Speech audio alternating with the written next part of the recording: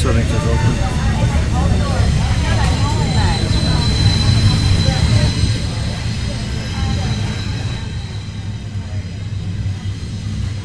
Let's see what the, or maybe just check, if you can, check on that one and see what the picture looks like.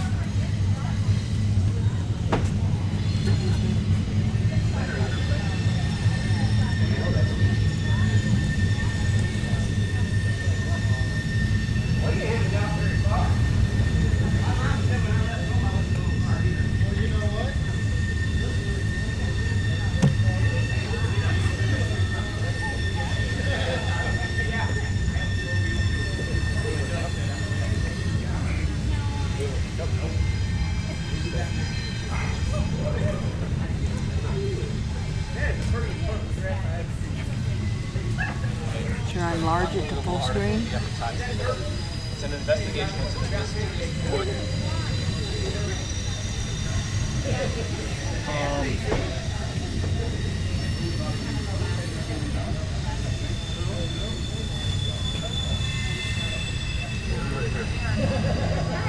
Hi. No, check-in is inside, and where those handles are. Thank you.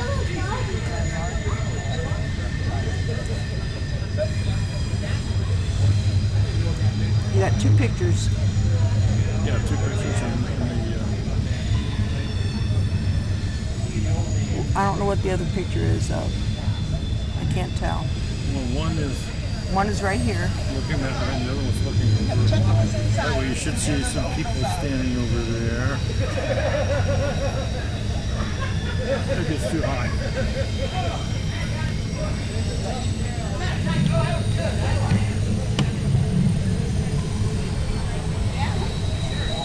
I don't know what the other picture is of. I can't tell. Drinking a cup of coffee or something. Yeah.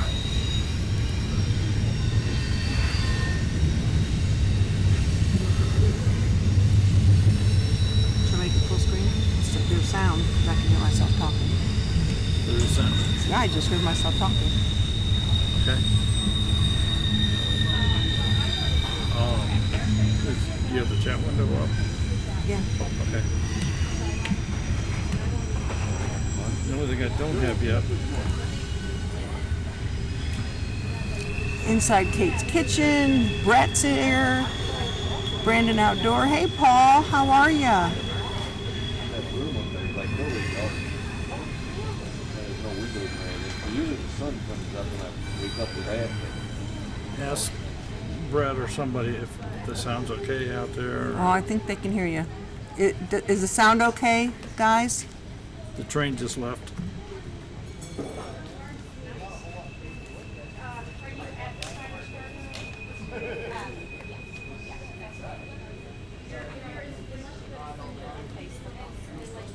Ooh, I got a heart from Brett. Sounds great. Thank you. Thank you. Thank you.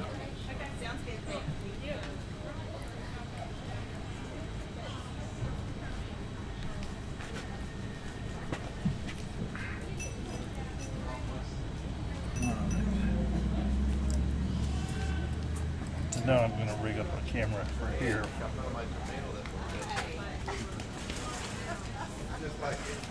That's not it. Oh, that's funny. But you can have that. Your mom should have woke me up this morning. It's so dark in that room. It's like the sun didn't wake up.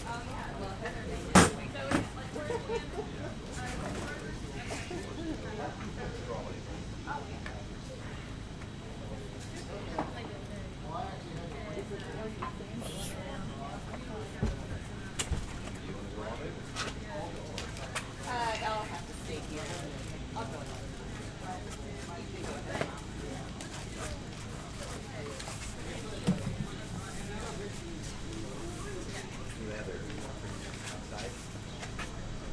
They have some of the damn.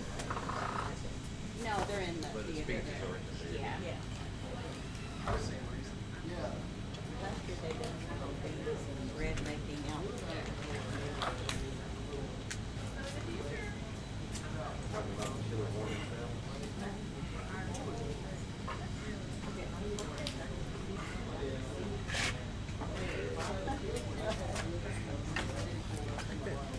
this?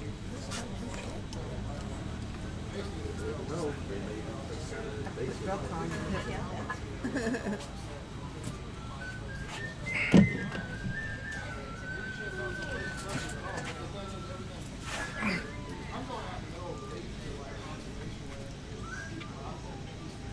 Do you want me to go get your coffee? No. I'll be out.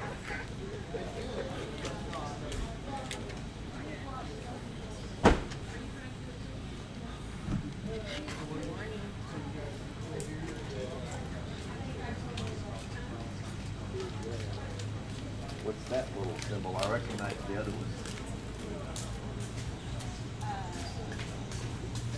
Blogger, but that's not really, that was from a long time ago.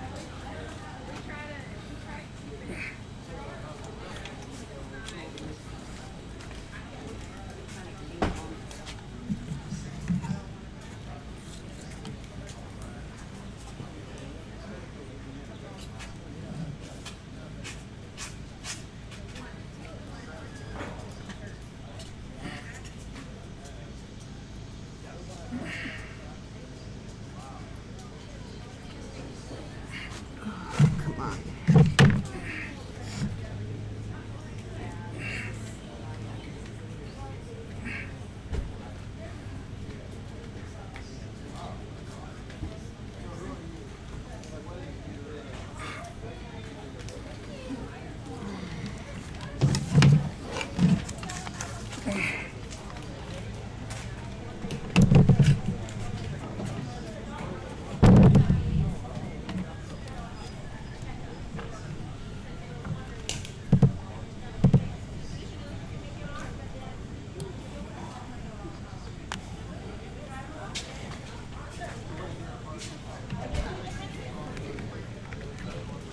No,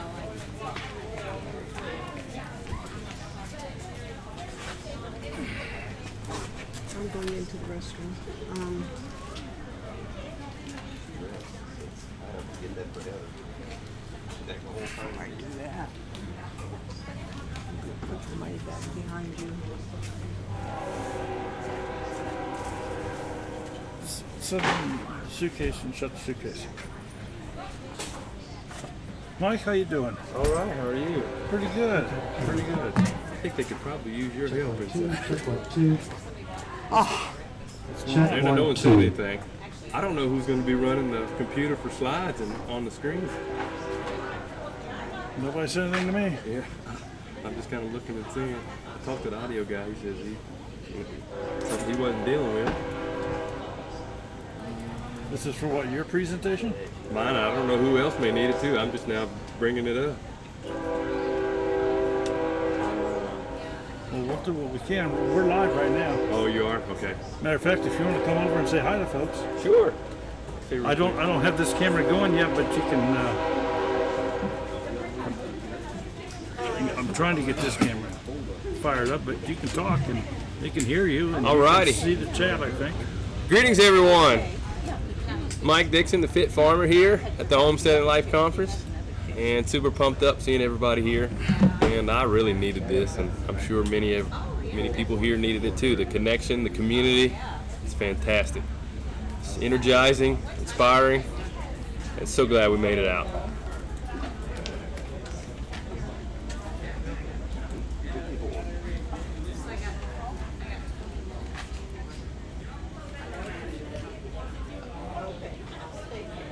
well, I think we could all.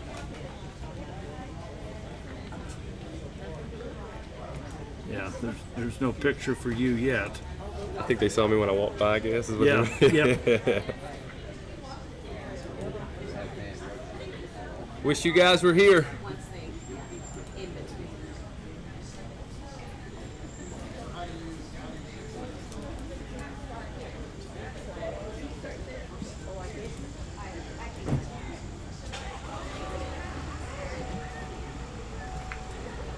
Trying to make a sunblock. Does it need to be moved over? No, it's fine.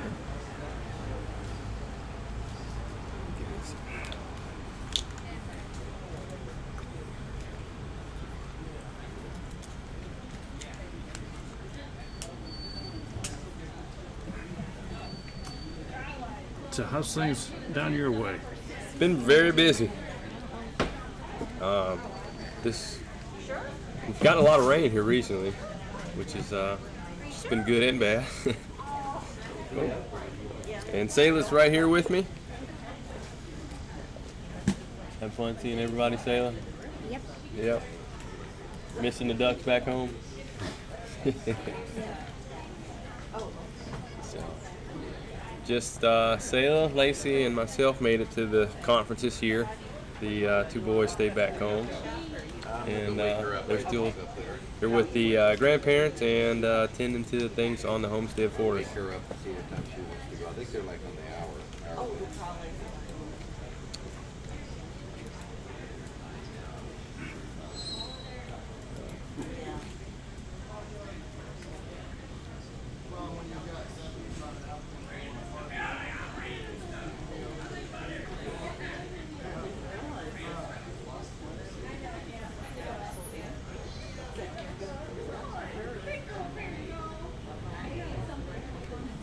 I'd have to do this a different way, but Have trouble getting that camera on.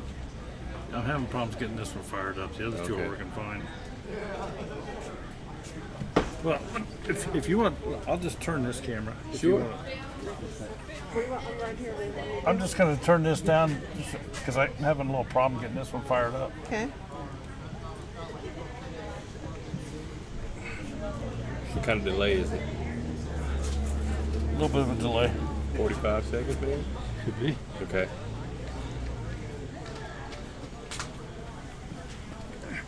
Well, they have to have you show me how to do it. They've got you. You're on the screen, man. Alrighty. So what we're going to chat about today.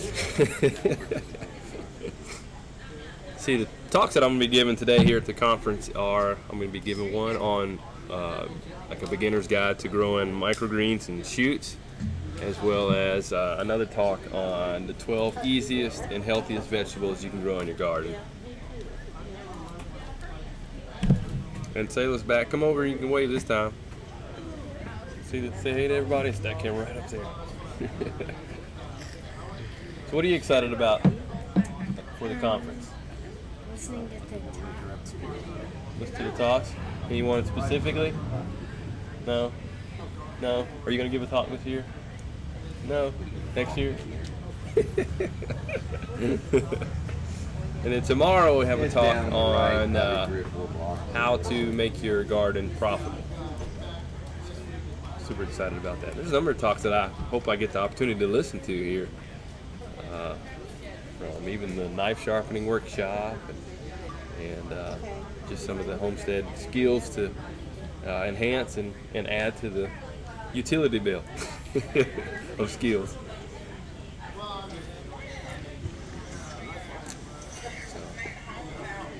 It's hard to guess about how many people are here this year compared to last year. I'm going to say maybe, what would you say, 250 maybe? 200 this year? You know, I have been getting this stuff going. So I'm not sure. Corners of my eye, I've seen people go in both directions, but it's more spread out this year. Yep. They've got another building that is half a block away. That's air conditioned. So they've definitely expanded. They've got the street is closed off. They have big tents set up.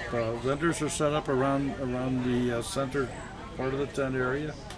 There's parking back behind the building and up and down all the other streets. Just outside, just beside the historic downtown Hannibal. It's so neat that how accommodating this town has been for us the past 3 years for this conference. Well, yeah. Doug was setting up the roadblock signs and the police just waved at him. That is great. That is great. Wow. It really is a neat little town here, and right by the river, and I'm super excited about the cruise, the dinner cruise. That's always a fun event that is part of this conference, and it's just a blast.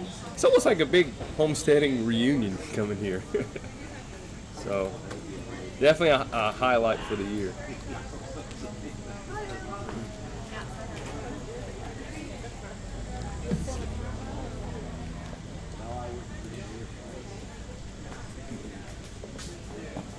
We do have a number of vendors here, not as many as last year, but there's still a number here.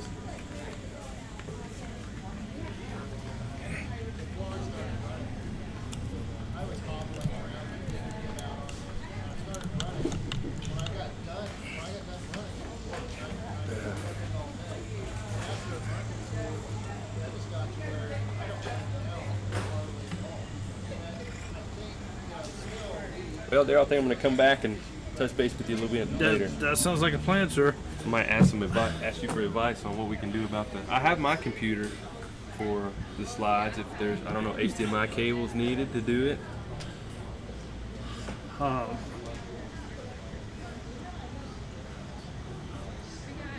What kind of? Do you not have any idea about anything in there? No, I don't. Okay, well, I'm totally thrown off guard. I know about the guy that was here last year. Not. not here. Yeah. Okay, well, obviously nobody told me. Yeah. So, if you need me to help, come back and get me. Okay. I will try to have everything here set up by then. Okay. All right. Thank you. You're welcome, Mike.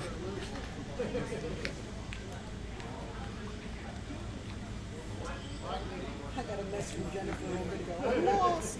Call me. She's lost. Found a way.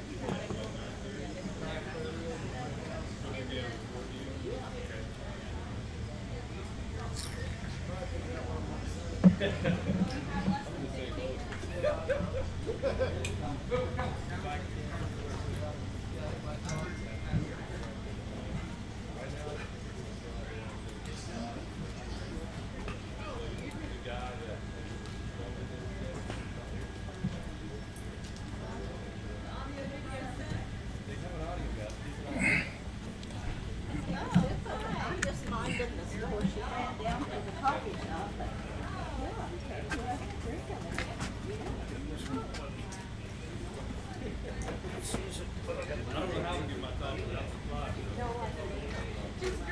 Just tell them I'm sorry.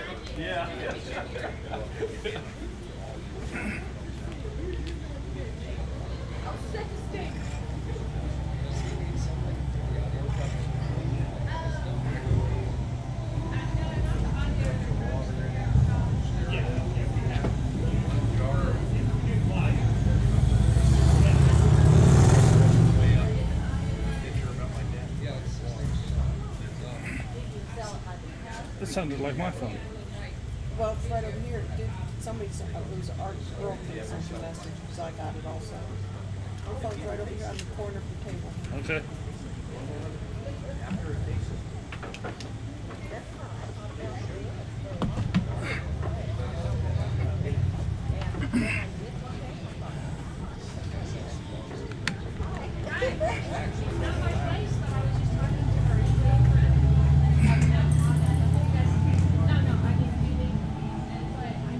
No, she ran down to get her some coffee. Oh, cool. But thank you, though. I was trying to figure out if she is stylish Gardner or these type. Oh, stylish Gardner.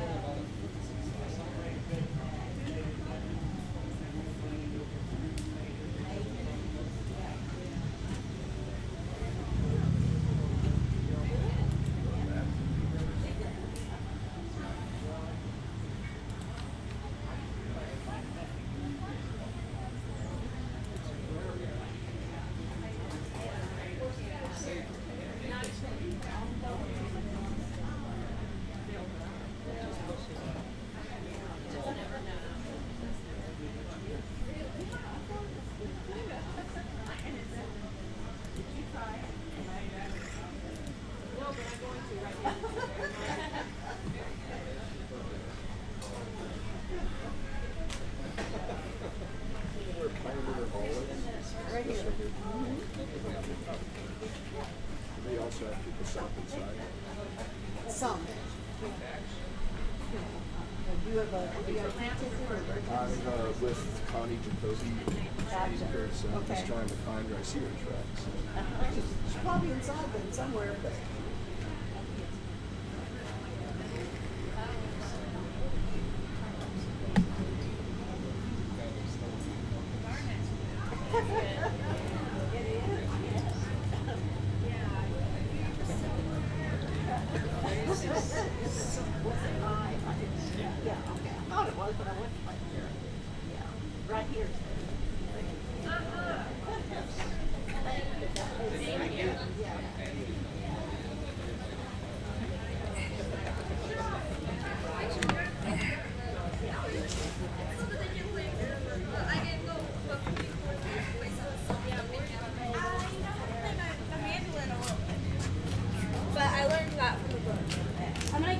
Well,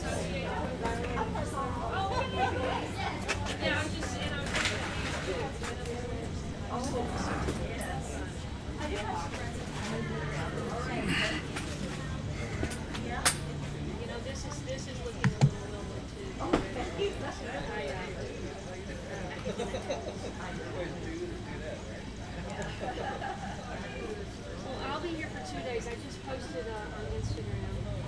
She looks really beautiful.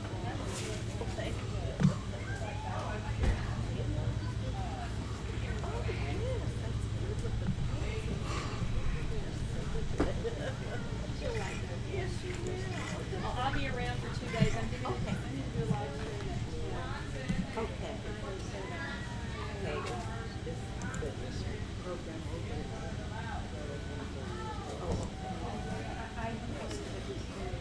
Oh, oh, oh.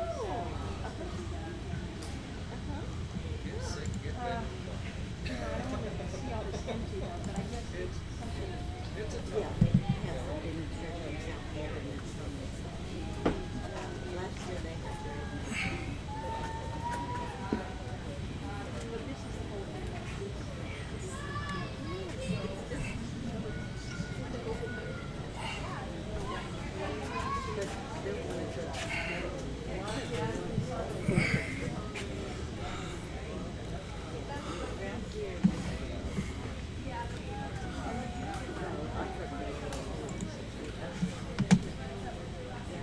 I'm looking for a place to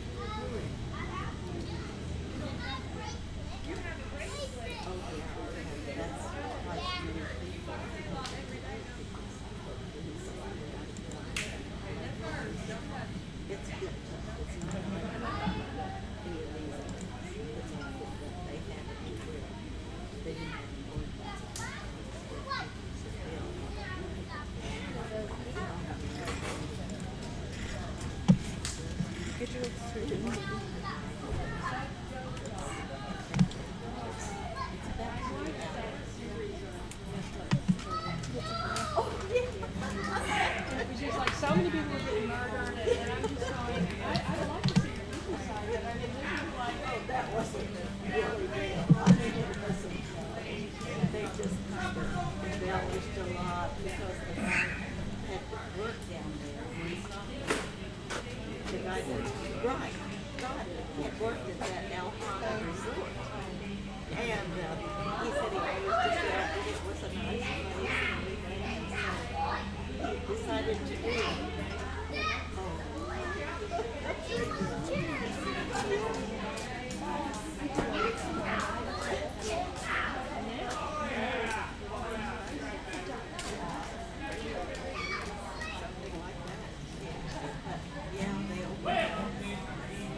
Well, it used to be the lake area. That's what he called it. It's a big strip that extends forever and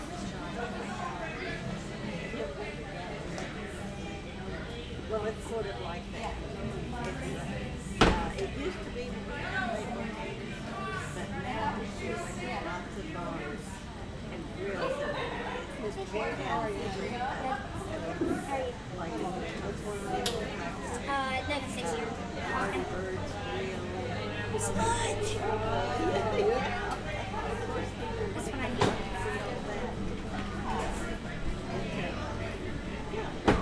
Sludge. Yeah, new sludge.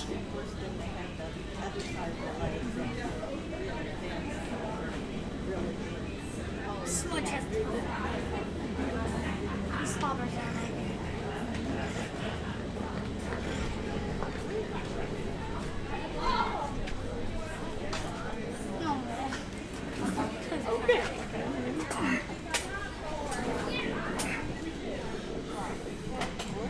good morning. Two-family homestead. Yes, ma'am. Daryl and Sherry Holmes camp. Yes, ma'am. Wow, you've got a sign. I need a sign. Well, we build all the conferences, so Daryl does the live streams and I set up a vendor's table, so. Are you Daryl? I'm Daryl. Hey Daryl, I'm Kay. I have Late Bloomer channel. Late Bloomer show. How are you doing? I'm good. I've watched your show a few times. Thank you. We're gonna get you on one of our Monday Night Lives. Monday night. How would I do that? You just connect with us via Skype or whatever. And we spend an hour with you and Cool. talk about all your stuff. And That'd be great. That's what we do Monday night, live streams. Have you guessed I'm I do mine at 10 a.m. on Sundays. That's in 48 minutes. I'm trying to figure out how I'm going to do that because the last time I posted a picture on Instagram standing beside someone, I got reamed out because I'm from LA and everybody out there is scared to death. And she's going, you look like you're practically, it was my nephew-in-law, and he had done an emergency dental visit with me for 4 hours. And he said, come over, let's take a picture. And I posted on Instagram, I wasn't even thinking. And she ringed me up. She said, you look like you're practically kissing. You know, we have to protect the people who are immune compromised. Blah, blah, blah, blah. And I just took the picture off. I said, I can't deal with it. So this morning I took a post with Doug, and I thought, use that picture well, you because... can tell them this area in Missouri is off limits to COVID. I'd like to. My sister lives in San Antonio. I have a niece in LA, nephew in LA. Niece in Well, you know Minnesota. that everybody's scared to death out there. And it's coming from the governor, you know. I mean, the last thing they need to do is close the parks and the beaches. That's where people need to be outside getting some Something else. They closed them There once in should be a Florida hell and of now a they're wake closed up call again. So. for government. Say it again. There should be a hell of a wake up call. A lot of people should not ever know about it. I agree. Yeah, I agree. This, Although without this, we wouldn't have sold any face masks. yeah, that's, yeah. Are you, We're live broadcast? right now. Oh, you are live. How are you, what are you doing? We always go to the conferences. This camera's pointing out that way and this one's out this way, and we just stream Then over we there. have a laptop at the end of the table if you want to sit down and chat with people. Oh my There's gosh. a live stream going on. Well, I need to say hi first, right? Well, you can do it from over here. There's a microphone right here. Go ahead. They just, wouldn't see me. Just come over here and have Yeah, a there's seat. a camera over there. Oh, there's a camera over here. Well, I'm working on getting some stuff set up here, rearranged. Oh, so. will you do it? Take me just a your second. time. Take your time. I'm here all day. Well, maybe I'll do my live stream from here. It's nice and cool in here, chat. See, I don't do conferences. I don't have stuff. You know? Okay, so here's the stream. The chat. You're welcome to sit down and chat. Of course, you'll be chatting as us. So mind your manners. No, I'm teasing. Oh, I'm chatting as you. That's right. What about if I go? Okay.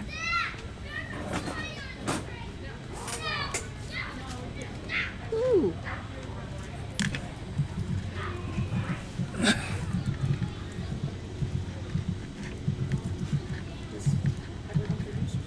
Yeah. Introduce yourself. Is the They hear you. oh hi hey everybody! I don't need to write it then. You don't need to. Don't be right. You don't need to, but you can put your link in. Yeah, I will.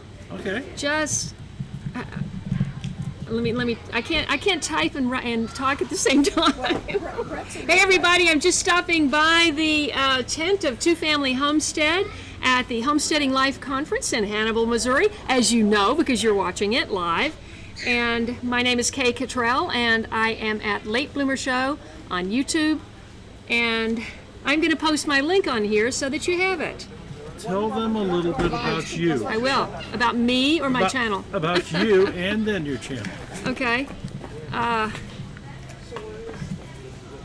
the reason I am at the conference, everybody, is because I've been an urban gardener for 8 years in Los Angeles, and I sold my house right before this craziness happened with the virus, and moved into an apartment, and with the intention of looking for late bloomer garden 2.0 somewhere, probably Tennessee, because I have a lot of family there, but I'm open, and I'm really looking hard for my homestead and trying to decide how much property I can handle on my own.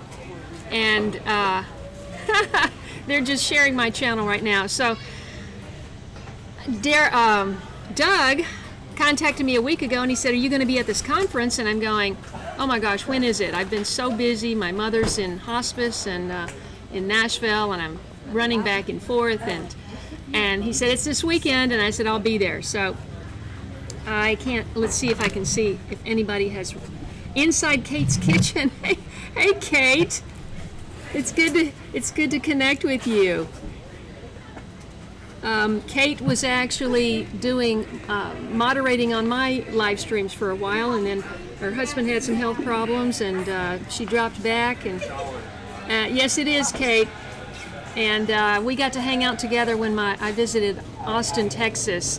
Kate took me to the best place to have catfish in Austin, Texas.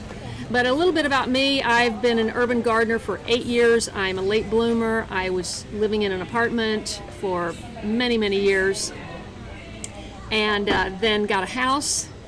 And 8 years ago, I had an epiphany, and I decided that I was going to try to grow my own food for the rest of my life and to try to inspire other people to do the same thing. And so that's what I've been doing on my channel, Late Bloomer Show. It's actually Kay Cottrell. I could post it, I guess. Or Daryl, maybe you can copy and paste it or something. It's kind of long. Chairman? Yeah. I already posted it. Oh, thank you. Yeah, sure you got it. Thank over you. here. It's already been posted. So let's see.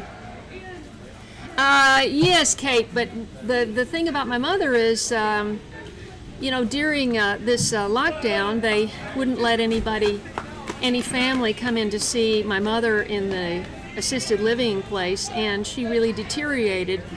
And so they decided to move her into hospice because they thought she was end of life, obviously. And by moving her into hospice, they allowed family to come and see her. So I came down and I stayed for 3 weeks, and I saw her every day, and she got better. And she started eating and functioning a little bit better. So I decided that I would take a couple of weeks and go to the country. I've been staying in Southern Illinois. I don't know if any of you folks are from Southern Illinois, but I have been in a number of towns in Southern Illinois, and it's just beautiful down there. Vandalia, Centralia, Salem, Mount Vernon. Took my cat to a veterinarian in Mount Vernon, and she was awesome. I'll give a shout out for Crooked Creek Animal Hospital in Mount Vernon. No, wait, I'm sorry. They're in Centralia. I'm getting it all confused. I got my rental car in Mount Vernon. At any rate, the countryside is beautiful, and I'm really interested in getting my own homestead started. I lived sustainably on the grid in Los Angeles for 25 years, the last 8 of which I was developed my garden, my micro farm in my front yard primarily. Turned it into basically a perennial food forest. It started out annuals. I grew kale in my parkway, which is the strip between the sidewalk and the street in the city. And that's city-owned property. I amended that soil greatly and grew brassicas, tomatoes, you name it. And then I decided to convert it to perennial fruit trees. I made a trip to Arizona, to Phoenix. I got connected with all the Phoenix gardeners, of which there are many, and made several trips to Phoenix, interviewed a lot of those gardeners for my channel. I have a Phoenix playlist, and came back with the desire to grow fruit trees. And I came back and I started growing sugar cane and passion fruit vine and dragon fruit cactus, and I just completely changed my whole what I grew. And you may have seen my loofah video. That's my most popular video. That's got well over 1 million views, and that one video has brought me a lot of subscribers to my channel. At any rate, I hope you found this interesting, and I'm so grateful to Two Family Homestead, Daryl and Sherry Holtkamp, for letting me drop by and say hello. Well, you're going to drop by later too, aren't And you? I'll be dropping by for 2 days. There you go. Yes. And well, you're streaming live all day long. All day long. Oh wow. Today and Well, tomorrow. I'm actually doing a short live stream from my phone at 10 a.m. Central Standard Time. So that's coming up in about Kate, I don't know if you can jump on 9:22 right now. So that's 38 minutes from now. I'm gonna go live from the conference and say hello to my subscribers and anyone else that tunes in. Well, and you can And- also tell your subscribers you check in here periodically all day. Check in at Two Family Homestead. yeah, you can check. Yes, I can. I will when I'm on. Yes, I Sure. will. We appreciate it. Daryl and Sherry have a real setup here with all of their goodies for sale and all of their camera gear and all of that stuff. And I'm simply working with my cell phone. Nothing wrong with that. But tomorrow, Daryl, I am hosting a gardening forum at 10:45 a.m. here. Okay. And I'm not sure which venue, and I'm not sure what we're talking about. I'm just, Well, if you can I'll be at that one. leave us that information, we'll be sure to announce it too. oh, that's awesome. Yes.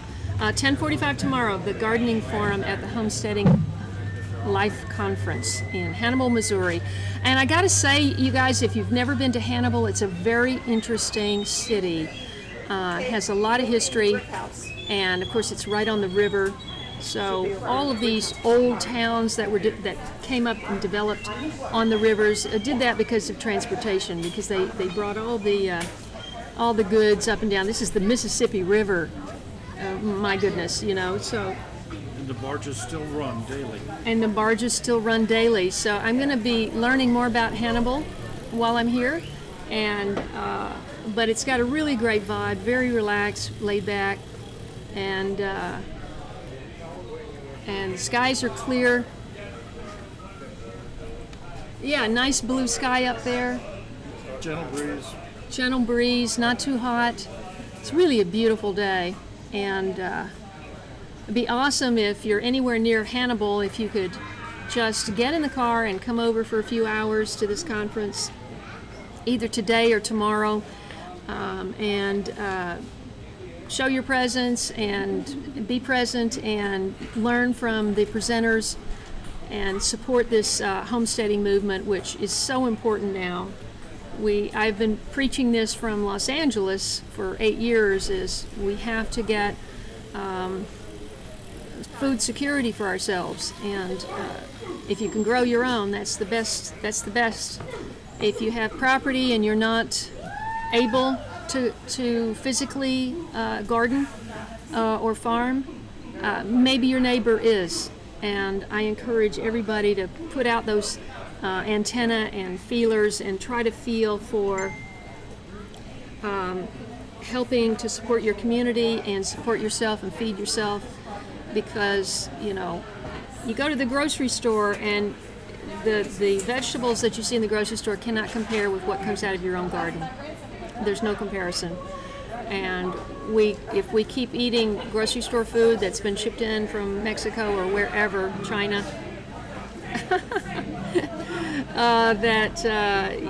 the taste, we get numb to what real healthy food straight out of the garden tastes like, and how healthy it makes us feel.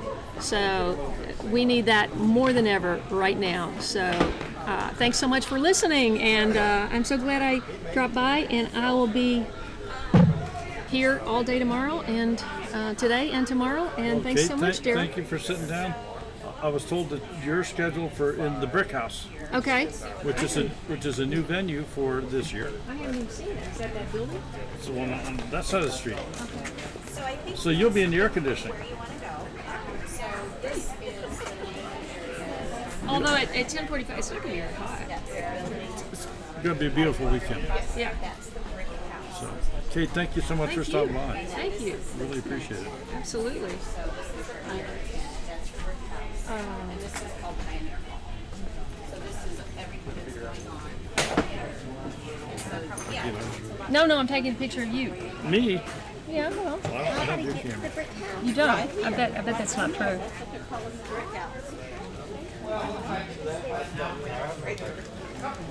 I gotta get some light on your face. There you go.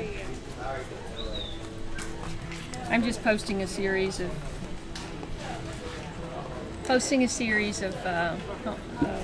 Instagrams. It's just hanging here to kind of help while Yeah, the sun's. see the screen. Yeah, Yeah. the chat window. RV weekend.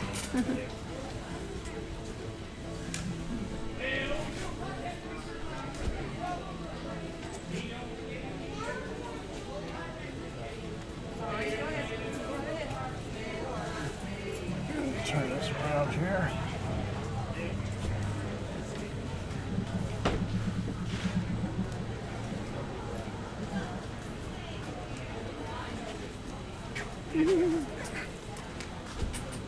Well, let's see.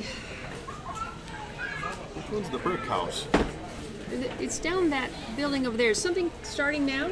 Or Alright,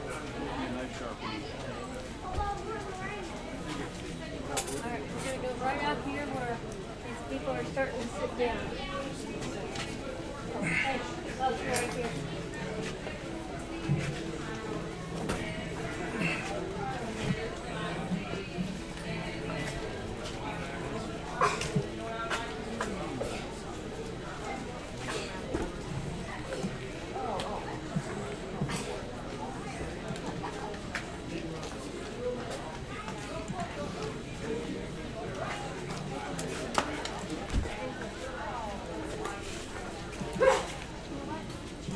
Grabbed Doug as soon as he got off the stage. Did you listen in at all?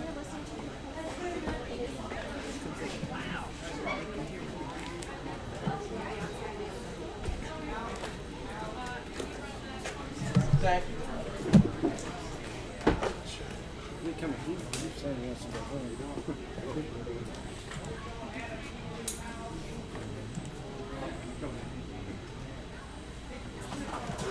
Well, we'll go ahead and get started. I apologize. I just wanted to wait because I know things are still going on inside.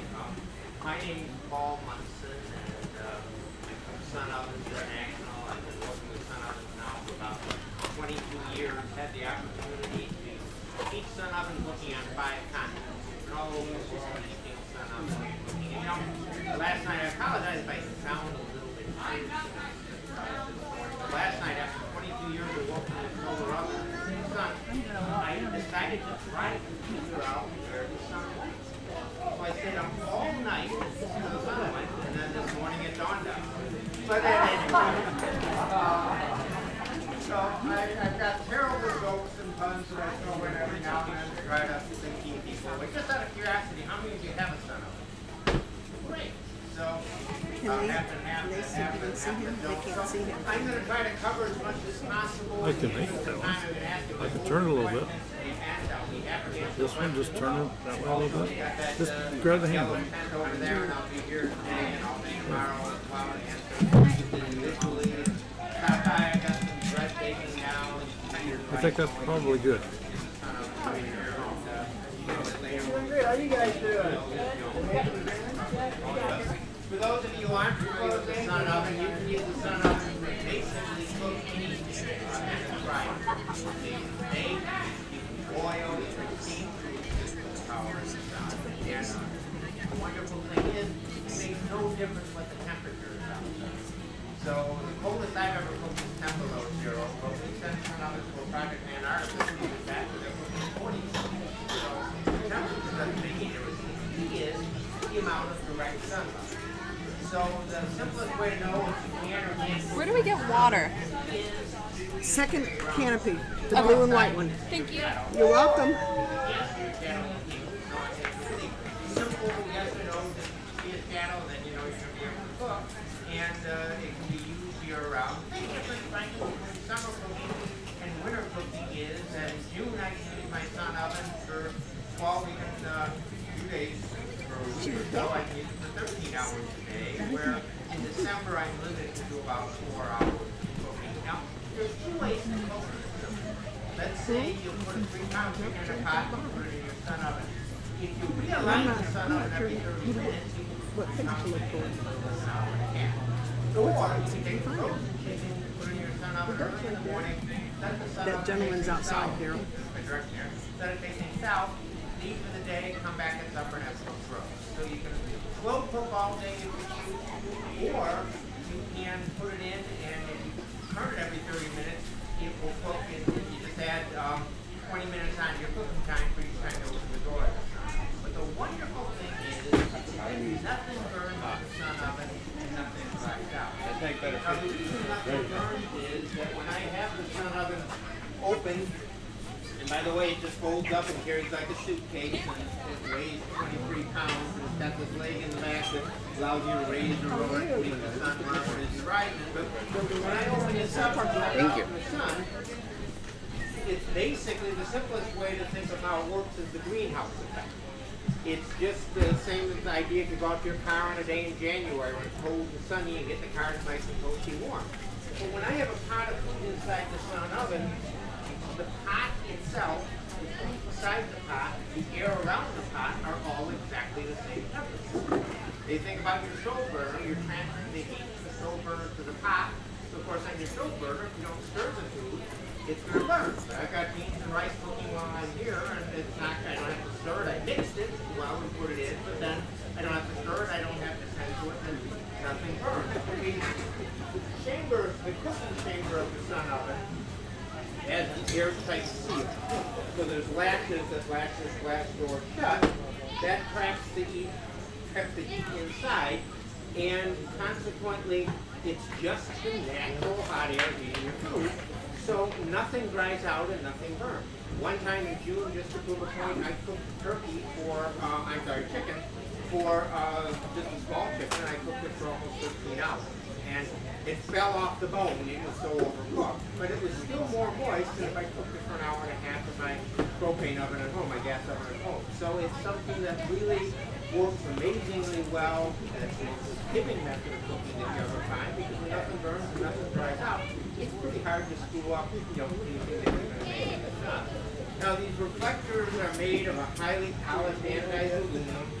They're 86% reflective, but they'll never oxidize unless they're corrode, and you just clean them like you clean glass. So you just use Windex, and they'll clean right up.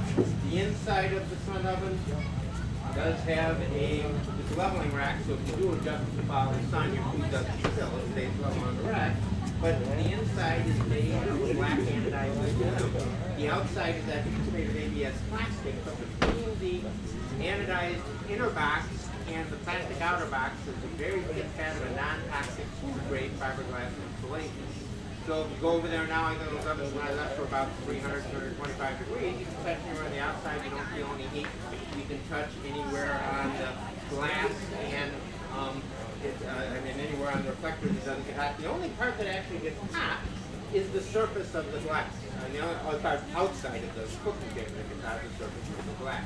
And so when it's about 350 degrees inside the oven, the outside surface of the glass gets up to about 155 degrees, which will sting if you touch it, but of course it's got a handle that you don't have to touch the glass to open it. Now, there's actually an advantage to it, and that is that when it does get hot enough to make your neighbor's dog sleep hot.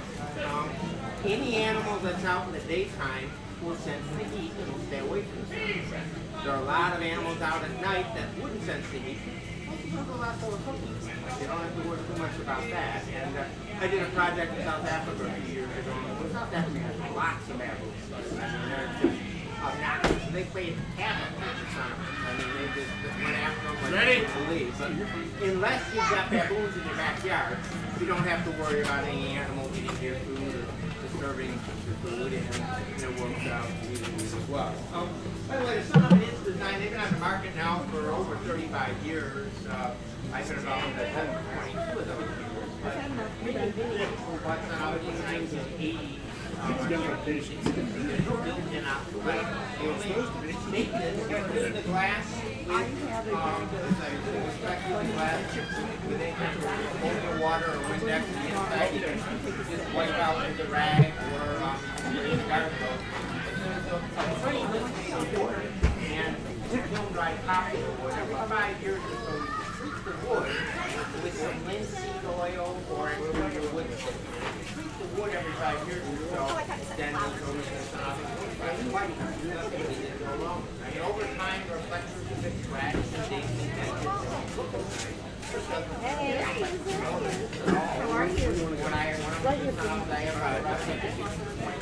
What do we have to walk around? All right, where's the thing? it's not just a product that has no filter and obsolescence. Do you want the homesteading or smug one? No, Oh, the mask to $10. You've got skeleton, smug, and these, but you can also order one. These are just what we more than one thing at a time. For example, This is mine.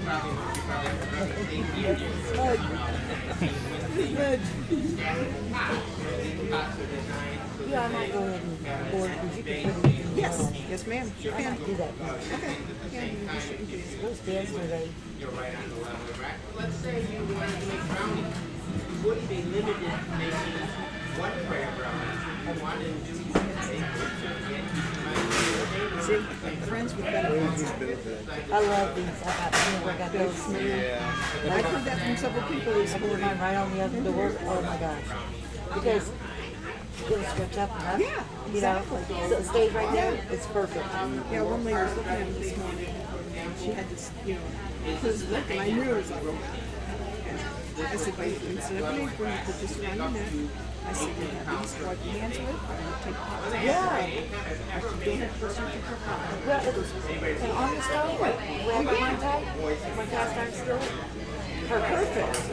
Never even thought about it. Just that's why I use mine for You know what? I don't even have one of them that you run in my clothes, but I have to. Yeah, tisk, Sherry. I'm telling you, it works wonderful cast iron. That's a good idea.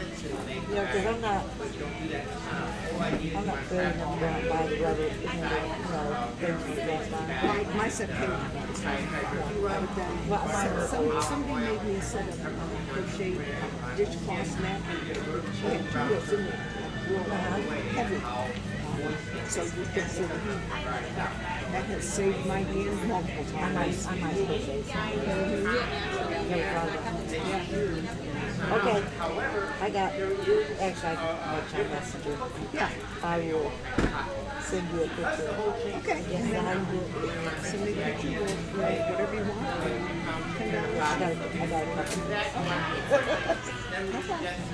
Yeah, we can, you can do that. We do t-shirts. That way I know I did. You know, you just buy something. I wish I would have. That's me all the time. Like last year, we were in front of, or behind them, and she has these sun caps that go around almost like a visor. Really neat and strong, really. I stared at that one thing. Yep. Somehow you stare for another 2 days. Maybe might get it this time. Maybe might not. Well, I'm gonna go find the granddaughters and make them take me on the rough stuff and see what we got. I'm just saying. So.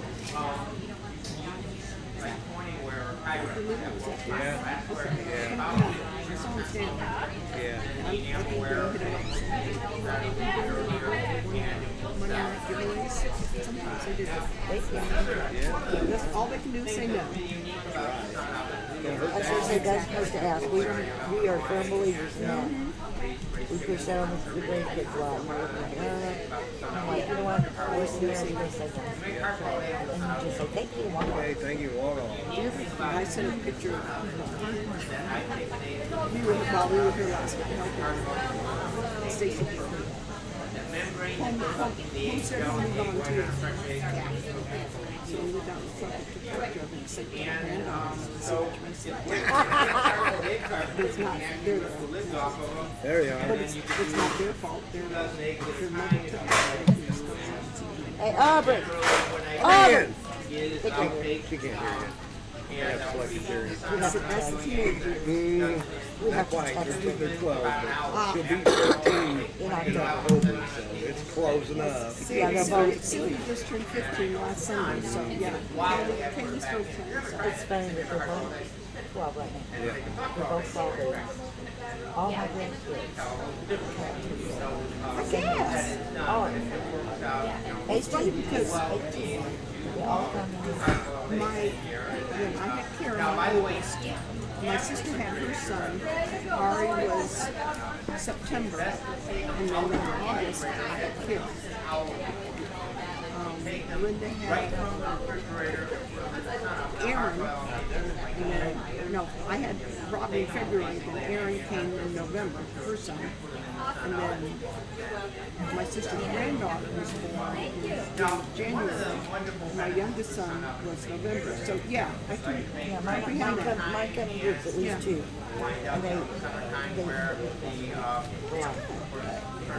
the two old ones, Josh and Melissa, Because I always have somebody their they age. have always been best buddies. You know, and to this day they'll hang out. That's good. Yeah, I yelled at you, but y'all wasn't listening. You guys gonna hang out with me here a little bit. Out of yourself. She wants to stay out of I here. don't want to be in there for another hour listening to, stuff that I'm not going to remember. Yeah, they found two weeks on my brain, so I have I knew you had to have something last year too. It's all stem from cancer. So, anyway, they did my follow-up. Yeah, go get it. My follow-up, and they do follow-up CAT scans, you know, traditional scan. So they did the CAT scan. They found the scheduled me for my stuff in April. She hit the fan. I got all these phone calls. Anybody, non-essential surgery. Thank you. So finally, in May, was it May this year? No, it was May. Then, as soon as I read that the mayor, or that the governor opened up non-essential surgeries again, I was on the phone with the doctor. I said, you need to schedule it right now before they change mine. Change her mind. Well, the CAT scan or the MRI, I have to get I have to assess first by the cardiologist at my layers. And then the next step is to get the thing. Well, because of the uncertainty, they schedule all my stuff. My cancer, oncology, everything in August. And all back to back, day to day. I've been going over to Bronx Hospital every day for 2 weeks to catch up. I'm like, Revolving door, I'm back again. but that's okay. I just want to at get least me we done. Yeah, this might be COVID. We don't know because my daughter. Well, we got sick in December, January, and a lot of us did. Ours was Ours was January, February. Everybody see which way Doug went? He's right on the other side. Anyway, in January, we all got sick. I was I couldn't get out of bed. But I mean, I was after that, and that was after they announced it. They announced it. Now, even if motorcycle accident. Yeah, exactly. Well, like I said, now, Because they get money. Yeah. now after that bug got, hopefully it doesn't get to that, but there's other issues. Somebody else told me stomach issues. Well, I mean, listen, you have some I'll be, I don't know. on my surgery in May, I think Daryl, his pacemaker already had some. So we have, you know, the couple thistle weeds. Yeah. Well, now there's no pretty good flowers and flower crap that's spreading to add more.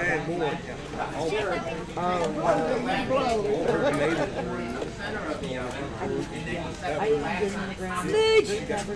Green beans. I had over 100 tomato plants. Over 100 tomato plants. That means I just did the same. But I got sick. That's what I that's what exactly front yard and all.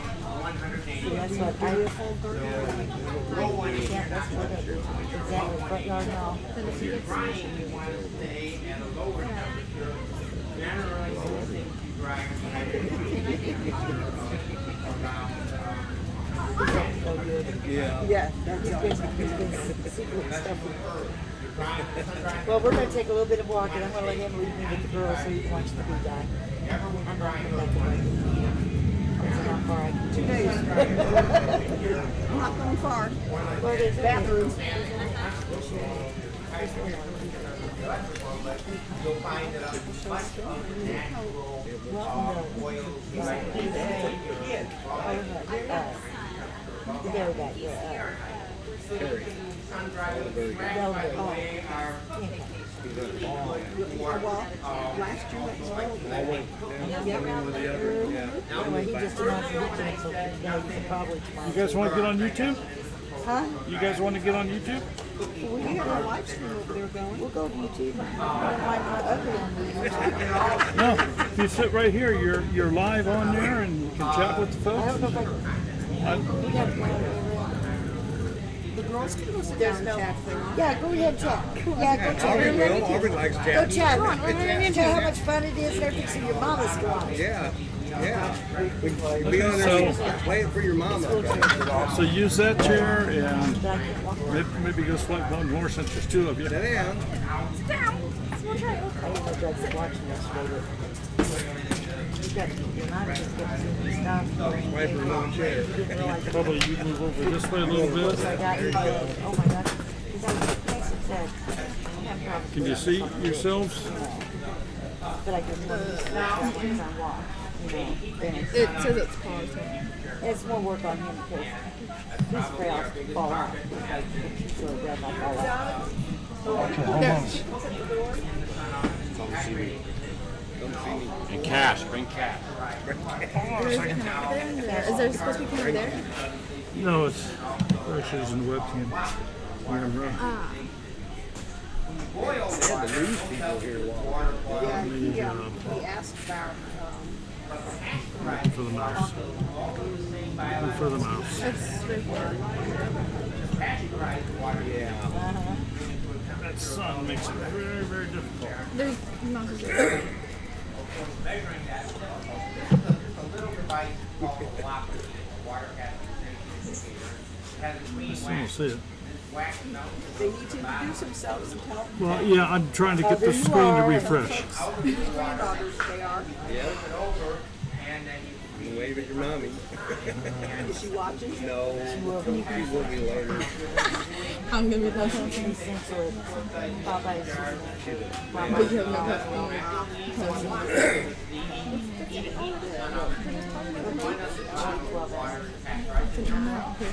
and we're required of them. Your eyes are very mine. Just hit this. Skip it I out. don't think she ever. There you are, right here. Stop. And they can hear everything you say. They can hear you slurping on your drink. Yeah, they were essential. Well, That's all right. If you don't need it, that was just to help you see. yeah, it's kind of easier to see with it. We need to put it like right there, so the sun's blocking the camera. Slide it back here. Slide it back. Let him get it. I was fixing it. Feel better? Alrighty, all yours. Hi. Tell them who you are. Say who you are. I'm Sophie. And I'm My son, And where are you? we are in Hannibal, Missouri. The Homestead Life Yeah. So do you guys watch Doug and Stacy? Yes, we do. Do you? Do you have a channel? No, we do not. You do not. You're just your viewers. Yes. What other channels do you watch? You'd have to ask her. She watches them. Oh, she watches. You just look over her shoulder. Yep. Yeah. Pretty much. She puts them on the TV to watch. Oh, okay. So I'll just take a cash. messenger, what's that? Coke's Plastic. Coke Classic, yeah. They hired them to make the divider of plastic. So you're having a good time? Yes, we are. It's fun to like walk around all the little tents and like the shops up there. And where are you from? We are from Alton, Illinois. Alton, Illinois. Yeah, it's like 1 or 2 hours away. Yeah, Oh, so you're only a couple hours from here. it's like 2.5 hours. So is that, are you anywhere close to Chicago, or what's the biggest town around you? The biggest town around us has to be Alton, where we are, because there is downtown Alton and then there's like regular Alton. Downtown Alton is where all the like bars and stores are at. Okay. And then That's where they got the Walmart, right? no, the Walmart is in Godfrey, and Godfrey is right next to Alton. Okay. All right. We're staying up at the Best Western. Okay, so you're on a river, Best Western here. Yeah. Have you ever been to the Homesteading Live Conference before? She has. This is my first time. Yeah. Well, I haven't been to this one, but I've been to like the Hoot and Hanny. Oh, you were up in Michigan then? Yeah. Okay, good. And Well, we probably saw you up there. and I went to Baker Creek with them too. Yeah, we have not been to Baker Creek yet. His mom in particular. I'm still getting at him for me. But, no, Better for you kids. hi. Hi. Do you know who I am?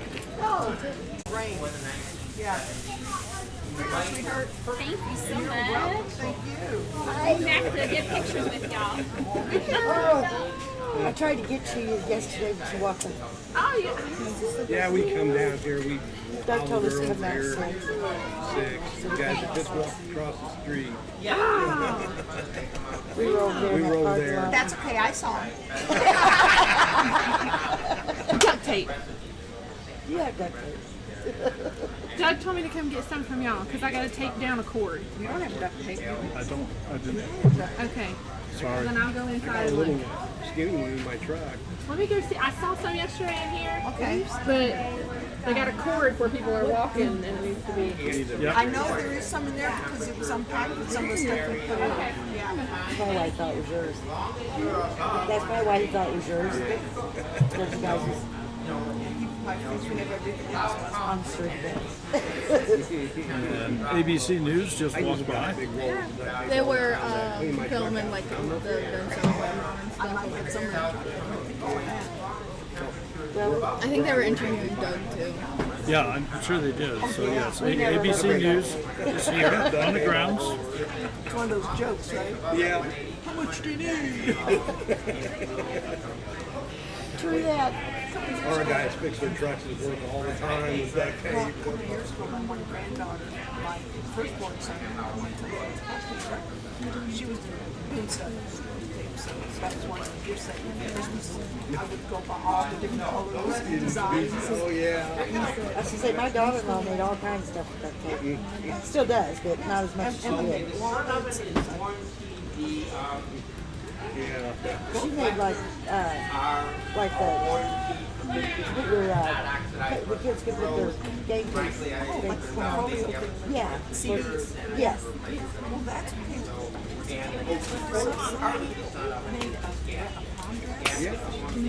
Yes, I saw that on Facebook. Yeah, my daughter-in-law, she made purses and a beach bag. I mean, and she's very creative and talented. We're gonna have. Yeah, she just had to come out and do this. All right, girls, ready to hang out with me for dinner? That's for what? All right, Al, I'm gonna let you take me out to the road so that they don't have. They will let me fall out. We will not let you fall out. I wouldn't. I'll see you later.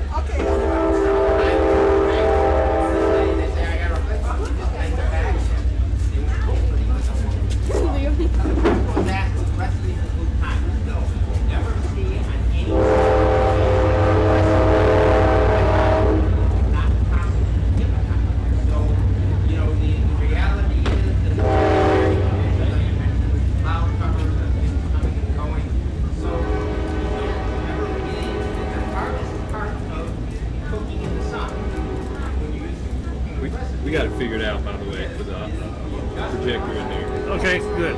Nobody just set it up. I set it up.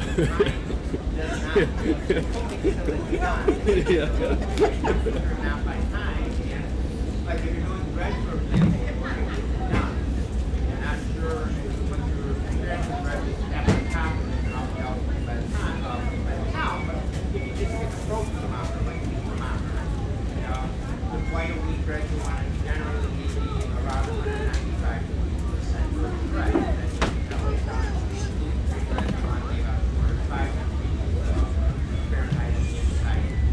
That's the most very good question. That is one of the most difficult things to adjust. You see all these hundreds of recipes, not one of them spends time to read because that's just not the way you do things. Yes. Innovation.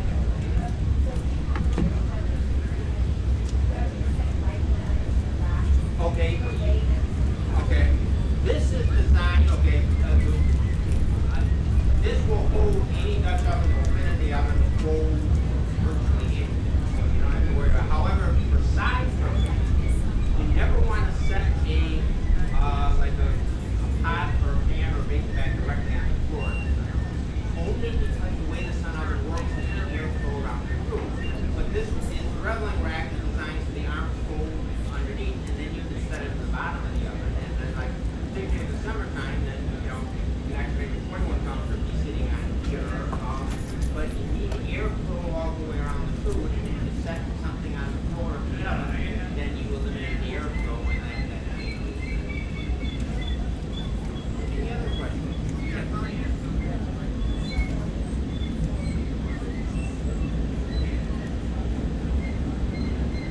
Yes, the accessories are available on our website, sunoven.com. There's packages for accessories you can buy for the sun oven.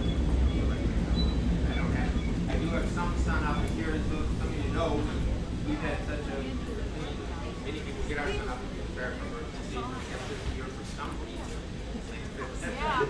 You should be prepared, I have to go with that. So we then actually sold out of sun ovens with a backlog of stuff that we started shipping. I managed steals from sun ovens literally out of the factory, so I do have some of them with me if you want to get one here. I got that.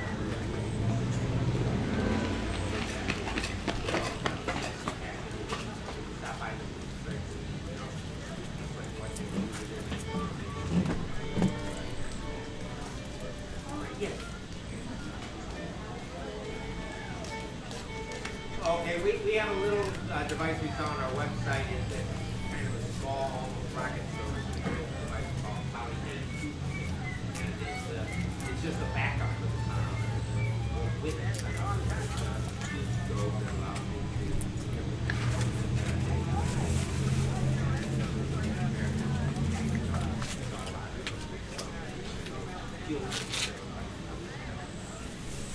well, great. Well, stop by. I'm not sure exactly when the bread will be done, but I'll start cooking in a little while. And if you have individual questions, as you come by, right on the corner there, to find us, we're happy to answer.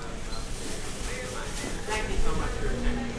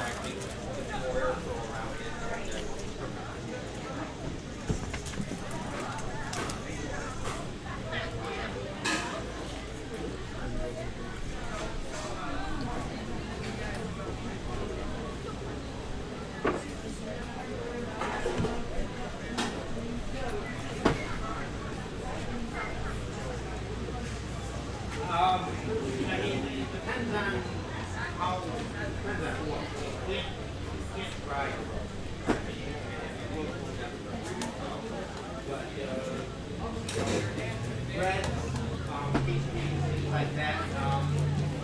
Those and eventually, I mean, it's going to take leaving them in at least twice, maybe 3 times longer than you would in a gas or electric oven, but those are about the only things that are actually dry out. So we don't know what's going on there.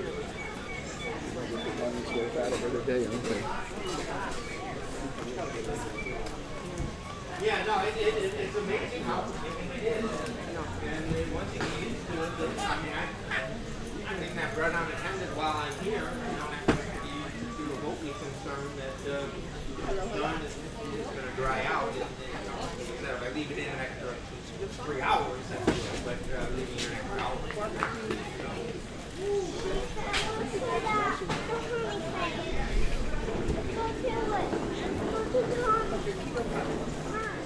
They're quick. 90 grams of protein. Wow. What are you bringing? What is it made protein blend, milk protein isolate, whey protein.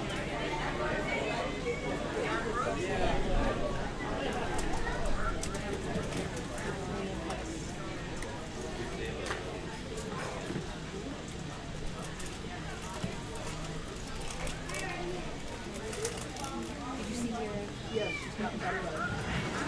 It's a Jen's side. I saw it. Yeah.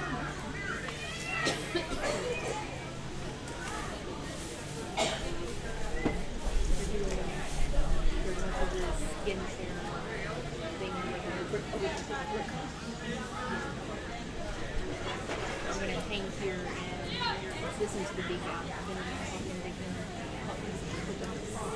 Dr. Leo.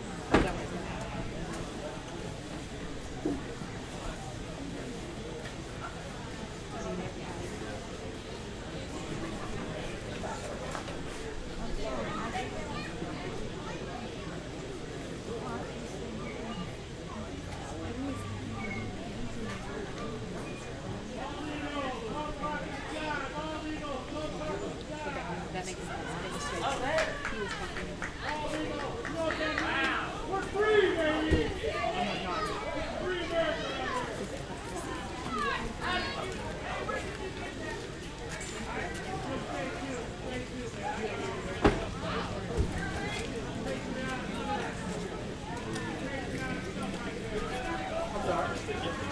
So far, yeah.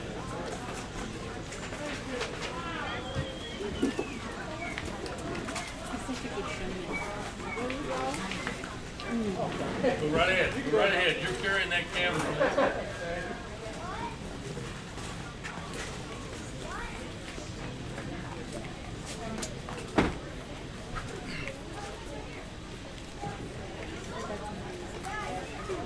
I don't think I got it. Just barely. We should have gotten some poster board. Some what? Poster board and markers. Yep. Nobody knows we have these mugs. Wear and tear equipment.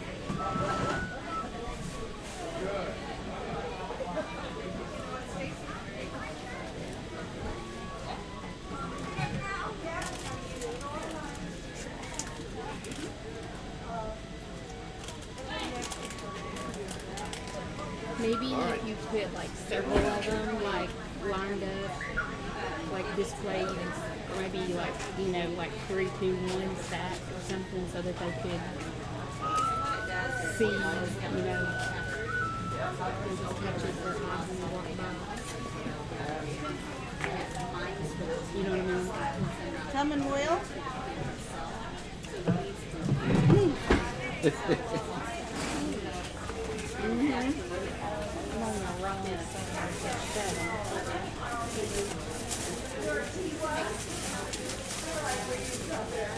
I'm going to go browse.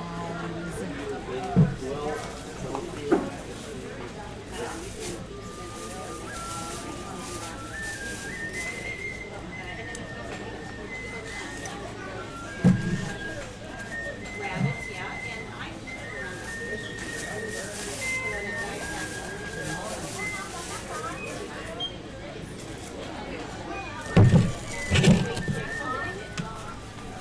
good. That's good for him.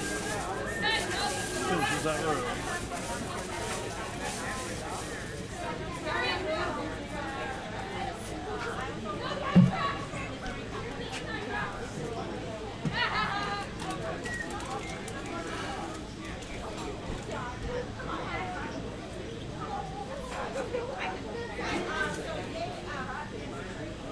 In the chat, is a real eagle or is that code for dog? Pardon me? In the chat, it says, was that a real eagle? Yes. Excuse me. Yeah, they're available.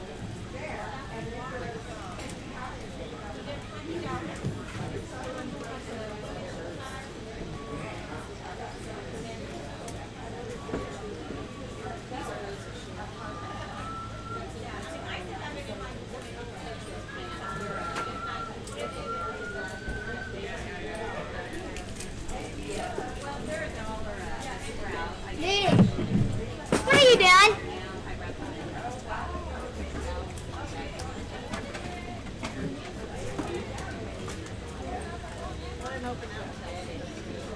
Big knock that chair over and it's just sitting out. I'm still up.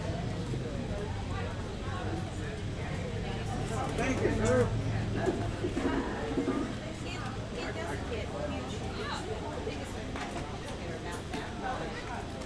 Nope.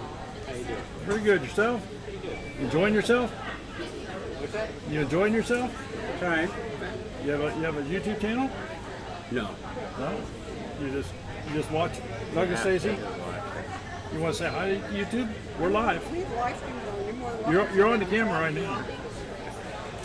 No, that's all So right. just say hi, everyone. Great sunny day. No, I'm more of a camera shy kind of person. Okay, well, where are you from? Illinois. Illinois. Okay. How long you been? Do you have a homestead? No, I'm just kind of interested. Kind of hobby kind of looking. Okay, for hobby the thing. house. You do some gardening and Yeah, a little bit. Just starting really. just starting. Great. Built a couple raised beds. Have one with soil and it grows and stuff. Well, great. Got started somewhere, that's why. Absolutely. What's your name? Kevin. Kevin. I'm Daryl. We're out of Ohio. How you doing? Wrong direction What, here. doing all right? And you've met Doug, I take it. Well, I've seen him this far. You've seen him. Yeah, I just watched him. You want to meet him? I'll drag him over here. Oh no, that's all right. I can introduce myself. Okay. Fine. Well, just Good, thank you. enjoy yourself. Stop back and talk with us. Will do. Appreciate it.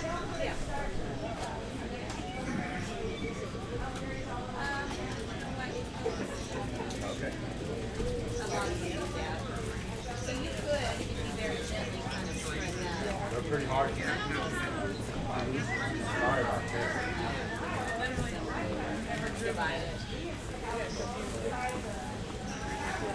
Sure. Hey, Brad, I see you in here. Watching from the knife shop. Okay, so the brick house.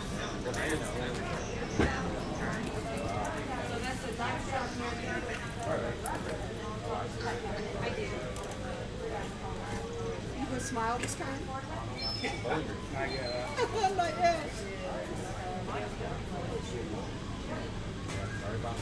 He just called this morning. He went all the way to the gate.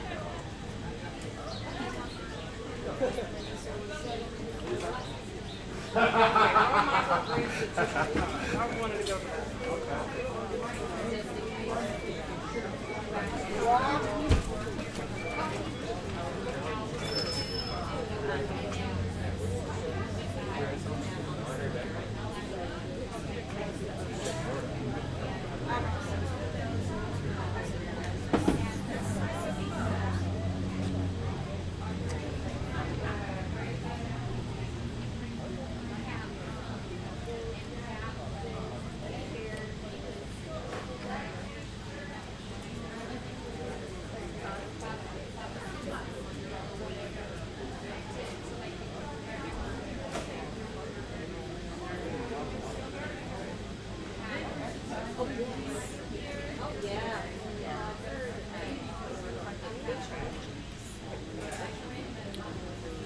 Okay, what you're looking at across the street is the gentleman there in the white shirt holding out the microphone.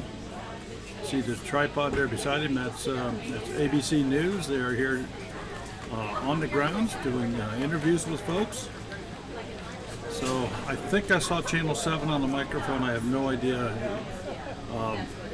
what channel it is at this point, but he gets over this way, we'll get him on here for you.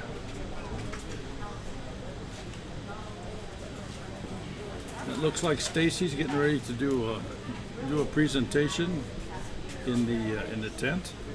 That will be in the lower picture there. You can see her in The many uses of diatomaceous earth.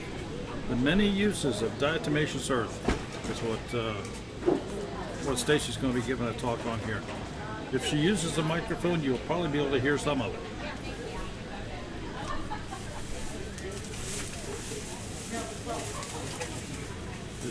Can I have a water, please?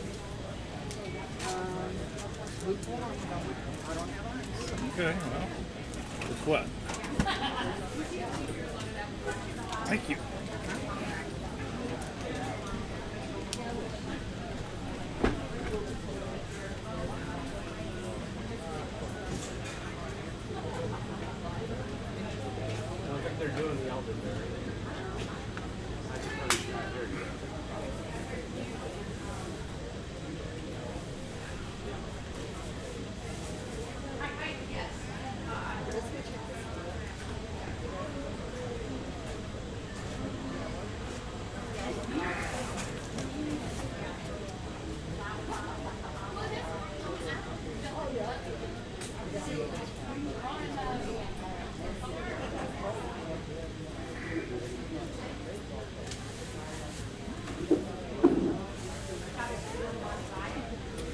If you're referring to the ABC News guy, I don't know. I've not been in front of him here, and I cannot hear what he's saying across the street. I can see him talking, but I cannot hear what he's saying or what he's asking. I do know that he did ask permission from Doug before he did any filming that we are aware of, and Doug obviously gave him that permission.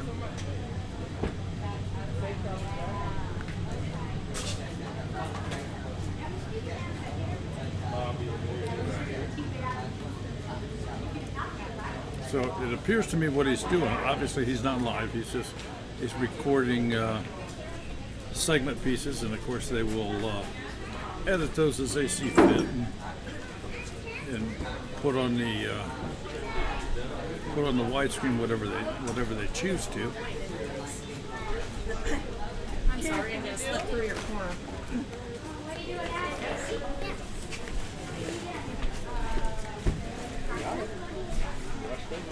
Oh yeah?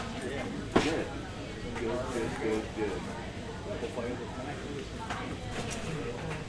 Which one? Oh yeah.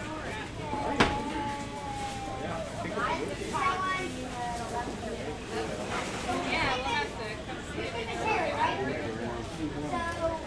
Okay. At 7. All the way on. Well, that's like right at the beginning. The first one.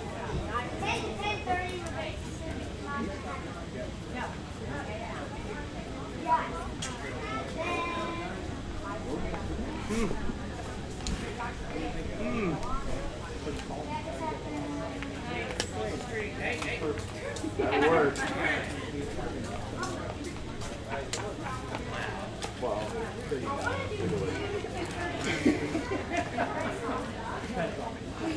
Two waitress to run in and here. Yeah, of course. How you doing? Pretty good. How are you? Pretty good. Pretty good. Enjoying the weather. It is pretty nice. Well, it's still cool. Yeah. Warming up, but not too hot. Yeah. I love that. Where are you folks from? Truman Lake. Clinton area, Clinton, Missouri. Missouri, okay. All right. We're from Ohio. So. Oh, okay. Well, We're down just before you hit the Ozarks. Oh, okay. All right. You're over kind of close to Bobblehead, maybe? where? No, Bobblehead Homestead. Oh, I don't know where that's at. So. Okay. All right. So you folks have a YouTube channel? Not yet, Bean. Well, we do, but we do. It's nothing set really up. on it. I've never posted anything. I've never recorded anything. Well, I record stuff and I have trouble smashing the videos, the clips together. You gotta watch that stuff. Editing's very issue. Yeah, editing. Well, we are streaming live right now, so they're hearing you. Oh, yeah. That's fine. Yeah, I just wanted to let you know that. But I do have a Facebook page though. well, if you'd like to sit down, jump on the chat with people, you can do that. These two cameras, one's pointing this way, one's pointing this way. I got one pointing at the chairs here, so if you're within the vicinity of these tables, they can hear you from the microphone, and so you can just tell people who you are and where you're from, and you're having a good time. How are you doing, young man? Good. What is your name? William. What is it? William. Ram?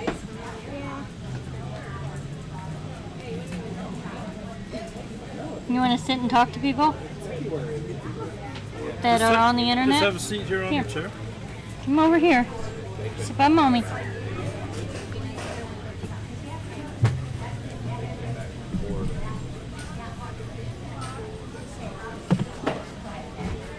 And Chad is there on the right Come over hand side, here. but they can hear whatever you say. Yeah. Hi everybody, we're the Longs from Brownington, Missouri.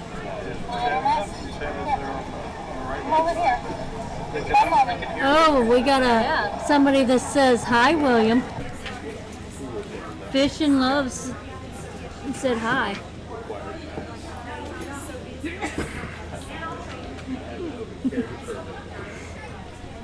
We live on 3/4 of an acre with a bunch of chickens, 2 turkeys, and a bunch of rabbits and a dog. And a pretty good sized garden. Are you actually making this stuff today? Sorry? I said, are you actually making things today? No. We do have the mugs, and I do have means to make 20 more if we sell out. Yeah, right? How much are they? $10. $10, yeah. We only had started out with 25.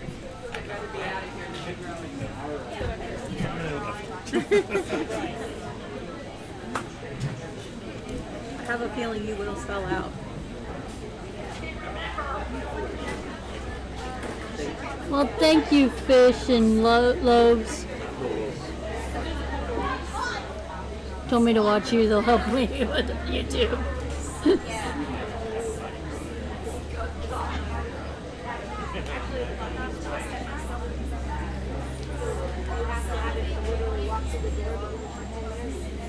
So is there anything in particular you're here at the conference for? Was there one thing in particular that brought you? All the cooking stuff from Stacy and the different other presenters. Okay. I'm big into cooking my own food. Okay, great. I'm big into eating it. My husband is too. When we got married, he wasn't a large. Let's just say he's not anymore.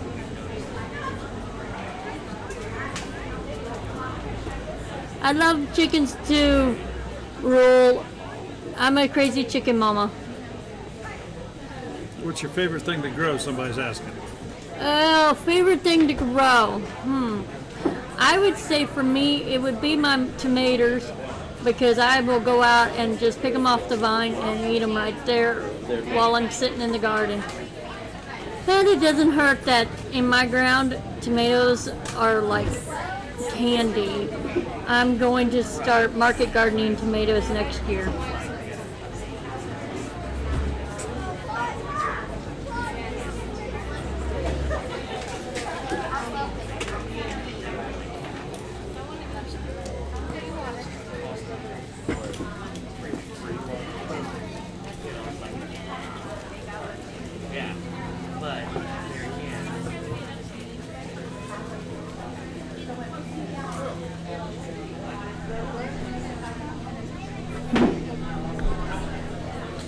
What's funny is the fact that my best friend, we actually met on Farmville, and she's a crazy chicken mama too.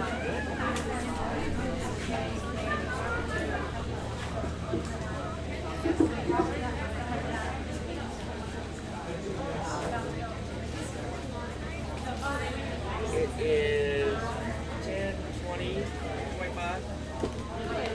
What you got there, Bubby? Some lavender Home- lemonade. Lavender lemonade. Is Mommy gonna have to start making that too at home? I was Is just that talking to her yummy? about how to grow lavender. It's actually fairly easy as long Actually, as you she don't. said it's kind of tough. As long as you don't have a neighbor dog eating it. That was Terry's problem. Tammy's dogs kept coming over and eating it.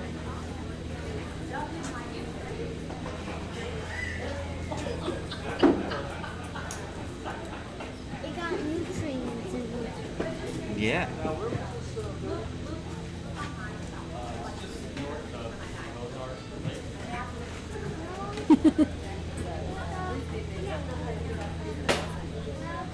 Well, we'll see.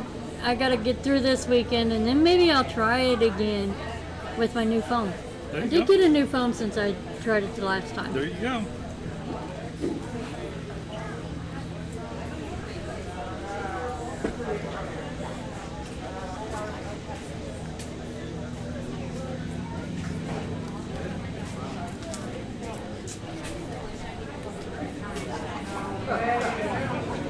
Well, Internet World, I'm gonna go because Miss Stacy's getting ready to start, and I want to see her presentation.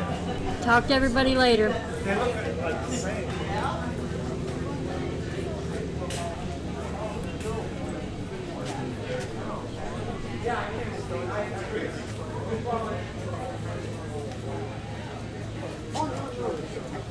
Sit down for a minute, huh? Yeah, I want to. Sit down for a minute. How you doing? Hey, oh, pretty good. Good. I'm not good at sitting down very long, you know. I got to get up and do something. Understand that. Where are you guys from? We're of Ohio. Ohio? Yes. Where at in Ohio? North Central, right between Columbus and Cleveland. Oh, I was born in Dayton. Okay. My grandpa lived down the street from the Wright brothers. He used to go into the shop. Is that right? Yeah, isn't that amazing? That And is look at neat. us now. We got spaceships, you know. Yeah. That's crazy. Yeah. It's not very long of a time, really. It's amazing. The way things have transpired is truly amazing. Yeah. Yeah, boy. You are live right now on YouTube, by the way. Oh, I am. You are. So that camera's got you right there. If you'd like to sit down here, we got one here, and I don't know. You can hear everything we say. And we're very transparent here. Yeah. Well, how do you like that governor in Ohio? You know, some things he's okay on, but other things he's a little crazy. Yeah, boy. Life, liberty, and the pursuit of happiness. We're losing it. They're trying to take some of that away from us. Well, hopefully. There used to be something called the presumption of innocence, but now it's the presumption of guilt. And the stupid test they have is only what? 60%, you know, it's only 60%. Do you go and do you have a guy that you say, well, 60% sure he murdered somebody? I mean, come on. I don't know. Not good. I don't know. I don't like where things are at, and the only way I know to change it is with our vote. Yeah. All right. I better get off camera before I say something. All right. See you. Take care. Yeah.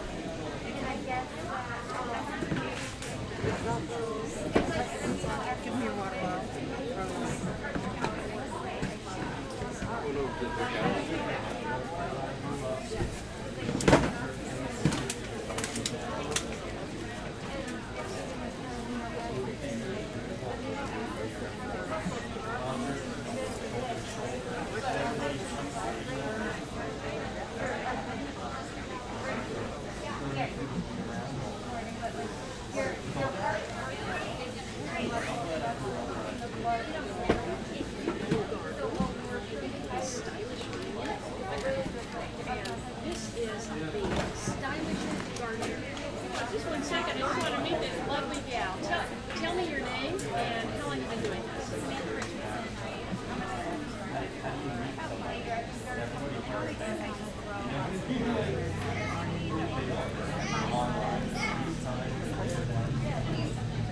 got it myself. And did you make all of these? Okay. What's your biggest seller? The lavender. Oh, yeah.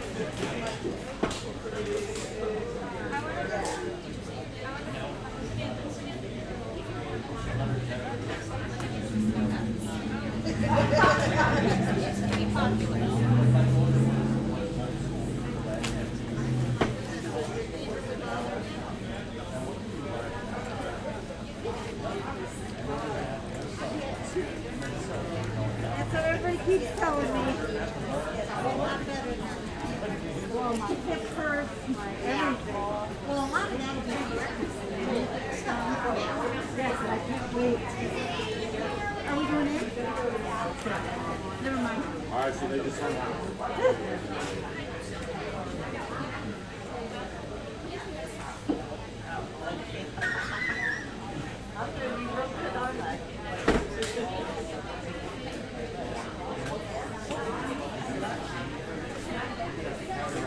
No Karen, right?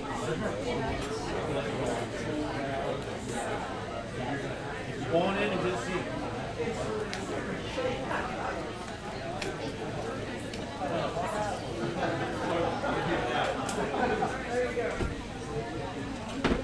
I set up.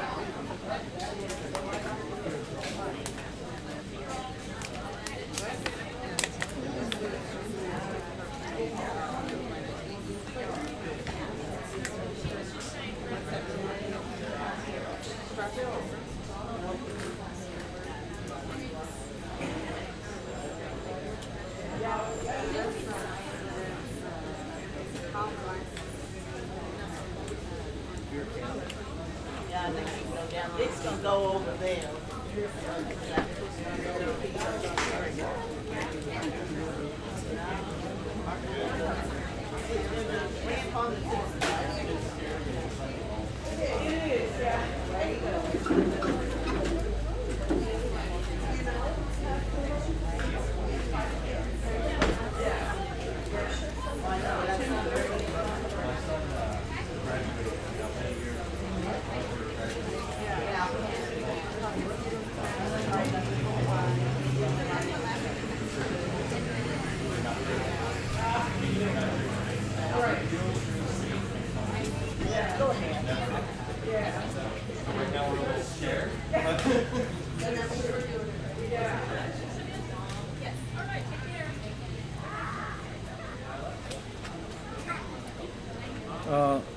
At Fishes and Lowe's Life, Brenda and Paul were here last night. They just came up to visit. They kind of helped set up.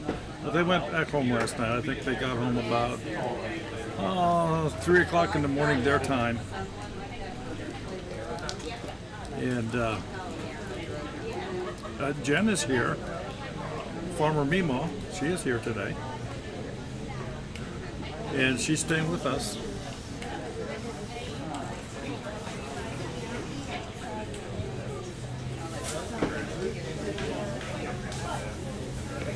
It is just,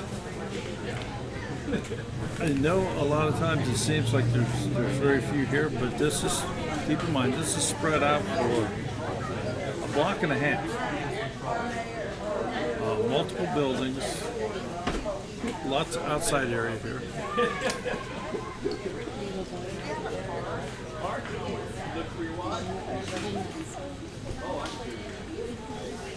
How you folks doing? Doing wonderful. And yourself? Pretty good, pretty good. Awesome, awesome. Where y'all from? About 60 miles south of Kansas City. Okay, all right. Very nice. You have a good trip over? Yeah, it So did. it's just You a day couldn't trip. pick- Couldn't pick better weather. Oh, isn't this beautiful? That's awesome. It is. Yeah. I had to come all the way from Ohio for this. All the way from Ohio. Did you really? Yeah. Well, there's several people from Ohio then. Quite an adventure then, huh? Yeah. So you're doing the homesteading thing too, huh? Oh yeah, sure. Yeah. Well, I'm retired. We don't. We still do it, but we don't do it as much. No more animals. Just do them, take care of that stuff. Yeah. But, Well, we're not going to start till we get retired. Well, Well, we're started. We're in motion now. you need to retire. You need to retire. Yeah, because once you start, you'll never know how you had time to work. Yeah. So you have a place now. Yeah, we purchased an old farm 2 years ago. We just And now by got. the way, I want to let you know you are on YouTube. We are live. So just Oh, we are on YouTube now. yes, sir. Oh. So if Anything you say will be published. Oh my gosh. So if you have a channel, say hi. We are.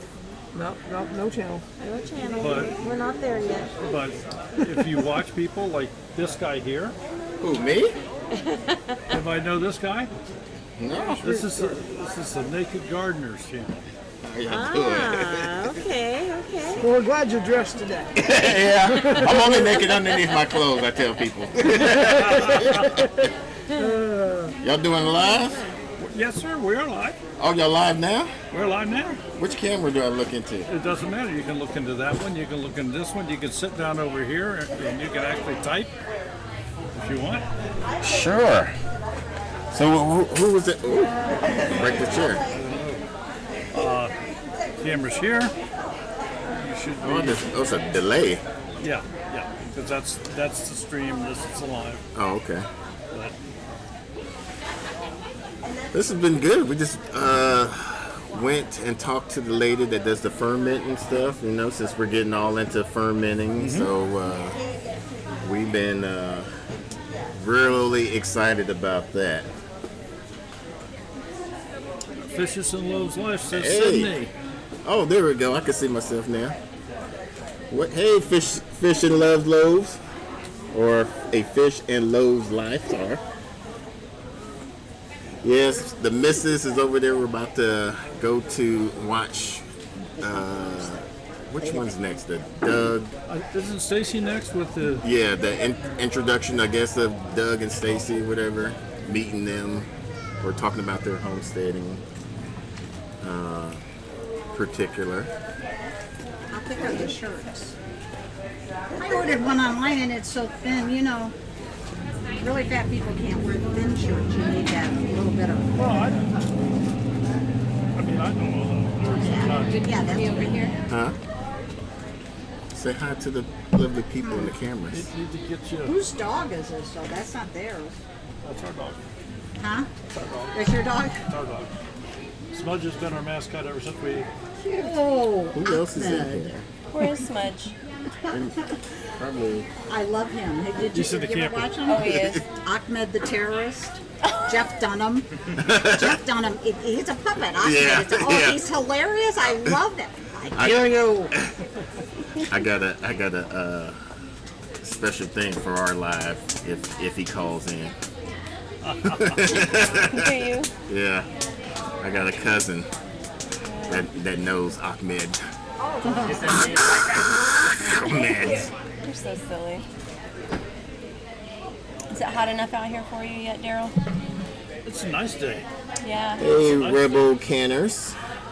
So you're double streaming again? Oh. Oh, streaming. Yeah. Yep, there she is, Mrs. Naked Gardener. One going this way and one going that way, and then one at the seats here. Oh my God. Hey, you want your chair back? No, my chair's up here. Oh. Oh, they're about to start. She's about to start. Oh, is she? And you lost our seats. God, you had one job. One job. Way to go, Sydney. Way to go, Sydney. I'm firing myself.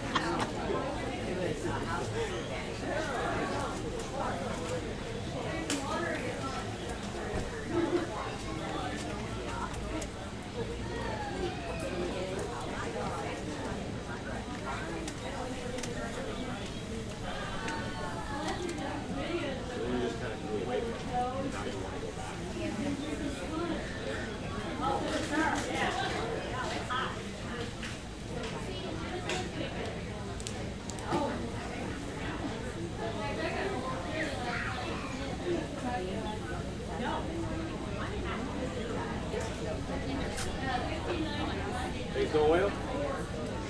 All right.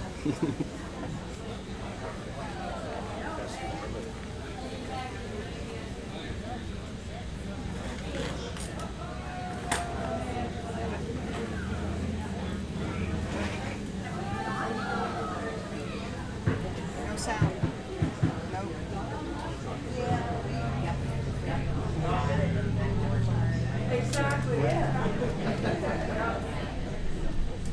for that up there.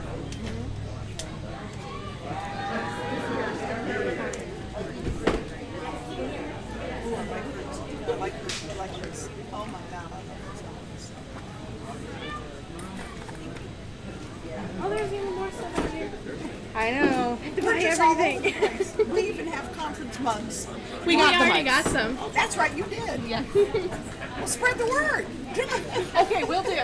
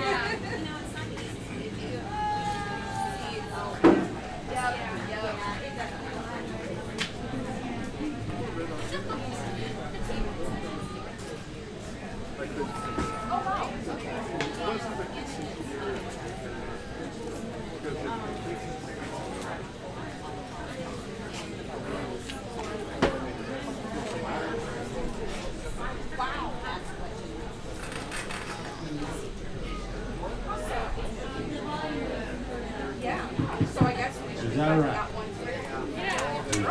Is that right? Is that right? Is that right? Is that right? Is that right? Is that wrong? Is that wrong? Are you wrong? I'm so right. Loving you is wrong. I don't want to be right. Showtime!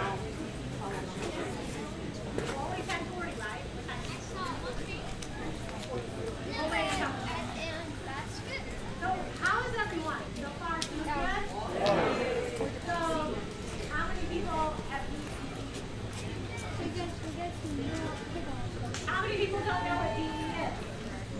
Okay, I'm good.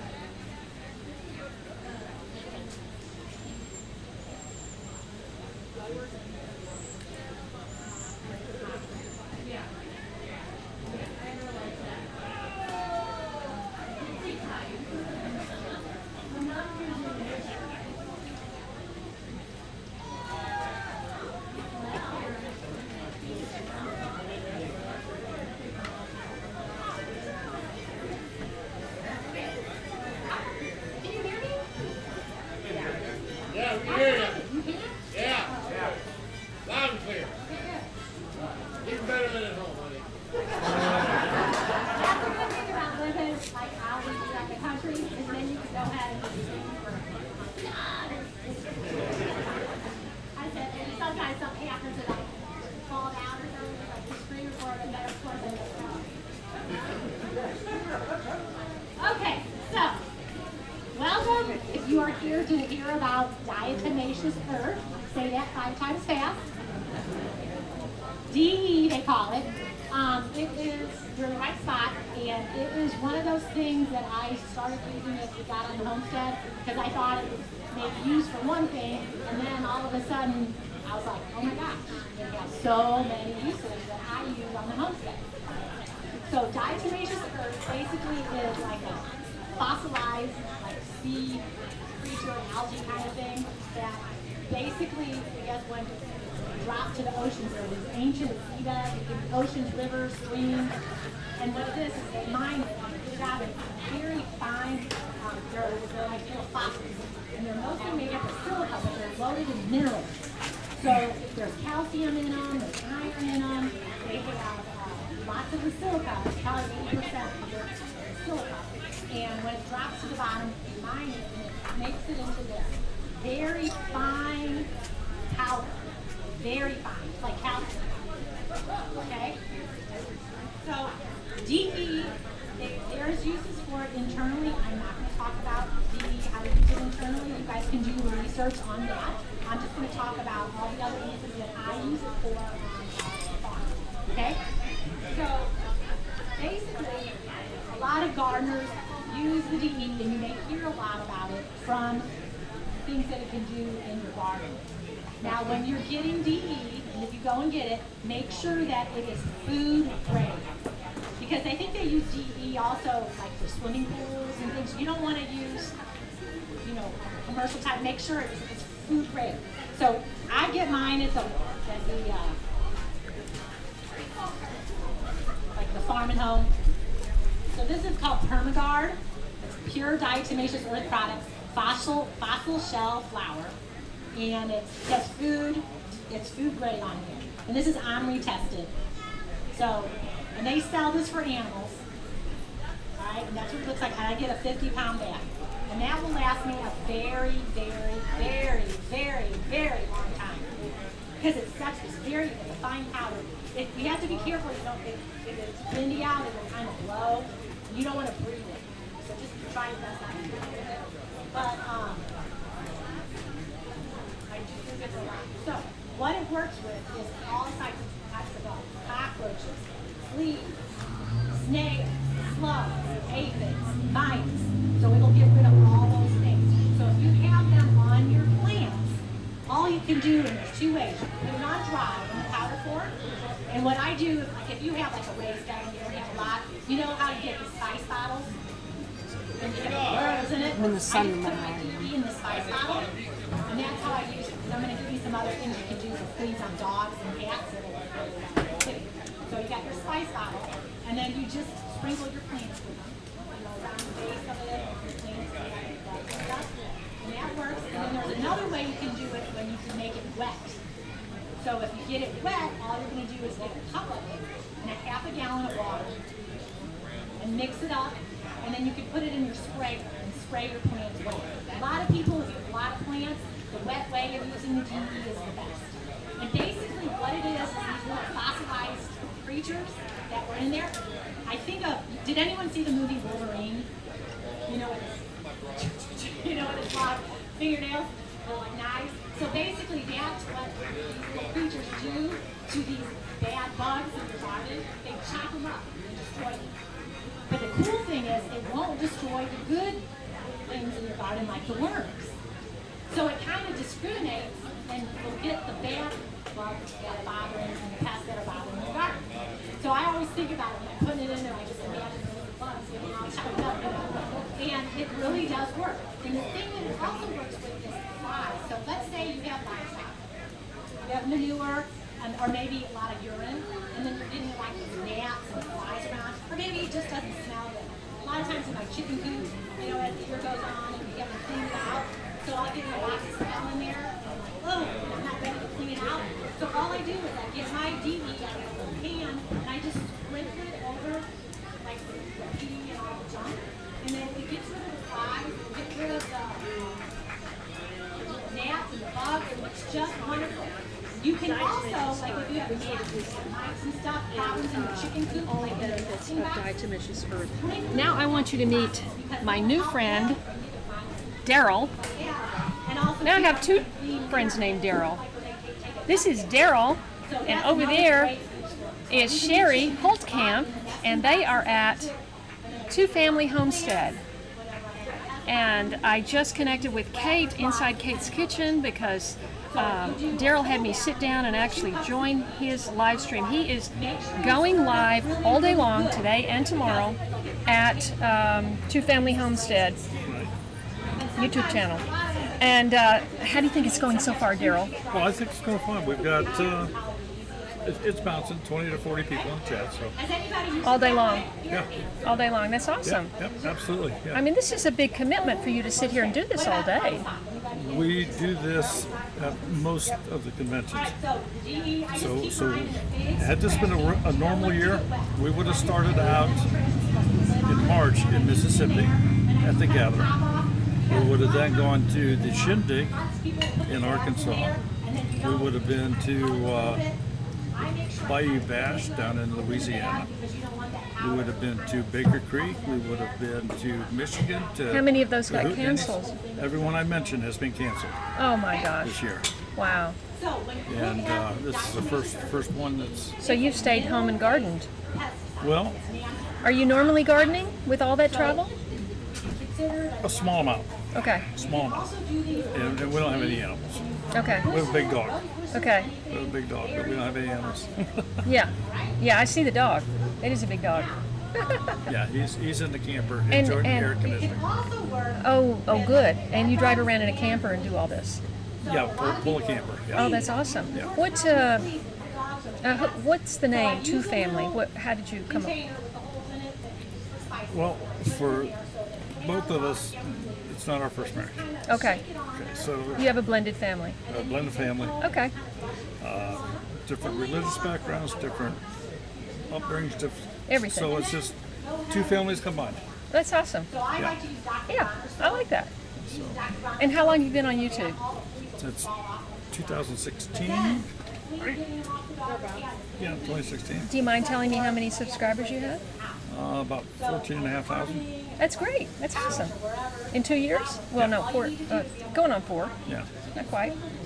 So Well, that's a big commitment. You've got a lot of equipment here, and I'm running around with my cell phone. I've got my camera, but I haven't even taken it out of my backpack. yeah, this is our little setup. And if I come over here, you said people can see me? If I'm, Oh yeah. Well, they're watching that. Well, they can see you. They can see you as you walk by. And of course, we have them over here. Or over here? Yeah, same thing. Hey, everybody! Coming to you live from YouTube channel, Late Bloomer Show. When you're using the DE with the camera, No. you don't have to necessarily use it on the external part. You can use it internally. So I use it kind of like for parasite wormer, and it's good for your livestock and your animals' digestion and their skin and their coat, their hair, and everything, because it has silicone in it. So what I do is when you look at the rations like these bags, generally for your livestock, it's 2% of what your feed is. So if I had a 100-pound bag of feed, I would put 2 pounds of this in my feed and mix it up. So my horses, let's say I give them sweet feed. Because Mr. Dixon walking by. Yeah. Sticks really good to the Having a good time? Having a great time. Having a great time. We're up to date here now. We got you. You're on there. Sweet. Same with my sheep. A lot of You're staying hydrated, right? You need some water? No. So you can just put it in All and right. just let No it doubt. You could Trying do to sweat that. it off. The only thing that's bad is if you get maybe rain or something. Let's see. We had a couple good talks. I've just heard snippets of, but Maureen with Weston A. Price was talking about fermenting, which is really good. Right now, Dr. Leo is on talking about bees, raising bees. And for anybody out there that doesn't know, this is Mike Dixon from the Fit Farmer that's joined us here. If you're doing a dog. And for those of you who don't know her, I didn't grow up with any of this type of lifestyle. And I say that to encourage those of you who may be interested but may be hesitant because you didn't grow up with this kind of lifestyle either. But you can do it. You totally can do it. I started just with gardening about 10, 11 years ago, and just kind of grew from there. Had never grown any plant in my entire life that I can recall. I started growing stuff and just wanted to grow more, wanted to produce more, and I became hooked. And it is addictive. Clyde, when you come back, I want to get you on the camera here. So. Okay. All right. All right. Love it. So there's been a question in the chat, and I've not had the opportunity to walk around. How many people do you think are here? My guess, at least 250. 250 to 3. Not as many as last year. I think last year was probably 4 plus probably, 400 plus. but I would guess 250 to Of 300. course, but it is spread out a bit more. Yeah, it is. So They have a second building that's air conditioned, yes, this was in that building. and that's about a block away, half a block. So it's good for that. So we have that other building, it's insulated. Then we have a tent here that's right in front of us where Stacy's giving a talk to, I don't know, 30, 40 people maybe. And then we have the main building inside. Has a number of people in it. Well, most people stay in the main hall. So 3 different areas to learn from experienced speakers from right now. Yeah. It's done up very nice. Doug and Stacy have done a fabulous job. Yes. Even with all the hurdles they've had to overcome and challenges this year is amazing. It is amazing. So when are you talking? I'm talking next after Dr. Leo. Let's see, what time are we now? 11:54. 11:54. No, it's 10:54 this time. This time zone. So another 30 minutes. Okay. I don't Yeah. Yeah. Because if it's supposed to be, I'd be on now if it was if that was the right time. So another 30 minutes. Yeah. Can anybody tell me what time it is? So did the whole family make it, or just you? Myself, Sayla's in there, and Lacey's in there, but the 2 boys stay at home. 2 boys stay at home. Yeah, they stay with the grandparents. That's nice. Yeah, yeah. Well, we've got our baby, one of our babies with us. There we go. Alrighty. Well, Maybe I should go get a chart and bring it. Okay, Is do that that. all right? I did an Do that. upgrade on the chart. I could Oh, show them did the you? upgrade. Absolutely. All right, And very if you good. did I'll an be upgrade, right- we got to get some more of those to give away for you. I'll be right back. All righty. Anyone have any questions?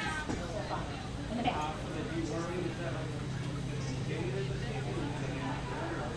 I would do it continuously.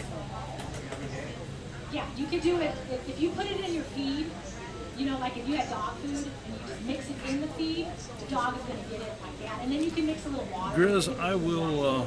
Yeah, if you guys are feeding your dogs dry dog food. I will ask Doug make that. sure that Yeah. you're putting Obviously, I water will do that in private, but I will ask him. You should, you know, add like the carnivores like raw food. So that has some moisture in it. So if you do dry food, make sure it's wet. So if you put the DE in, that was a good point. I forgot to tell you something. If you're feeding your livestock, make sure they have plenty of water because it will. Okay, and we have a distinguished guest coming over here right now. It's gonna Extinguished. gonna sit down and get in front of the camera here. Extinguished. And this is Clyde, and he makes a product that every homesteader should have a couple of. So they can hear everything you say. Okay, I have a very handy vegetable planting slide chart. Where is the camera? It's right here. Right there. Okay, sure. Can you see me clearly, or should I move a little? No, you're fine. Okay. You're fine. And recently made some improvements in the chart, and I'll show you how it works, and I'll mention the improvements. Is that all right? Absolutely. Okay, good. The chart works all over the United States, and it has a sliding frost line on it. Can you see it good? Yeah, make it just a little higher. If A little higher. There you go. And you slide the frost line to your local frost date wherever you live. There's the line right there, and there's a horizontal calendar right here. Now, once it's in place, each column is a week, and it gives you the first outdoor planting date for each garden vegetable, the indoor seeding date for doing seedlings in the house, and the expected harvest dates. And it's nice to be able to see the whole planting season in a snapshot. Absolutely. Pull it open, and it gives you the quantity of seed, the planting depth, the distance between rows, the distance between plants, the sunlight requirements in case you have shade in your lawn, and the minimum soil temperature for germination. You can use a cheap thermometer. Check the soil, make sure you're not going out too early. It also gives you the expected yield, how many pounds of green beans per 10-foot row, and the natural companions for companion planting. When you plant this with this, they nourish one another underneath the ground. Wow. And this is the spring side of the chart. So you just had nothing to do one evening and you just compiled all this. I tell you what I was doing is my wife was going to have a baby and I was planning our garden, and I was also studying time phasing from my manufacturing engineering work. Okay. And it occurred to me to try using a horizontal calendar for the layout of my garden. And when I looked at it close, and I realized there's an S-curve. This is what they call an S-curve over the average frost date. And I thought, gee, if I just made the frost date so it would slide, people could use it all over. Yeah. And that was 300,000 charts ago. 300. Congratulations, sir. Thank you very much. Congratulations, 300,000 charts. So this is the spring side of the chart. You flip it over if you want to do a fall garden, which is really a good idea. You get lots of good produce for fall, even carrying you over winter. Slide it to your fall frost date, and it gives you the last planting week to have a nice fall garden. Is it still coming through pretty clearly? Yes, it is. Yeah. Yes, it is. So the chart also comes with instructions. If you don't know your frost dates, that's okay. Written instructions with the frost dates for the United States and Canada on the back. And these are $5, right? They're $5, yeah. You can buy them here at the show. They're 3 of them for $10. And then I have some price breaks when you buy them online from me, and they're also on Amazon now. We recently put it on Amazon, so. Right. So, and if you're a bigger channel and want a lot, you can actually custom. Right, and there are 2 ways that we do customizing. If you're a store, you have a store and you'd like to have this tool in your store, you can buy the Clydes customized with a co-branding of your store in the header here. Okay, and the minimum is 100. Minimum's 100, and we're getting away from it. But we used to take the Clydes off and let people put their logo on here. But we're discovering that that the Clydes logo is becoming pretty well known. Sure. So you're almost better off to do the co-branding, so we shifted to that recently. Yeah. Okay. So. Yeah, that's new. I don't recall. And I have bulk prices. If people contact me, I can send them a bulk price sheet. And you have a website? I do. It's called ClydesVegetablePlantingChart.com. And I'm going to give you some to give away to your listeners, or your viewers. 1, 2, 3, 4. Is that okay? Absolutely. Yeah. Yeah. Folks, what we'll be doing on our regular Monday night live streams, we'll make that 5. Yeah. We'll be giving one of these away probably over the next 5 weeks or so. That's good. One each night. I'm getting really strong orders right now for people who are doing their fall gardens. So, Any other questions about DE? a lot of times fall garden is good because you have less bugs, and you can carry over your food, clearing. Like sometimes when the kids get home for Christmas, I'm still feeding stuff out of the fall garden. Oh yeah. No, I don't like it. Absolutely. Absolutely. So grow those fall crops like Swiss chard and the cabbages and the lettuces and stuff. So, and I'm curious. I'm going to have the opportunity to really look through this one. Is there, for the person that grows to extend their seasons by growing in a greenhouse, is there anything in here that relates to that? Well, actually, I thought you were going to say high tunnel because high tunnel. If you're doing a lot of people do things where they can, with hoops, where they can cover it right. and then bring it out again. Yes. Well, this will still get you started at the right time. Right. And then you do the covering later in the season. Right. Just to extend it. So you might not have it. You might have it open for the early part of the fall, and then as the weather comes in, this gets you started in your garden at the right time. And then you can just extend the period of fruitfulness with the high tower or with the greenhouse type of thing. Yeah. This is simply fantastic. You've put a lot of time and effort into this, and thank you very much. We've not only been customers of yours, over the past couple of years, we've been fortunate enough that you've given us some that we can give away. I hope that they turn out to be useful to your guys and you also. Well, and it gets your name out more. And so remind me where you live. We are in Ohio. In Ohio. Where in We Ohio? are in north central Ohio, right between Columbus and Cleveland. Okay. I have a sister in Painesville. Okay, that's up in the Cleveland area. Yeah, up north of Cleveland a little bit. Yeah. Yep. Yeah, there's a racetrack there, I know. Painesville Speedway. Really? How about that? She's getting ready to retire. She's worked at Lubrizol in paint. Okay, I'm not familiar with that. I don't know that company either, but they make lubrications and stuff. Okay. Well, thank you very much for. Hey, of course, you'll be here tomorrow. I will, yeah. So, from time to time, because we get turnover, we're going all day. Oh, okay, sure. We're going all day. So, anytime you're walking by, if you want to sit down for a few minutes and just say hi, there'll be a new crowd. Okay, sure. Maybe I could come back and fetch you a couple more and show it again. Absolutely. Okay. Yeah, we're here to help you guys. Yeah, and if folks did get one and they want to be reminded how they work, there's also a video online at my website. Okay. It's a video demo to explain. And if some of our mods can pick up on that, we'll leave some links from time to time throughout the day. Oh, that'd here. be great. Yeah. Yeah. The link is typed right on the side here. Okay. Right there. Okay, I got it. Good. Yep. Clyde's Vegetable Planting Chart, all one word, .com. Yeah, that's it. So, thank you very much, and I better get back to my booth. Yes, thank you so much for stopping by. See us again. Okay. If you lather that stuff on there and put a band-aid over it, I couldn't put a band-aid on the back end. But if you slather it on there, and it will really help with a lot of problems. I healed, I had a cat named Buddha, and he came back totally mauled, where his whole neck, I could see his esophagus, you could see into his bones. I thought, oh my gosh, and it was luckily in the middle of winter, but he was a mess. I mean, it was like scary. So he came and I took care of him. I thought, what do I do? There's stuff in there. I mean, I couldn't, clean it.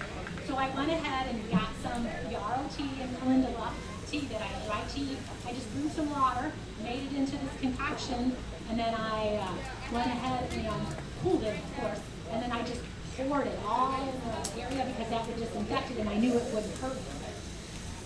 Then the next day, I thought, he was walking around, he even wanted to eat.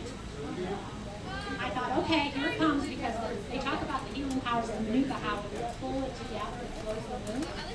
And it was literally, I'm not kidding you. We did a video on it, and I showed some pictures of it from a long time ago. But I put the Manuka on it all the time. I kept putting the Manuka on it, because I couldn't really I tried to wrap a bandage around it, but it was in a weird spot. And I just kept doing it, cleaning it with the Clinda and yarrow and putting the Manuka on it. It literally closed shut. Yes. These are pretty good. Yes. Benchmark.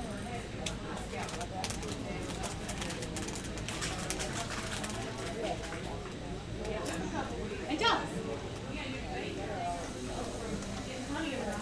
Right, but it works. Yeah, no, the Manuka honey works good. So you can put the Manuka honey around it. But the flies might like it. And then maybe put the tea on top of it.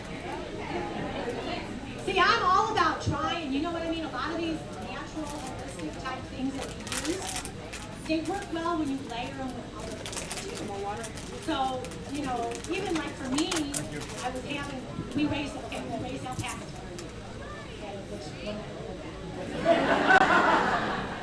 Because we don't have electricity and we don't have fans for them to get hot. So, you shear them. We had a lot of problems. We had dehydration. And so, you learn how to deal with the animals very quickly too. Get up, dehydrate, how do I put it down? So you just kind of figure out, just put the hose over it. You know what I mean? You just kind of think of things that will work. And then how I can go ahead and get some minerals back into the animal. So I thought, okay, what's the most minerals that I can get to the animal? So I use blackstrap molasses. Blackstrap molasses is you're boiling, it has the most minerals that you can possibly use. So I put an injectable,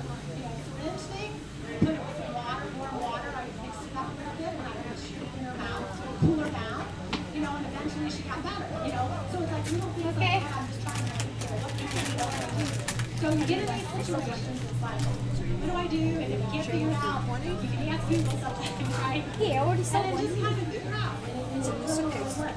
The diatomaceous earth really has been a lot for me because I do use it a lot. And in the summer months, you know how bad those flies are. They're just nasty. You know what we tried to do this year? I don't know if anyone else used it. You know how you can order a fly larvae? Has anyone ever done that? You can order it. We went ahead and did it, but we did it wrong first. We got it started in June, but you need to start it because we're going to do it early in the season. And you literally have flies. And how many I sell? And they eat the flies, and then you want the flies. They eat the larvae.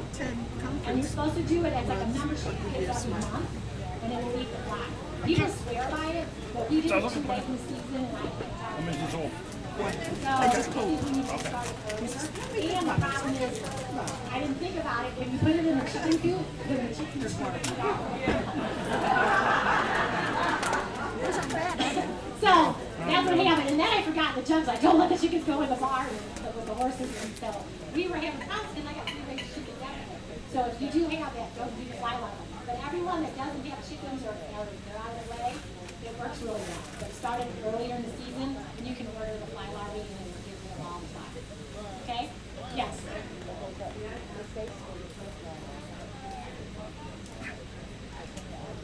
Chicken feed, I do. And I'm going to do a video about sunflower seeds coming up. But, sunflower seeds, I love sunflower seeds. They're very high in protein, and every cultural animal loves them. Birds love them. So I feed everybody with them. I feed myself with them and everything. Sunflower seeds are amazing. Very high in protein, very high in nutritional values for humans and animals. The black oil sunflower seeds. They're wonderful. So, well, any sunflower seeds can be grown, you know, that you grow. Yeah, those are all good. Everyone should be growing now. You come to my talk about sunflower seeds. I don't want to talk about it much. But sunflower seeds are good. So I use sunflower seeds. So when I go to the feed store, I get a bag of oats, and I get a 50-pound bag of sunflower seeds.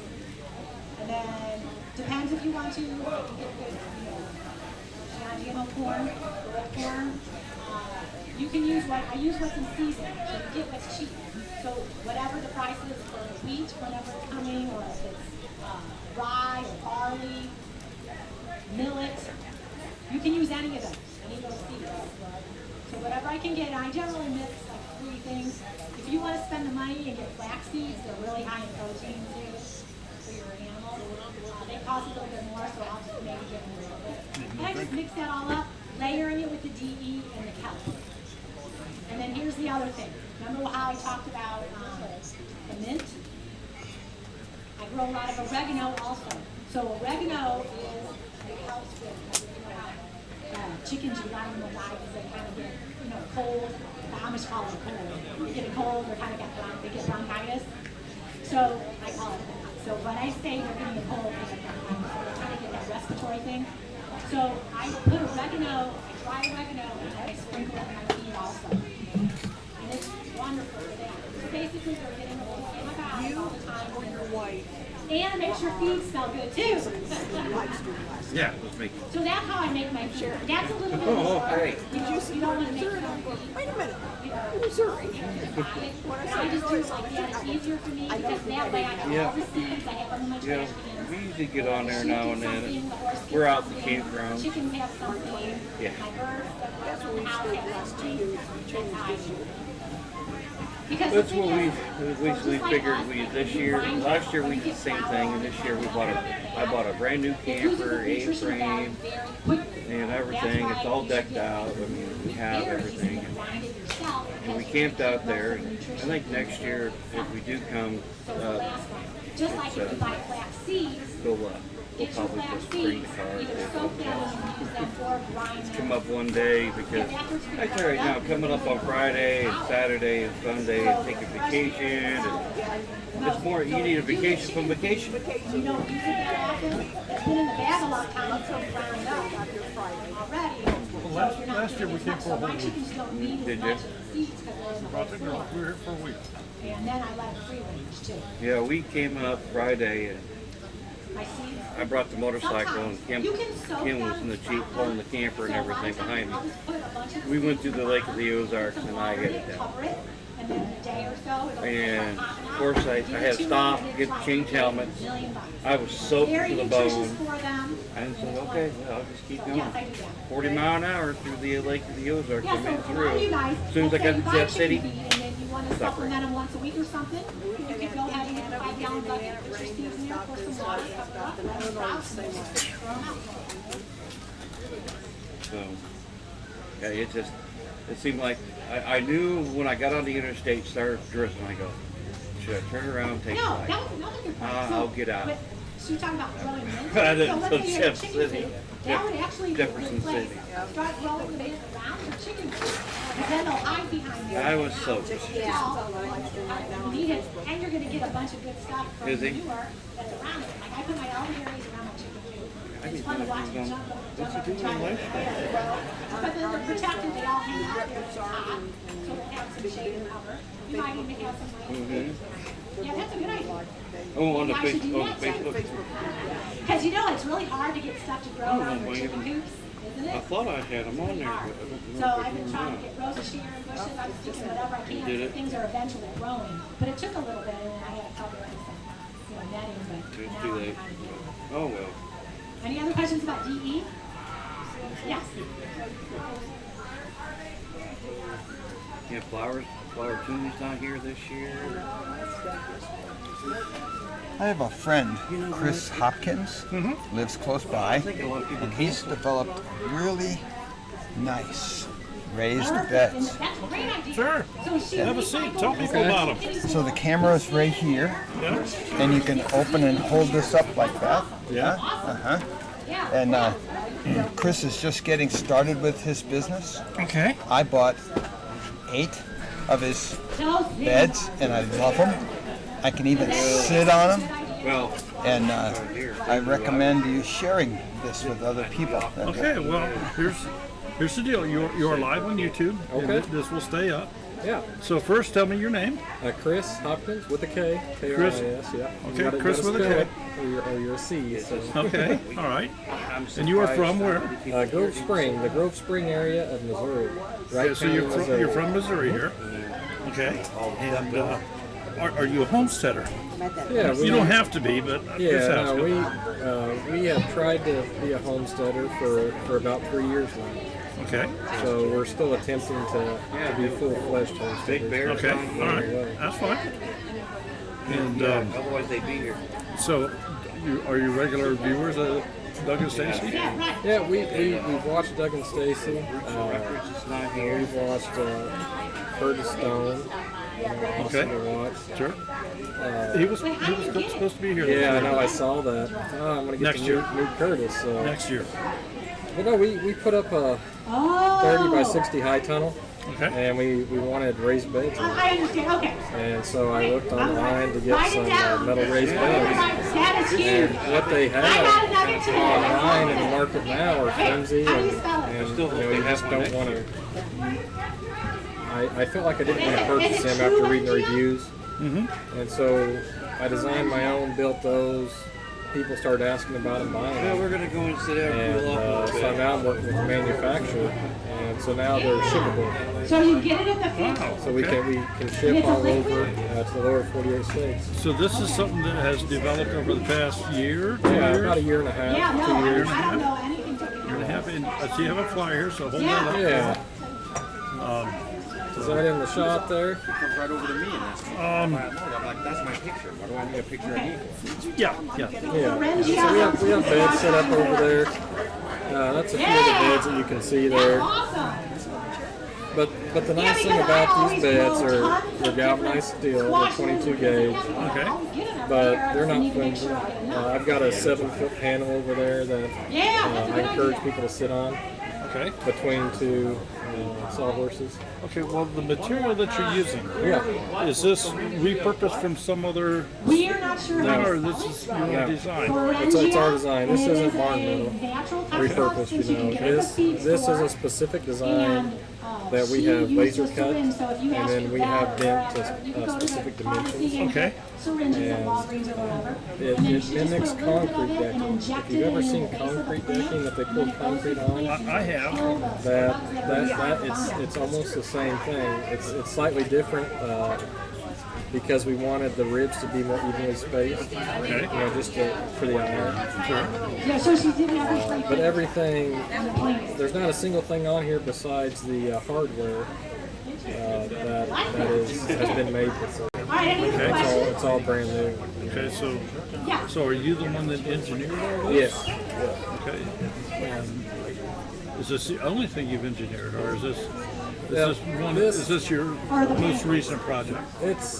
I would call it my best project. Okay. I've worked in manufacturing. I used to build dies. And work on automation equipment. Okay. So I've got a background in metalworking. I used to be a machinist. You know, over 13 years, you know, I've done different things within metalworking. And so if it's gonna, you know, usually I build my own things at home. You know, it was naturally I built my own metal beds. And so you were a hobby fabricator that just took it another step. Right. Yeah. Well, you know, I got paid to fabricate in the past, and then I quit that job and done a few homesteading projects. And this is kind of, you know, a year ago, 2 years ago, I couldn't tell you I'd be sitting here selling these. You know, I'm not a salesman. I'm not, a builder. But a lot of people saw the value in these. So I've worked and invested money. Can I look at this? Yeah, go for it. So, I mean, I know you folks can't see me, but you can hear me. Using worm castings. Do they all have the seat around the edge? No, that's an option. Okay, so an option they have is to have these seats around the edge, and I know a lot. I bet that's probably a pretty popular option. Yeah. So one thing we do not sell is wood, and these beds aren't actually for sale right now. It won't be another 3 to 4 weeks. Okay. But we have worked with Baker's Creek, rareseeds.com. Okay, Baker Creek then. And they have agreed to sell our beds on their website for us to help us get started. Wonderful. Which is an awesome opportunity. Okay, and these reading here, it says it comes in two sizes, 42 by 42 and 42 by 84. Yeah. They're 18 inches tall, without the wood top. Without the wood, yeah. They were designed to be 42 inches wide. Yeah, and that's a specific width. If you add the wood top, you can sit on the wood top, and you can reach the center of the bed without bending over at 42 inches. Okay. And so if a person can purchase multiple beds, and these beds are designed to be stacked, to be linked, you can build any shape you want. You can make U-shaped beds out of these. So it's really left up to the customer's imagination what they want to do with the bed. Any other questions? See how much we learned today? And they really look good. Yeah, they look better in person when it's over there. So if we'll get around here sometime today. And then I've got a piece set up. The main complaint I saw by reading reviews of other beds, other metal beds sold online, was that they were flimsy. But we have a 7-foot section set up over the side panel, sawhorses on both ends. And anybody that wants to sit or stand on is ready. So you're giving them the real life test over here. Yeah, definitely. All right, thanks, guys. I would like to take some of these, and we would be we do live streams everywhere. Okay. Okay, and we'd be more than happy to advertise it. I'll talk to you more about that. Yeah, definitely. But all right, I appreciate it. This fellow right here might even be interested in it. Yeah. So, what's that? This is Cindy from the Naked Hey, Gardener. how you doing? Chris, how are you? Chris makes raised beds. Raised beds? Check these out. Oh, the metal one. Those are the ones I was looking at. Yeah. Okay. Yeah. I saw those over there. They're really nice looking. Yeah, we spent a lot of time developing that. So people are going to be able to buy these at Baker Creek. You currently don't have a website? No. Okay. No, I'm just a small guy in a big world. Okay. Are you going to get a website or? Yeah, that's awesome. We live about 20 minutes from them. I for sure want to get some of your flyers here. Yeah. I'll bring you some. Okay. Okay. Thanks Thank so you. much. The restroom. Oh, are you? We'll make it up there. If I can get her. You got to keep going, right? If I'm going to say I'm studying my way out of that, then I have to keep going. I can't just stop and feel good about it.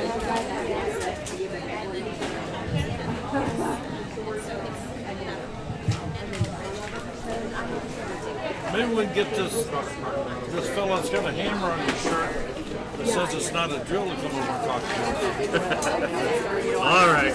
Twist my arm.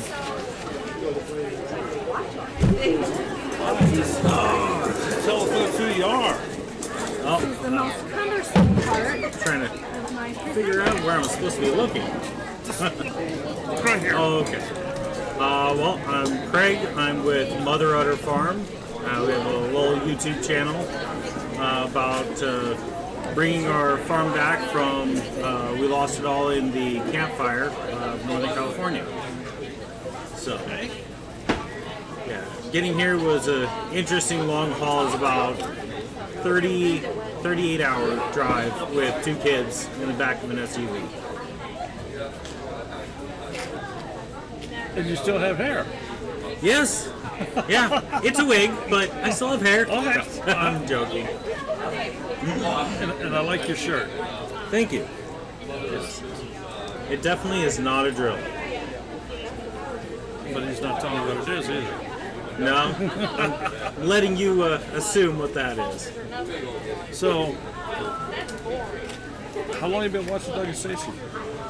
Oh God, so probably upwards of about 3 years now. Okay. Is this your first conference with them? No. Oh, with Doug, we actually met Doug and Stacy when they came over to the Baker Creek Seed. Okay. And we went there first off. That was our first conference, kind of Seed Expo Homesteading Right. Conference. The expo in California. Yeah, in Santa Rosa, California. And then, let's see, we went to the HOA last year, Homesteaders of America, and we saw you there. We were there. Yep. Met Smudge. So, but yeah, and this is our 3rd conference. So this is the 3rd one. Okay. Yep. Yeah, we were hoping to go to the HOA this year, but unfortunately they canceled. They canceled. Yep. Yep. We have plans to hit a lot of conferences this year. This is the first one. Okay. Everything else has been canceled. Yeah. There's only one more that we're aware of that is still on. That's in Kentucky. Okay. So we'll be there. Yeah. We were planning on these 2 for our main conferences. We had tickets probably purchased like back in December, and we were just hoping that they hadn't canceled. They were like, okay, well, down to the wire, are they going to cancel this one too or not? But it's here, and so are we, and having a great time and beautiful weather. It's a beautiful weather, beautiful day. I know I've been watching some in the chat here. Some places well over 100 degrees. Oh man! But it's not that way here. I really don't know what the temperature is, but it's not 100. Yeah. And a slight breeze. Just beautiful day. And the folks here are enjoying themselves. Good. That I can tell. I mean, everybody's walking around with a smile on their face, and it's so good to see faces. Yeah. For those of you that are maybe wondering that are online here, at least wise in this immediate area, I tried to sell Doug a mug, but he wouldn't go for it. face I told him, coverings "You need are Doug's face on it." not He says, "Oh, I a don't." requirement. My face is on it. It's like, There are some national stores like a Walmart that strongly suggest, but this is not like some other areas. Yeah.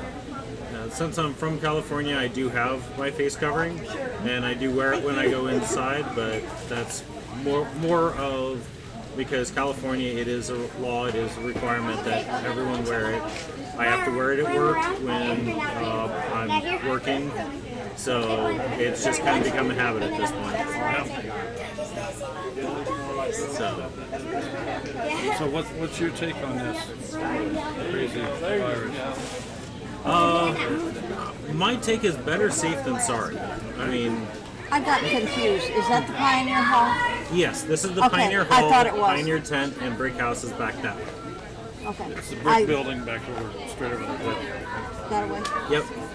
Thank you. No problem. Things I want to go to all of them, so. I have so many things going on. Well, I already knew, we kept talking about it on the way here, that we're already talking about being here next year. Nice. Because we got the schedule off the line. Mm-hmm. Better get one of these before they're all gone. Better get one of these before they're all gone. That's the official mug. Yeah.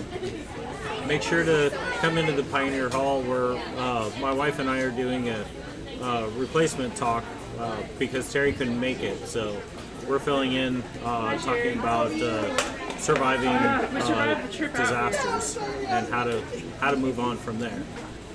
Sounds like good. We're pretty good for What right time? now, so we have to go back. 3:30 in the Pioneer We're gonna Hall. try to go back at night though, that way we sleep. Sneak in again.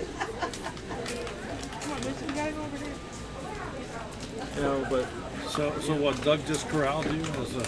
Well, we heard during the opening that Terry called out that this morning, and my wife was like, "Well, we have this presentation that we've been working on. Why don't we see if they need help?"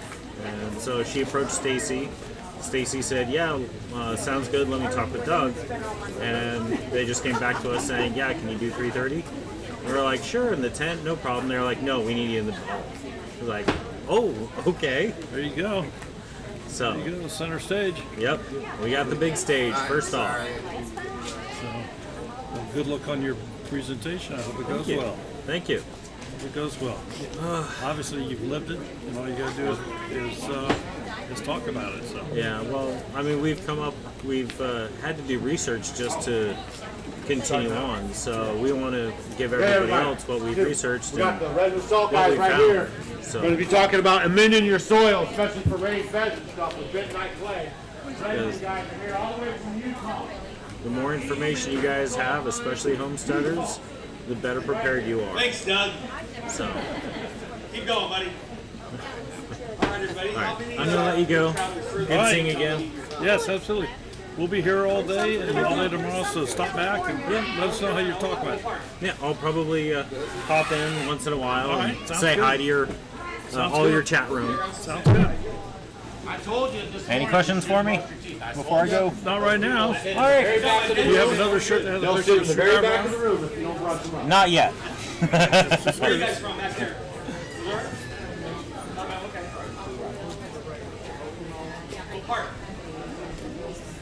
High South Central. My dad's from a place called Slick. I finally found my tickets. Up in the air. Tulsa. Where are you going? Where at?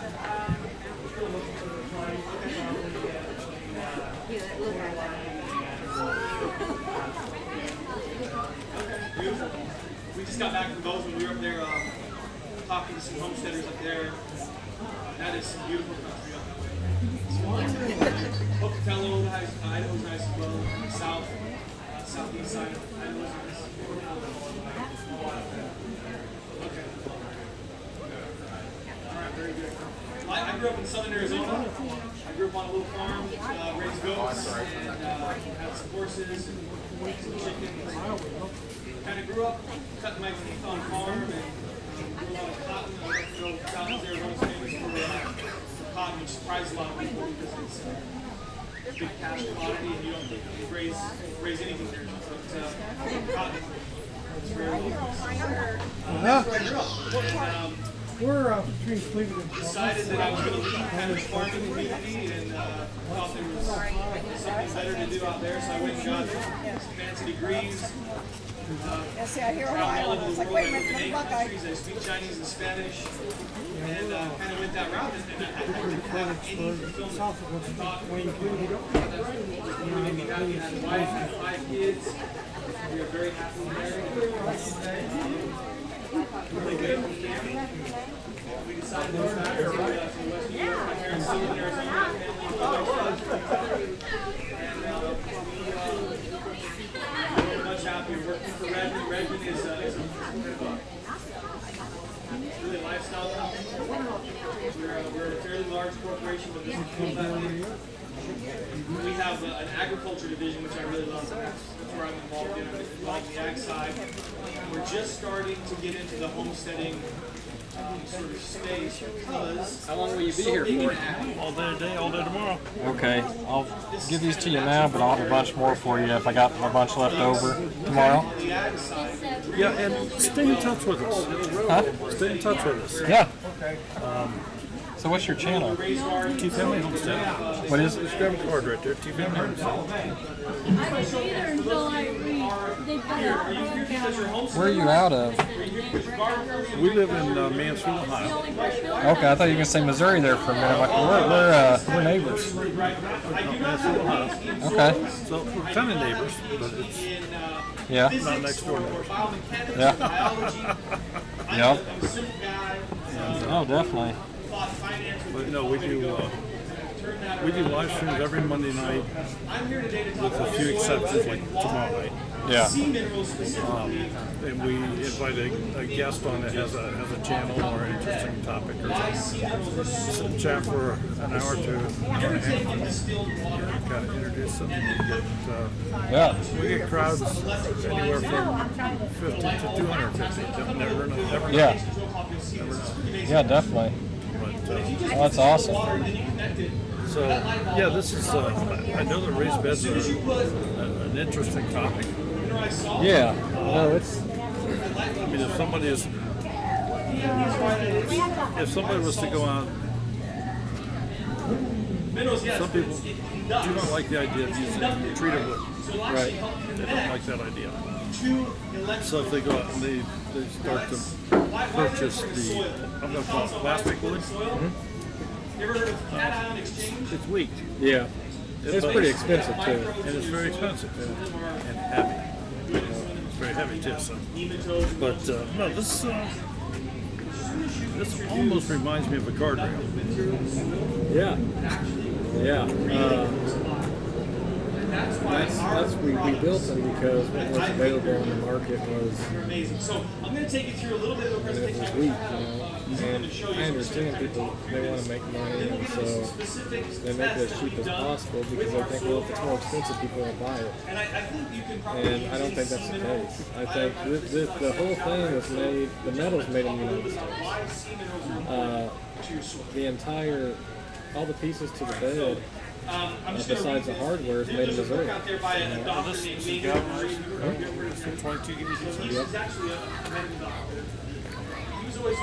Yeah, and really what gives it its strength is the ribs. Sure. They're 1.5 inches tall. I mean, it actually looks bigger than that. Well, and the pictures don't do it justice because we don't have anything in the pictures that like a Bella Hayes. Yeah.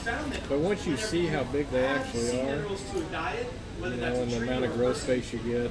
And I'm just curious, for me, is this done through a roller or is this done Each through a piece, brake? each piece is through a brake. Each piece is hand bent through a brake. Build race car body. So the manufacturer, the guy who's breaking the material, I think they have 8 bends and 2 hems in each piece, and he's putting all those in there. And they're doing it with such accuracy that the end product, the width of it's, plus or minus a 32nd of an inch. That way you can match it up if your corner piece is just perfectly put together. Well, that's real good, especially for into your body. Only a certain amount of that is absorbed. that's real good, especially for hand Yeah, and what's amazing, if you were to buy a bed from me, I can tell you exactly who's making money. I can tell you this manufacturer, these people in this building, they're getting paid by that. The box maker in Joplin is getting paid by it. The box salesman, he's getting some pay from it. So we're supporting people, in the United States, in the U.S., And that's, I think we're trending that way too. In the past, it's whatever I can buy, I don't care where it's from. And then when there's another COVID that comes around, we can't get it now. People are starting to look more local. And we're starting to grow their own food too. But no, I definitely appreciate it. Well, yeah. And I'll get you some more, definitely. These are you going to offer them through anybody else? Well, right now we don't have our own website. So going through Baker's Creek, we hope to have our website done by the end of the year. And then we are wanting them, we're not going to offer them in a big box store. That dog, right? But we hope to offer them more local, so people don't have to have them shipped to them. We're probably going to bring him tomorrow. And so maybe... that was going to be my next question. Are you going to set up a distribution where you could have distributors in various states? Yeah.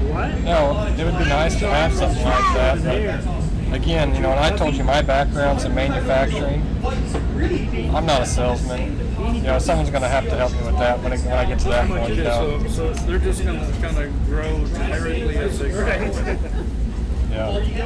You'll meet up with some smooth talker and he'll convince you to do something and you're off to the races. Yeah. Yeah, definitely. Things in life work out that way.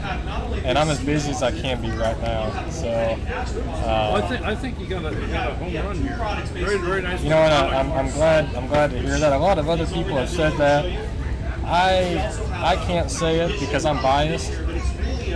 But luckily my wife, she keeps me out of the clouds. She pulls me down when I get too high, And but a lot of people have said that, and I appreciate that. So hopefully it works out. I'm wanting to give them a decent product, that they're going to have for years and years and years. Yeah. Very, very nice. Be interesting to see how the galvanized holds up. Yeah, the amount of time. If I've searched and searched. Is this a spray galvanized or is it dipped? Dipped. It's dipped. Yeah, it's G90, so it's a premium galvanized steel, and it's made in the U.S. I know a little bit about steel. Yeah. So it's and I call it premium because as far as galvanized steel is concerned, it being dipped, and coated and made in America. I mean, I've been in IS a long time, but I worked at two different steel mills. Yeah. So I'm familiar with the hot dip process. Yeah. Galvanizing. Yeah, and it's weird. You can actually, on the corner pieces, on the thicker stuff, you can see little waves in it of where it was dipped. Yeah. The metal smooth, you can actually see. Well, we got nice weather, so. Okay. But I'll come see you again before we're out of here. All right, absolutely. Electrolyte. What is electrolyte? It's chloride and sodium, right? So it's salt. That's why they give it to you, because that's what your body's made of. If you look at the chemical composition of your blood and the chemical composition of ocean water, they're almost identical. If you knew that or not, but it's pretty interesting, isn't it? So if you look at the mineral content of ocean water, the mineral content in your blood, they're almost identical.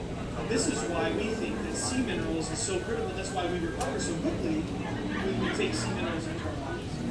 Because that's And it's not that we're taking 3 or 4 or 6 or 7 minerals.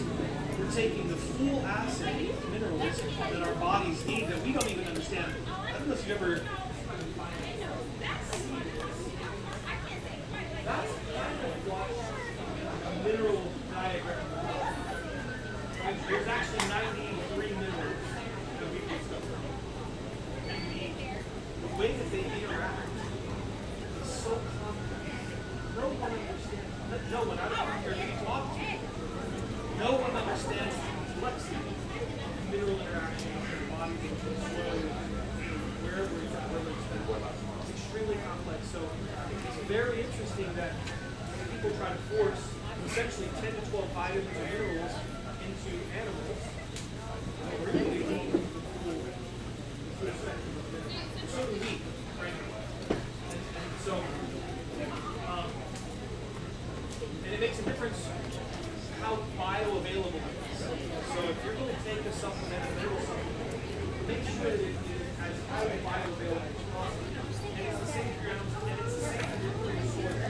You can dump a whole bunch of stuff on your soil. You might not have any availability, so therefore it might not help. I'm going to switch over to the soil portion and just talk about some studies that we've done. And the key about soil isn't just having dark, rich, black soil. There's a purpose to having good soil. It's because what we want is when you have good soil, it increases your feed quality. So we work with a lot of farmers in Missouri, a lot in Pennsylvania. They're putting our products on their soil, and it increases their feed quality. It also improves their soil quality, which then improves their feed quality. The way that we design it very, very simple. So it doesn't take a PhD to do it. So anybody have any ideas what total digestible nutrients is? Okay, so total digestible nutrients is the amount of nutrients that's available to the animal that actually passes from the food to the animal. And you can do the testing where it passes from the soil to the plant. Right? So you can test this EN, total digestible nutrients across that. And there's also relative feed value. So this is really, really important. As you're growing plants, alfalfa, tomatoes, whatever it is, you want the soil to have minerals that are available to your plants. So you can pull it up through the root system and put it into your fruit, right, or to your vegetables. And then you can ingest that, and then you're getting better minerals and better vitamins. There's no better way to get minerals. You can have to supplement those supplements. But most of us have to supplement because we're not eating them.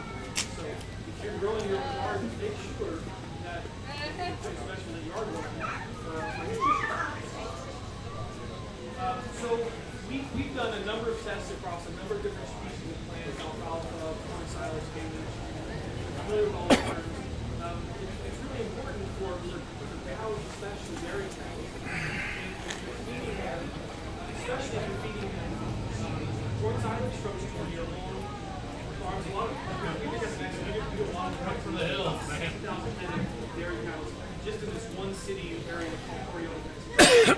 Most of them grow all their own corn silage. So they have dairies of about 2,500 cows, 6,000 cows, and then around, so around these dairies, right, they have hundreds of acres of corn silage that they're growing. Really important that what they're getting in the corn silage, because it's going in the dairy cow, has the right nutrients to feed the dairy cow. What they've seen is that they're using our products on their feed.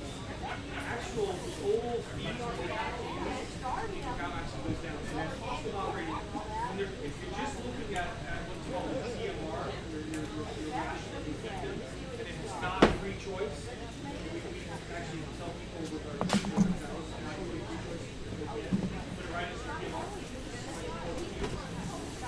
We've seen every market that you're measuring in the dairy goes the right way. Reproduction goes up.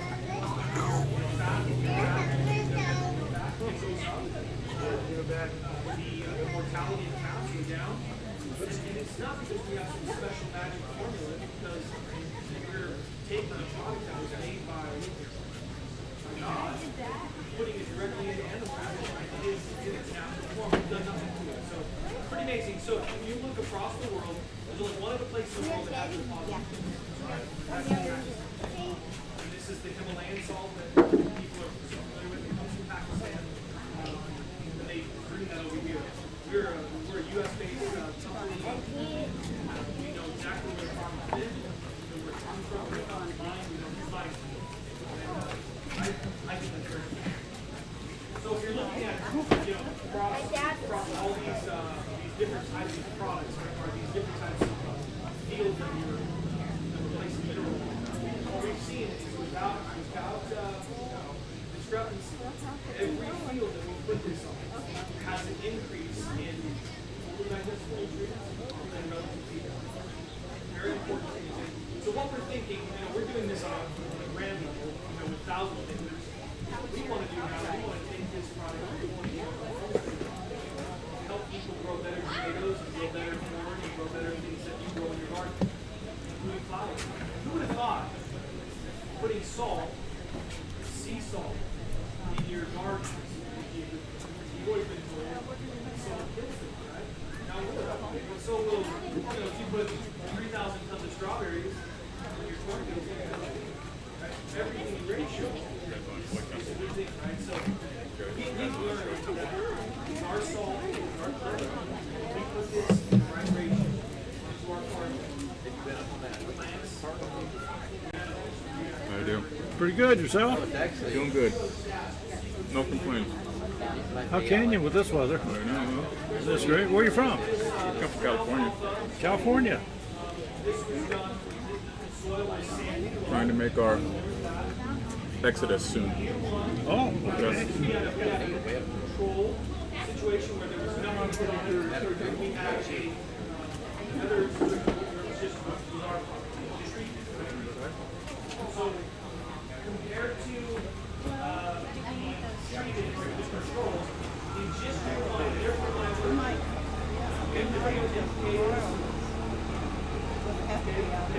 yeah, so nitrogen, potassium, and phosphorus. So in is nitrogen, P is phosphorus, and K is potassium. So they had an NPK of 13, 9, and 1. And that was the control. The people are very much scattered. There's 3 different talks going on in 3 different venues right now. The one is, we're fairly close to the only outdoor talk that's going on. The other ones are in buildings where people can sit down in air conditioning and hear the talks. And so while the talks are going on, things are a little bit thin out here in the main walkthrough area. But I'm going to say that every talk has a fair number of people. This is actually what's going on here right now. They're talking about adding bentonite clay to raised bed gardening and so forth. This is the smallest group that I've seen so far today, but everybody is still that is attending this particular talk. They're just all eyes and ears, taking notes. It's been a great conference. I don't know if they did or not after we walked away. Yeah, I told them, I said, I don't know, it must be like that or something like stupid. That was good. He did. You should come over and talk. Yeah, oh, I see Sherry going by. I see Sherry going by.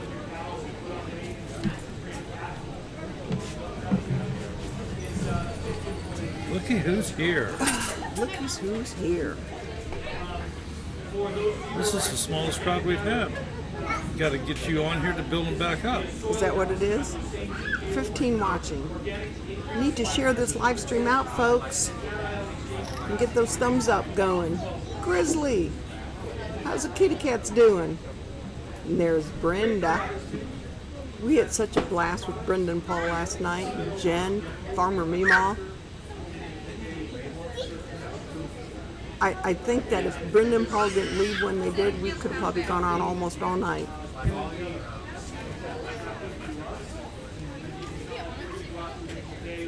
Yeah, Andy went back in the hospital last week. I'm shooting.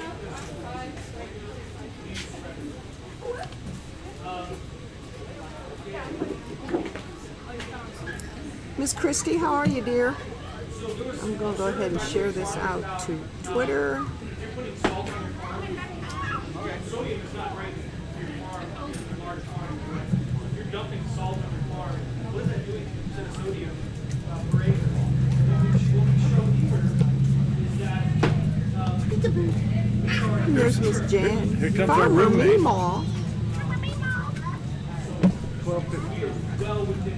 I feel like I'm a caricature of myself.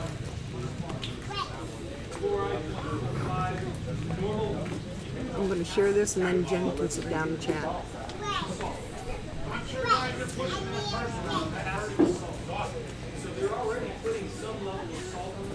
Oh, sorry.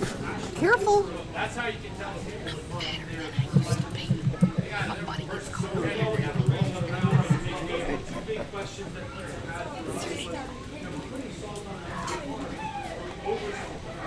She snuck out on She you. sure did.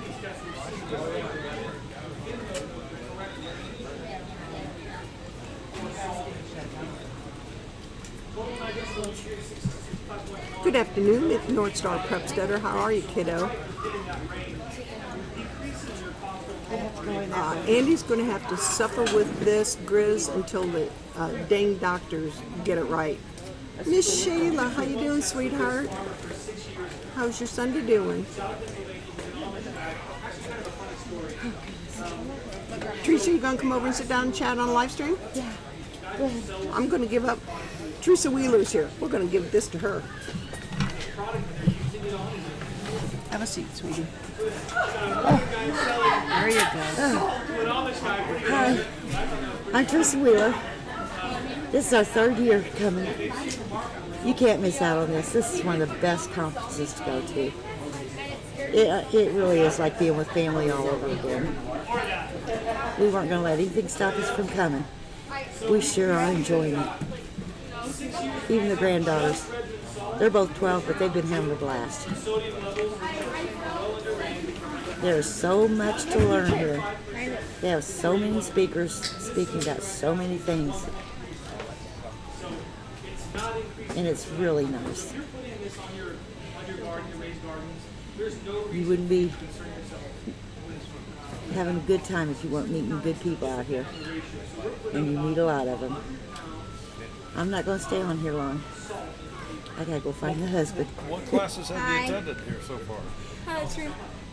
We would watch the bee guy. Okay, so you... Dr. Leo. We went to see Connie. She did some teaching on healthy skin. And just kind of stopping and skipping around at different ones. There's 3 different places that they have the meetings, and that's been kind of nice. You know, Stacy was doing one. We sat, on the diatomation survey. We sat on that. And right now, I think Mike's inside, and that's where we were heading to listen to some of his stuff about his gardening experience, which we all need all the gardening experience we can get, no matter how long you've been doing it. There's always a learning curve. So, but it's been fantastic. I mean, they just, it's all about good health, good living. Nice vendors. I mean, there are so many vendors that you can actually get some good stuff from. Did you attend the knife sharpening one? No, we didn't get to go to that one. I heard a little bit of feedback, but that was really good. I started to say we talked to some people, said we missed out on getting to see that. I heard it was really good. That he did a great. I have trouble finding my words. I don't see anyone where he around showed here. it. Where he showed it. Demonstration. Demonstration. Couldn't figure my word out. Sorry about that. Yeah, he did a really good demonstration. They said, that's something we all need is nice, good, sharp knives. I'm lucky enough to have a husband who can sharpen a knife like nothing else. So much so that when he first sharpens his kitchen knives, he stands there and makes sure I don't hurt myself. But I'm going to head in, I think. Fortunately, it's a pretty nice day. Yes, it's not been too hot. Nice breeze. Like I said, everything's either indoors with the air conditioning or under a big tent, which has, like I said, a lot of shade and a lot of breeze that goes through, keeps you cool. And there's always the 2-family homestead tent that has a little bit of everything. I've bought several things each time I come, and I've loved every one of them. So you can check all their stuff out online too. So I'm gonna head in. Hope y'all come next year. If you can't do it immediately, just start saving up. It's well worth every penny. All right, see y'all later. All righty, stop back and see us later. I will. Thank you guys a lot.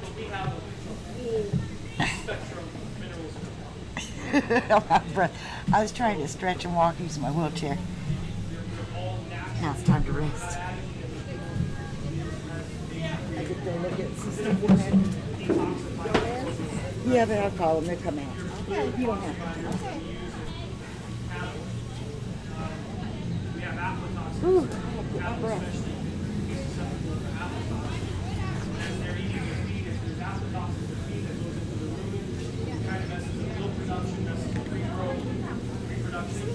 So we feed them this clay because it's a natural toxin. Yeah. They're so cute. Every child I've seen so far has been so cute. We stayed at the Best Western on the river, and there was a family, big family, having a party, birthday party, and they had a little guy, not much bigger than, I mean, just slightly bigger than that little one you just saw, and every chance he could slip out the front door, he was going out the front door, and my husband and I blocked him, because his parents weren't paying attention. They were not. They were bid dancers, they got distracted. There's a difference. And the minute they looked up and saw we had that little guy trapped, the mom came around and said, "Oh, thank you so much." She said, "We've been keeping our eye on him, we just got distracted." I said, "I've had 6 kids, I know how fast they can be." But he was cute. But you saw the honoriness, he knew he wasn't supposed to do that. When we blocked him, he just kept looking up like, "Would you move?" He wanted us to get out of his way. We blew his escape. What is called highly or super saturated. Typically sits at about, ours sits at almost 27%.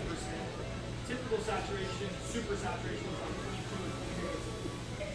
So we are super saturated. Ports to charge phones. You would bring it to charge phones. No. I mean, I could tomorrow. Crystalloid, thank you. It's crystalloid phase. I can charge your phone. Saturated. So you don't get any of that fallout. Charge your phone So up we're to almost 50. 27% saturation. So we take that from, that's called a sand. And it has all of our minerals in it. And we mix in 2 tablespoons of salt per gallon. Right? Not very much. But I did this test myself, and I'm not a scientist, but I did it myself. I have 3 raised beds, and I have 2 rows in each raised bed. On the left row, I have tomatoes. On this left one, I have peppers and squash. And this one, then I have corn and broccoli and another pepper in the middle here. So on the left, I sprayed our foliar. On the right, I just left it like it was. Soil's the same, everything's the same. And because they get the sunlight the same, I didn't have to worry about whether or not, I was throwing off the anecdotal study that I was putting on. So, tomatoes on the left, they're taller, and they've actually produced more fruit, and we're counting that. The fruit is bigger, and they ripen more quickly. They came on the vine more quickly, and they ripen more quickly. For the peppers, I've got these 2 big plants in the front. The one on the right is actually much smaller than the one on the left. The one on the left is the one that I put foliar to. It has more peppers. The peppers are bigger, and the peppers are actually a little harder than the peppers on the right. They're jalapeno. This one was very interesting for me. On the squash that we have in the back, we have 2 plants. On the left, one on the right. The one on the right is bigger, but it has a ton of insects on it. And the one on the left is a little smaller, has produced the same amount of fruit. So there's this study about grapes, BRX, soil, plants. Now, if the bricks are right, that calculation is correct. The soil is healthy. The plant is healthy. Insects won't eat. They don't like it. It's the same reason weeds don't grow in soil that's actually healthy. When your soil gets out of balance, that's where weeds really take hold. That's how they grow. It's the same with insects. If you have poor soil, you're going to have poor plant health, which means that insects are going to be attracted for whatever reason. So we've seen this. I see it with my own eyes. My squash plant on the left had zero, I couldn't find any insects. And the one on the right had these, they looked like little needles, they had multicolored needles, they were living at the base of that. They didn't move over to the left, they haven't affected me myself. So I can only think that that's maybe because that plant wasn't healthy, I think that that's the plant that I did not spray foliar. So broccoli, same experiment, same results. The broccoli head was bigger, the plants actually were a little smaller than the broccoli is. So I don't know what that is. So that foliar is coming out. And that will be available on Amazon, and all of our products I think are available there. If you don't have it either, we're in Tractor Supply, we're kind of everywhere. So you can always go on to redmondagriculture.com. All of these studies are available there. And there's a soils icon you can click on. You can always call us. I can put you in touch with our soils guys. Any questions? No, we're not a subsidiary of Redmond Brakes. We're actually part of Redmond Inc. Redmond Inc. is our mother company. It's kind of the holding company. And then we have 10 or 12 operating businesses under Redmond. You guys We're a Utah-based company. Been there for 60 years. Yeah. I always do right home. This is our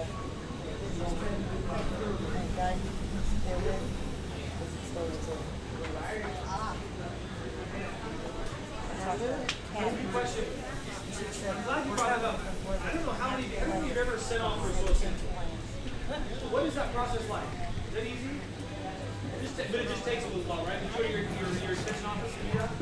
Yes. That I know of, there's not an at-home kit that I know of. There's some discussions within Redmond. What we'd like to do is we'd like to create an app. You know, if you can go to Home Depot, you can get a soil sensor for your sprinkler system. It'll tell you how wet your lawn is. If your lawn is at some certain level of precipitation, the sprinklers won't come on. I don't know why we couldn't do that with a similar sensor. You can put it in the soil, and through Bluetooth and app, it'll actually tell you the recent readings. We've not done that yet, but that's something that I'd like to look at. Because I believe, seriously, I believe that good soil is the foundation of life. And if we're not improving our soil, because every year we're taking from it. We're not putting something back in it. We're not caring for our soil. Our plants get worse, our animals get worse, and therefore we get worse. We're only as good as what we put into our bodies. So it's really, really important. And I think everybody should know what their soil is. I think you should know. And if you need to take some time and it's going to cost you, I don't know, what does it cost? $15, $20 to get a soil test? Yeah, it's super cheap, but it just takes a little time. They gotta send it off to the lab and you gotta wait for the results, right? And if you're like me, when I'm in the mood to garden, like I want to know what I'm doing, and I want to get out there and get dirty, right? So it'd be nice to have that ability to be, at home and you can stick a sensor in the dirt and it'll tell you, you're lacking this, or you got plenty of this, or whatever. So we're working on that. I don't know, but if you go to your local ag extension office, they can help you with that.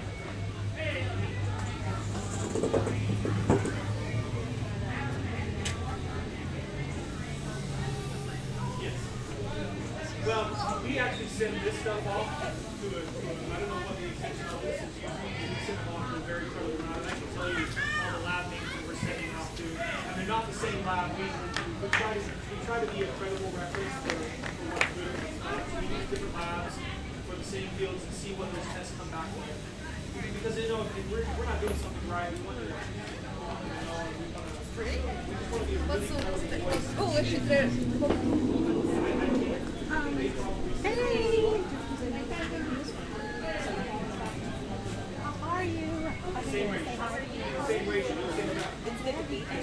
So you're going to put 100 pounds of salt in there. You're going to have to do that math. So if you've got an acre, you've got 43,600 something square feet, right?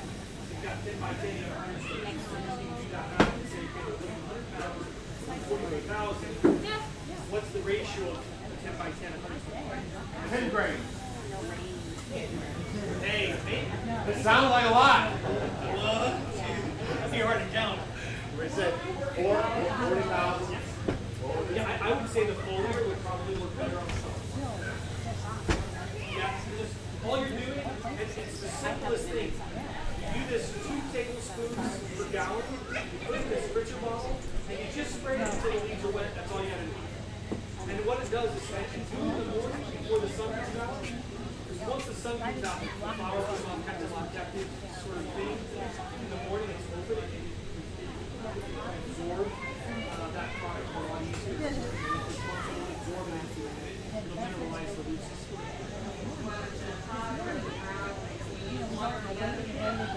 Depends on how big it is. So I prep my soil before I plant anything. So when I'm prepping my soil, I'll use a ground. When I have plants on my ground, I know it's the ground. I've already done that. That's the things I've gone through, and I'll do everything top of the line. Yeah, so you're going to get That's in addition to. And I do my foliar once a week for the growing season. And you just do it until it's dripping off the leaves. That's all you got to do. That'll be a product called mineralizing. That's not out yet. We're still doing a lot of studies on that. But we had some great results.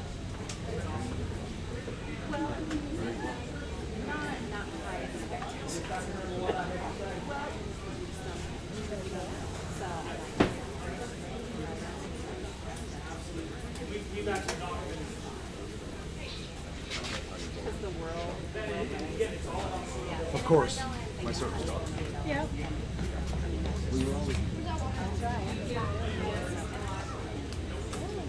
Sometimes we've added just to see on the test what it would be like if we added a specific kind of NPK. And we have the information here. If you're doing, if you're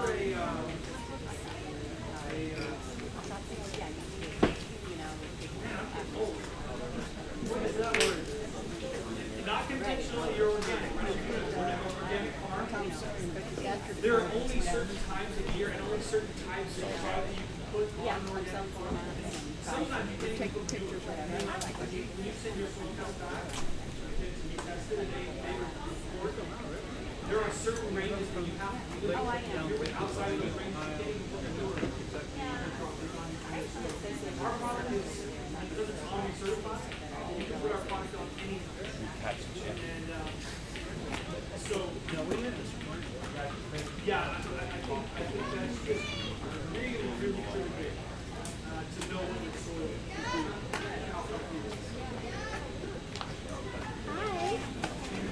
There's a seat for each of you. Asma's right down the road. We have a treat for you today. So Asma actually, We have a couple locals here. So you are live, just so you know, you are live on YouTube right now. Okay. And tell them who you are. Okay, hi, I'm Becky Thatcher, and this is Tom Sawyer, and we're basically ambassadors for Hannibal, and most weekends there's different couples going around and talking to tourists and kind of sharing about Hannibal's history and about Mark Twain and just about what Hannibal's all about. Really? Okay. And how many Becky Thatchers and how many Tom Sawyers are there? There's 5 Beckys and 5 Toms. Okay. And there's an official couple. An official couple. You guys are the unofficial couple. Yeah. Okay. And you do this, what, every weekend? Every day? Every weekend. Yeah. Every weekend? Friday, Saturday, and Sunday. During like the summer and spring, there's usually always a different couple on the weekends. Okay. Is this your first stint this year, or did you do it last year? Or? Oh no, you only get to do it 1 year because it's a contest. Every 7th grader, you like do a speech. Okay. And then you take a test, and then it goes from like top 12 to top 5. Okay. And then after top 5, they choose the official on the 4th of July. Wow. Yeah. So you guys were elected by your peers type thing? They all chose you? Great. There's a set of judges, and they kind of judge us on different, like our speeches and stuff. And they set it down to top 12, and then top 5, and then the official couple. Okay. So do you enjoy this? You having fun? You having fun? Mm-hmm. You meeting a lot of crazy people? Yeah, we've met people from a lot of different places, like from around the country, even out of the country. So it's nice to meet. Okay, well, we're from Ohio, so we're not real close to here, but so is this a thing that goes on all day? I mean, do they buy you lunch or anything?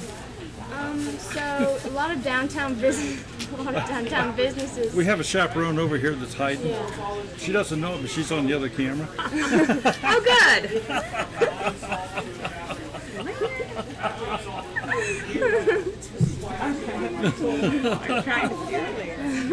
But, so no, they're a chaperone young couple. They go around representing Tom Sawyer, Becky Thatcher, and just in case, I mean everybody should know this, but tell people who they are and why they're important to Hannibal.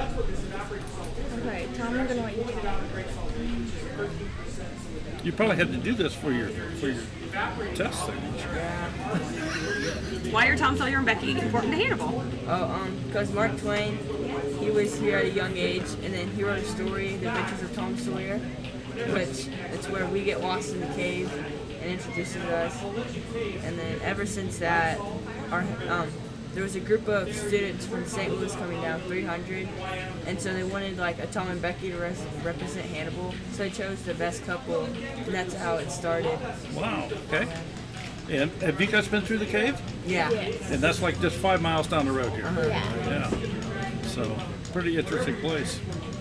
So, have you lived here all your lives? Or Yeah. Did you move here? Okay, so you're real natives. And I have to ask you because I know we have stayed in the Mark Twain campground where the cave is. We've stayed there before. And going back and forth, there's this other place that goes way at the top of that hill. Lover's Leap. Lover's Leap. So tell the folks about Lover's Leap. That's quite the story. Okay, so basically there's an old myth about it where an Indian princess and an Indian prince loved each other, but they belonged to different tribes, so they couldn't be together.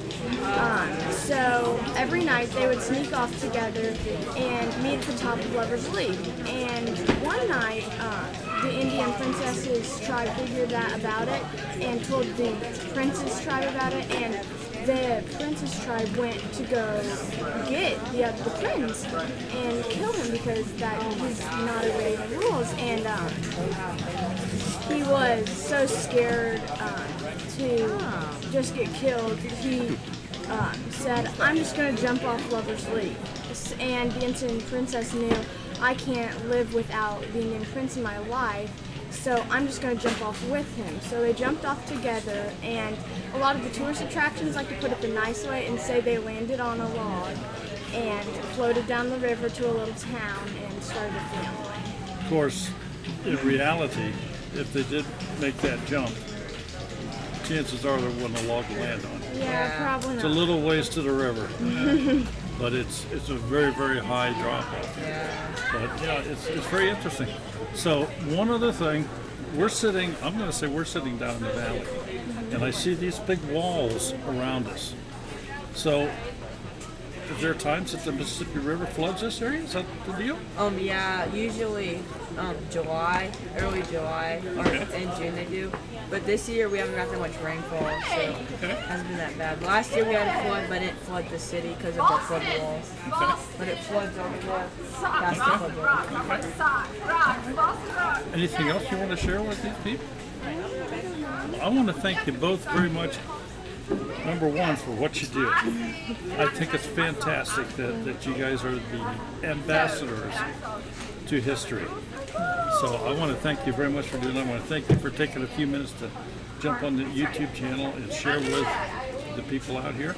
And you're getting some comments on here, and I just thank you. Thank you so much. So thank you. You guys have a great day. Thank you. Thank you very much. Thank you. It's exciting for them.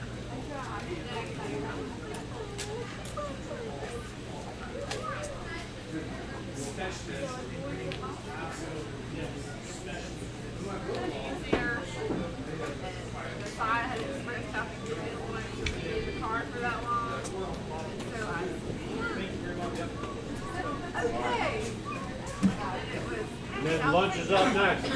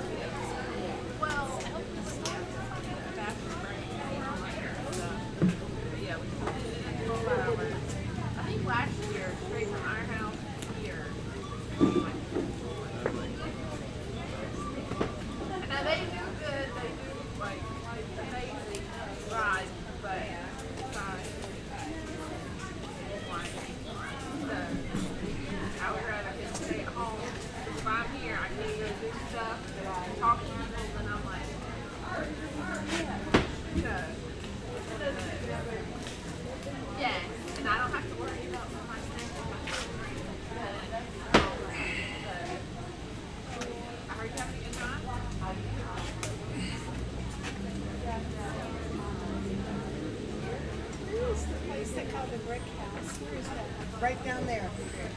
On the other side of the street, the brick building. Oh, in that brick? Yep, Yes, ma'am. that's it. The shuttle's broken today, though. Put my friends over there in class.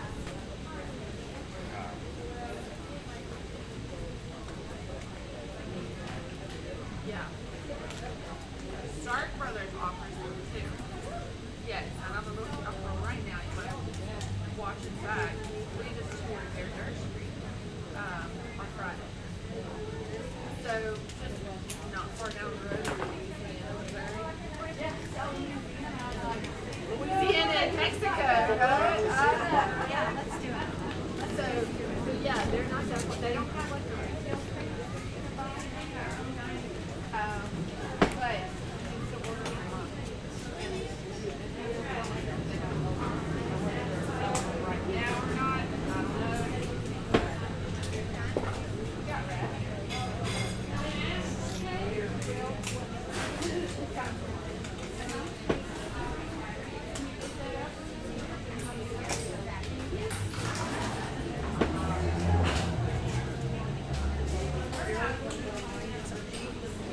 Go ahead. You go ahead and go first. And then you can sit. Yeah. You go, Sure? Yeah. Yes. You go ahead.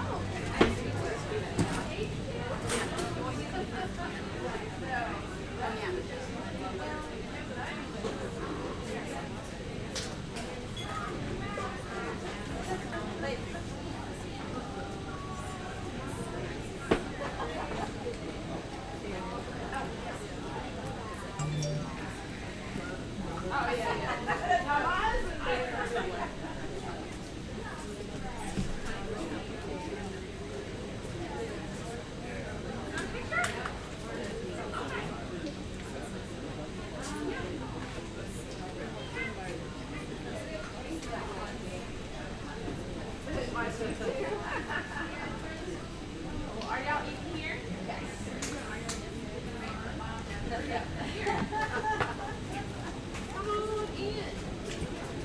Okay, it's into the lunch hour, so we got some people still milling around outside. So talking, the brick house is winding down. Lines are forming off the camera that you can't see that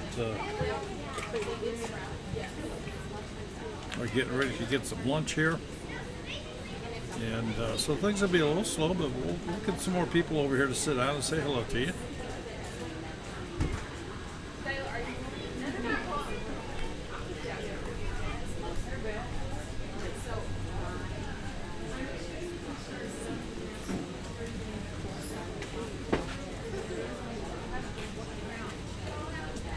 Well, I bet we can get this guy right here to say hello. Uh-oh. Come over here and sit down for just a live? minute. Doing a live stream here? We are live. Just sit down and chat. You are live. You are on the camera. Hello, everyone. Let's see who we got online. Well, Anybody that I know? I don't know. We're a little shy here right now. I think it's lunchtime everywhere. I think so. So, tell people who you are. Oh, I'm Lacey and this is Sayla. We're from the Fit Farmer channel and we're here at the Homesteading Life Conference having a good time. Yep. And you're a homestead homie. It says so on your shirt. I would have known that. Homestead homies. So, Mike's giving talks today? Yes, he just got finished with one on the 12, I think, most nutritious plants to grow in your garden. So tell me some behind the scenes here. You coach him and tell him everything to say. Is that how this works? That's not how it works. He definitely has a mind of his own. Don't we all? Yeah. I'll say, well, Daddy's the brains behind the operation. Yeah. Okay, so this is the Fit Farmer channel. I'm sure one of our mods will put their link in there. And you guys are out of where? Out of North Carolina. North Carolina. Yeah, just northeast of Charlotte. And you're not a typical sticks and brick house. No, we live in a yurt. A round house. 700 square feet with 5 people. And it's made of... Well, we're kind of changing it up a little bit because I thought you were. That's why I asked. It had a fabric siding on the outside, and just recently we changed it over to plywood and then put siding up. So we're making it more of a permanent fixture instead of being able to take it down. Okay, so instead of being like you say, a fabric house, it's more of a sticks and bricks, but it's just round. And we still have a vinyl roof, and that'll stay like that for a while. I don't see us changing it anytime soon. Well, tell us a little bit more about that. I mean, what's the floor? The flooring, actually, it's about 1 3/4 tongue and groove plywood is what we have for flooring right now. Okay. But we'd like to continue upgrading and put down some, finished flooring. We've been there for 6 years and they're still plywood. That was going to be my next question. How long you been there? Yep, 6 years. It was 6 years in June. So you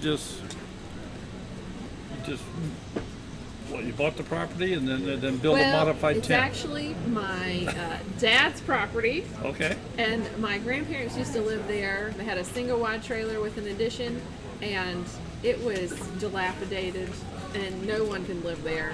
So we tore that down. We bought our yurt on Craigslist.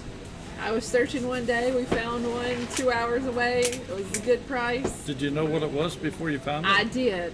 We knew I had joked with Mike about, we need to just live in a yurt. And I don't know how much he took me seriously, but then when I found one and we had already thought about moving out of the city where we were at, he's like, ask about it. So I did, and we bought it. We drove up on a Friday and saw it. It was still packed up, and then we went back on Sunday and paid for it and picked it up and brought it back. Brought it back in your pickup truck? Yeah, well, 2 trucks, but yeah. 2 trucks? Yeah. So, give us a little history on yurts. History on yurts. Well, you're going to be most associated with the Mongolians because they are a temporary dwelling. Well, you can put them up and take them down really easy. So, and they have a cloth side normally, or they would use like animal hides. Whenever you go back and look at older ones. Almost similar to this tent, really. Yeah. I mean, essentially, it's a wooden shell with fabric covering, so it would be considered a tent. We always said we live in a glorified tent. Okay, but now you have a heat source, which is? We have a wood stove. A wood stove? Yes. The first. Doesn't sound like that would mix very well. Oh, well, you know, you can do a heat shield around it just like anything else, and you're good to go. It must be some sort of fancy goings on to get the pipe out, though. Well, you cut a hole in the side, and there's lattice work, and they have a metal heat shield that you can buy specifically for that, and run your pipe through it, and it's just like any other house. Probably nothing you can pick up at Lowe's. No, not exactly. Well, you could make one. It's actually just a piece of sheet metal. Yeah. And then you just run through. Yeah, I just thought it was. I know. So good. But so, how are things going back home? They're going good. I mean, it's hot, and stuff's not wanting to grow right now. But I mean, other than that, I have heard a lot of people say they're having problems growing this year. One from the circumstances, and two from the weather. well, it's always super hot in North Carolina, where we are right around the middle of July through the middle of August, end of August. So that's whenever everything kind of starts ramping down, and then and then we'll start planting our fall crops, and you always get a better crop in the spring and in the fall just because of the temperatures. But now, if I'm not mistaken, you guys are growing and selling. Yes. So this is not just for you. You supply restaurants, and we have a restaurant that we supply. That's kind of with the whole situation, it's kind of going down some. But then we have about a 25 or 30 person CSA that we fulfill orders. Okay. So they pay us in advance, and then we deliver to either a location or their house, and that's been really good. Good. So that's you've had no ill effects. No, actually, Great. our restaurant dropped off, and then more people were interested in buying our produce. So it's been a decent Well, that's great. setup for us. That's great. So I'm kind of curious, because growing a crop like that to sell, you have to plan ahead. You have to make sure you're planning enough, Oh yeah. and yet you don't want to get overburdened. Too much. So, how much fine tuning does this take? It does, and Mike is really the person behind all that. Okay. I do, especially with YouTube and all, I do more of the video editing side of things, and he does the market garden planning and filming. So I'm not as, I just go out there and plant when he tells me to. Okay, now you guys have a high tunnel. Yes, we do. And you also, most of your gardening is done in ground. Yes. So you're not into the raised beds so much. Ours is it's considered raised beds, but is it's it? more like an earthen raised beds. Yeah. Okay. Yeah. So it's like a mound almost. Yes, exactly. Okay. And that allows the water to shut off, Mhm. and so our plants aren't drowning. Because we've had that happen before, where we've had full rows just drowned in water and then just rot. So Well, describe your property. Are you in a hilly area? Is it pretty we flat? are on a hill, and we've kind of terraced out the land to make it flatter. So it's up at the top. You come in, you drive in, it's at the top, and then it just slopes down to a pond. But like I said, we've terraced it out, so we are flatter. We can grow in flatter spaces. And you mentioned you have a pond on the property. So do you have to irrigate it all? We do irrigate, but we use our well water since we're selling to the public, and we irrigate from above. Okay. Because salad mix is a large part of what we sell. Okay. And if you want to grow lettuce in the summertime, you have to keep the leaves cool, or they're just going to go bitter, really quick. Okay. Or they'll bolt. And the pond water wouldn't be approved. No, you could do it, but you would have to go through a couple different filtration systems. And right now we just don't have that available. Mhm. So, but it's something we've thought about in the future. Very interesting. So, yeah, we're gonna have to get you guys back on another Monday night again. We need to do it. We had fun last time. Yes, we did. Absolutely. So, I've had a lot of people say on the chat here that they feel it's a little sparse this year. I don't really have that impression because it's so much bigger. It is bigger. It's a little more spread out. How you doing? Because we have a whole other area that speakers are in. I don't know, I think the numbers are probably a little lower this year because of, you know, all the health craziness that has been going on. But you know what? I think this is fantastic because you can really sit down and talk to people and get to know people. And I feel like that's one reason why I love this conference so much is it's so much more intimate than having hundreds and hundreds or 1,000 I'll tell you what I think is so nice. We have the opportunity now to see people smile here. Oh yeah.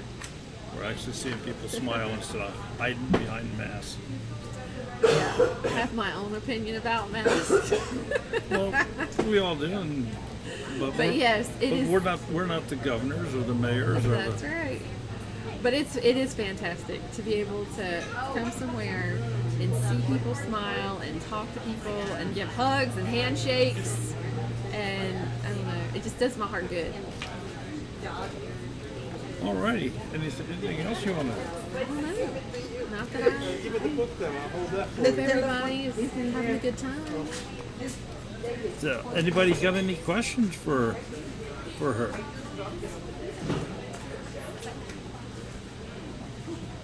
Let's see. Jackie's Kitchens. I'm assuming that you probably met Kate Cantrell.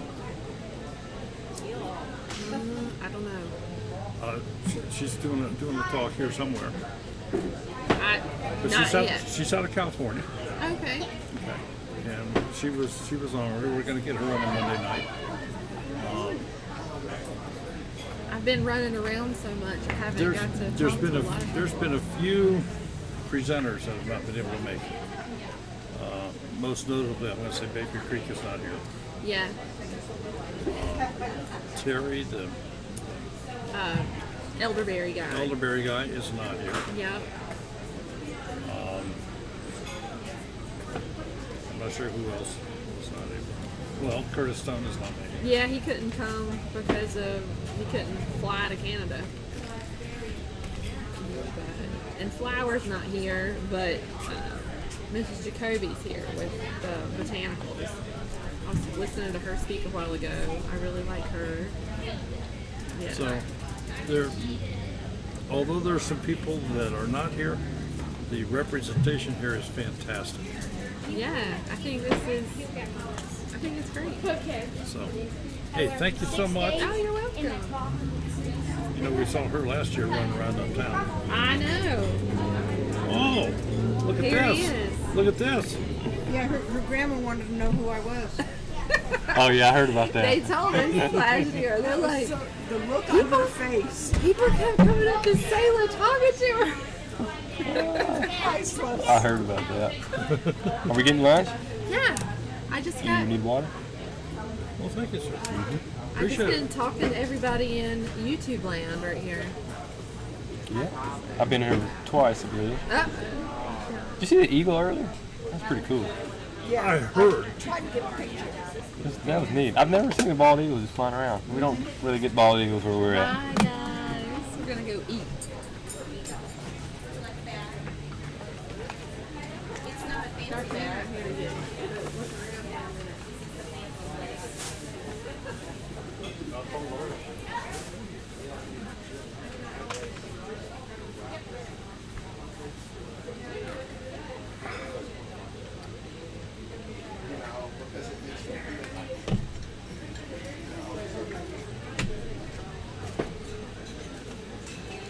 Anything good to eat?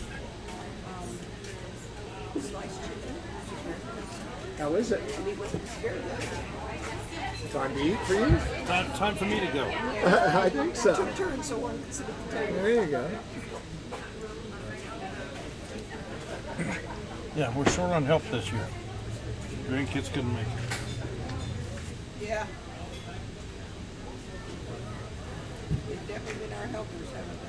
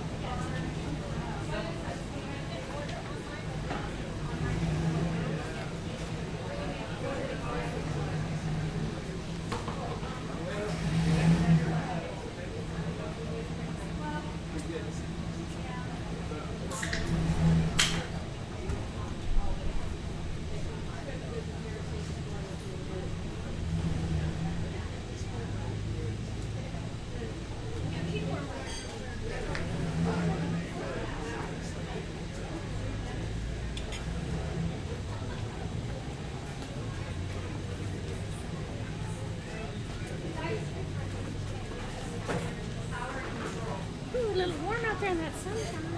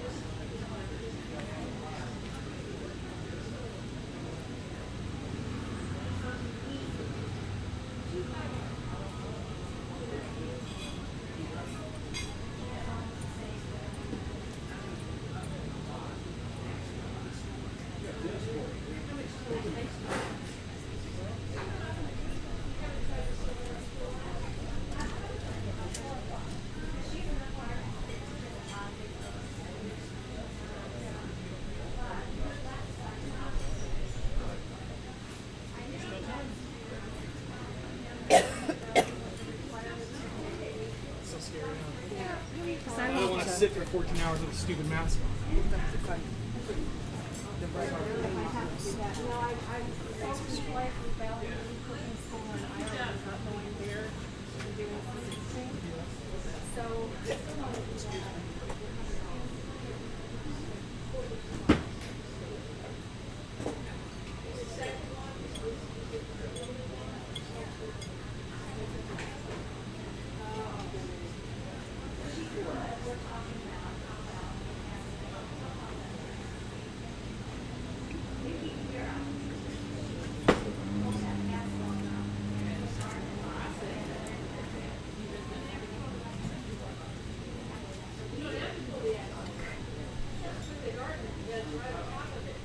Howdy.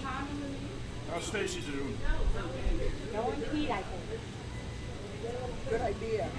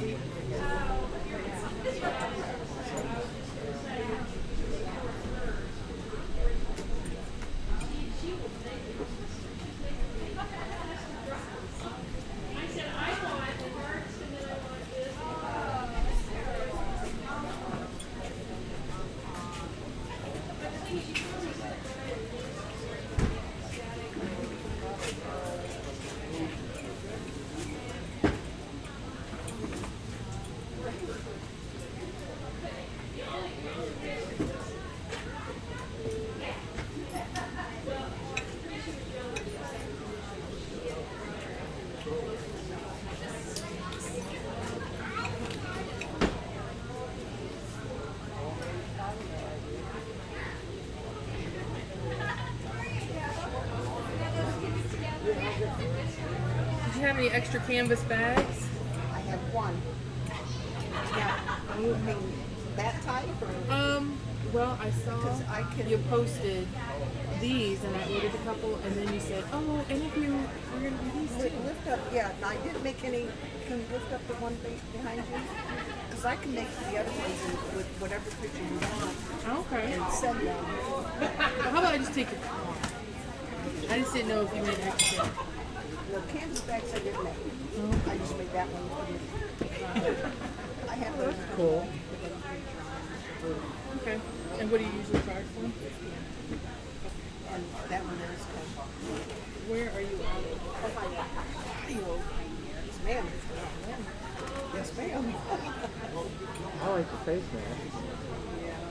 Those two. Especially that one. That's our dog. Is it? He's in the camper. Is he a Saint Bernard? Saint Bernard Pyrenees. Oh my.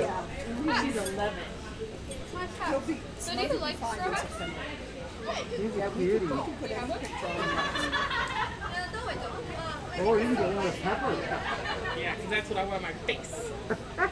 I'm a Jack Russell. I have somewhere, it's hiding in there, I have one with smudge. Same picture I have on my tote, I have it. Yeah. For me, it's good advertising. Right. I don't actually. Well, we're down to $5. It's kind of hard to choose. It's hard to choose. We're down to smudge. My boyfriend likes to rescue them. Once mine was rescued. All of theirs are rescued. Yeah, we had 11, and we keep them until they expire. They just get old. And we have two 16-year-old schnauzers. I know, they get eggs in the morning for breakfast. She had two St. Bernards at one time. Yeah, his hips. Yeah, he's a big dog, yeah. Well, and this particular one kept like jumping over the fence. That doesn't help. And the vet thinks that he exasperated it. Because he put her paws over it and then she'd slide over it. So then we had to put like a little electric.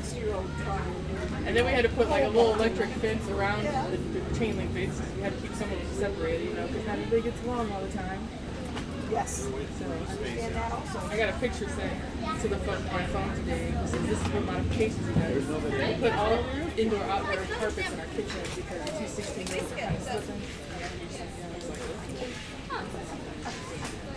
We also have 5 vacuums. Floors. One for each room. Yeah.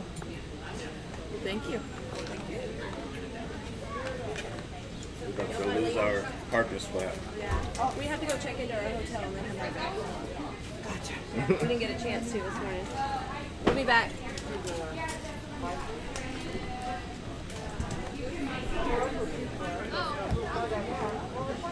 Does it have a name? This side.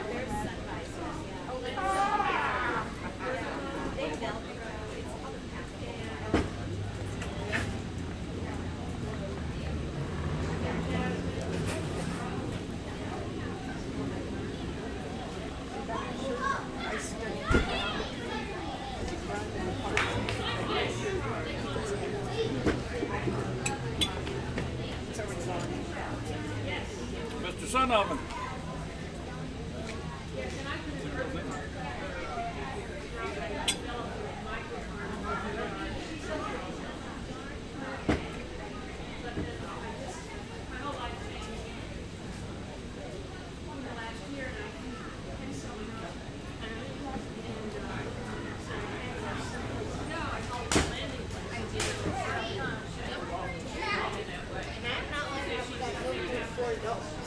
I know.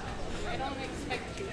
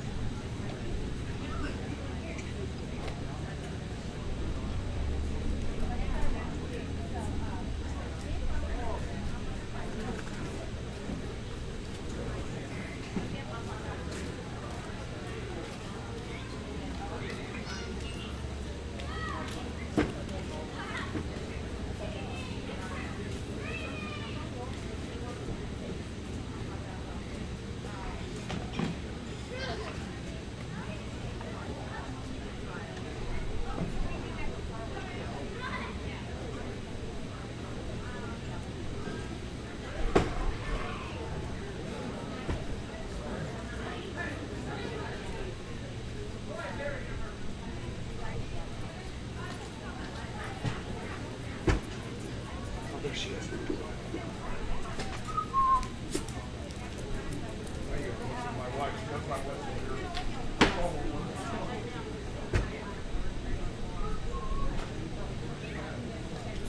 you see this? They are cute. They are cute. Oh, they are cute. You guys are just looking at it. Yeah, that is really cute. Make a sign. Okay,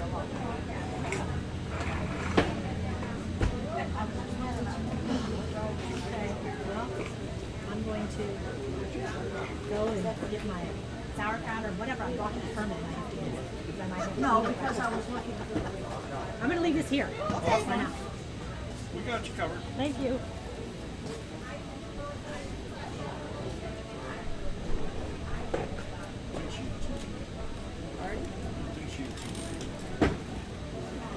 She hasn't stopped.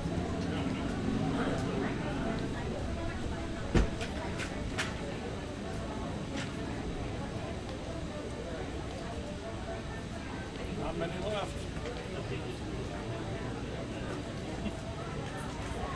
Where are you from? Springfield, Illinois. Springfield. Actual Petersburg, but 20 minutes from there.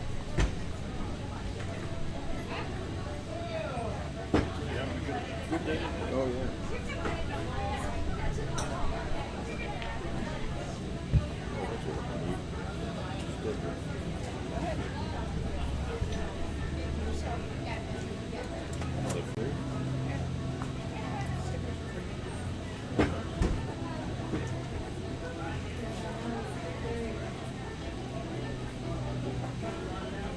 Y'all have a clean space to come this way.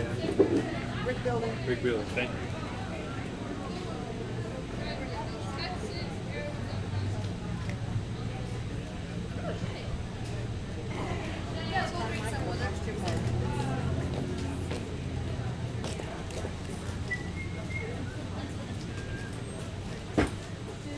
Hey, you guys know the song Inside? Inside my song.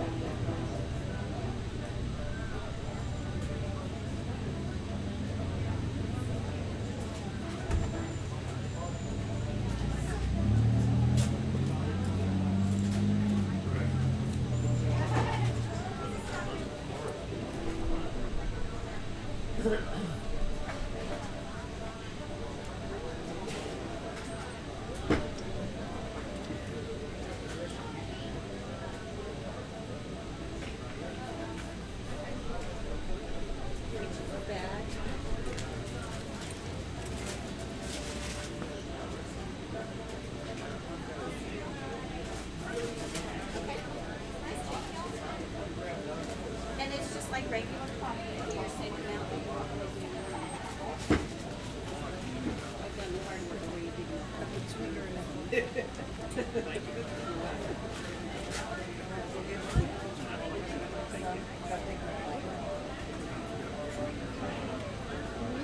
No, tea's over there and the chairs are. Yes, I don't like chickens. It's unsweetened. But I like the thin. And then all those huh? Oh, maybe we have to bring another in the jelly. Look what I can bring. Yeah, so then I get a little healthy. I can bring you a coffee cup. You're selling this, huh? Okay. Maybe I can bring you a coffee cup. No? To Stacy. How much? $10. One for Stacy, one for me. Whatever you want, yeah. Do you think she'll appreciate it? No, probably could care less. For your mother? Mm-hmm. She'll like it? Okay. Wait till tomorrow because you're going to be here tomorrow? I'll be here tomorrow, but we have a limited number. I can't. Oh, you cannot I promise. can bring it back for you when I leave. Okay, before you go, he's Yeah. leaving before me. So Okay. Today. So do you have enough for me to wait like about a couple of hours? Oh, I think we probably Yeah. for a couple hours. Okay, good. I'll be leaving before Well, it then. depends on how many you want. I only put only one. Oh, you're so silly. What are these? They're called kitchen bows. Instead of an apron, put it around your neck. And that way you have to wipe your hands. You If you want to kidding me? get a pot out of the oven or a pot off the stove, they're right there handy. How much are those? And I have all different Your designs. mother might like that. I have all No, different my mother textures. What about those? She cooks Oh, the because she has to eat. Oh, And these are neck warmers. Use in the microwave. They just roll up. You have to stick that. It's rice with essential oils. And I like that. I have different colors. How of much that are also. those? Those are $10. then she might. She might like that. Yeah, I think she'll like that. 'Cause Yep. her nickels hurt the other day. Oh yeah, my mom made them years and years ago before they even and Came out with I them. still have my mother's and I still use it. So yeah, Okay. yeah. Thank you. Thanks. Okay, so now we know what We'll to check do. it out.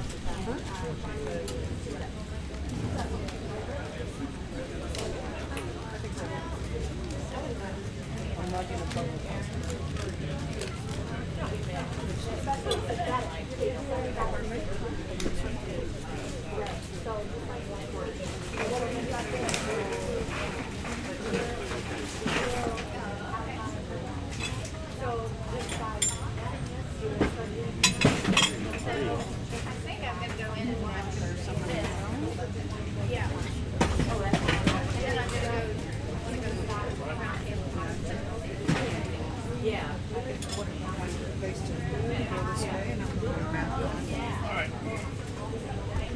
Oh, you're welcome.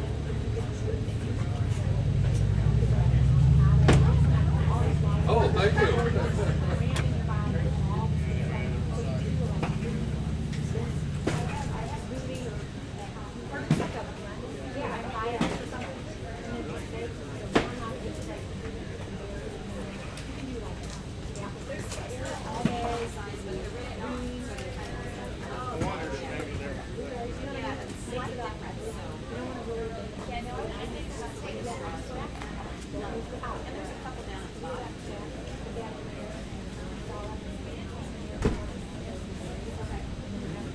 There you go.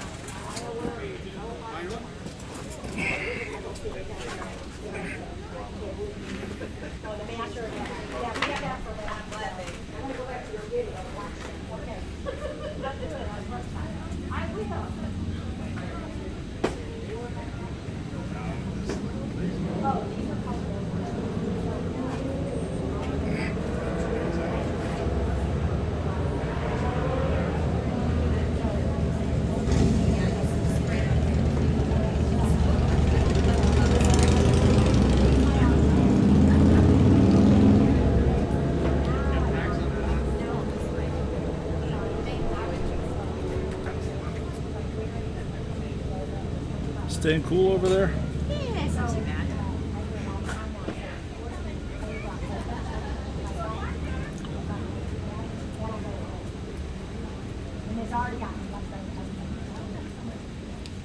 How's it going? So, Too tall.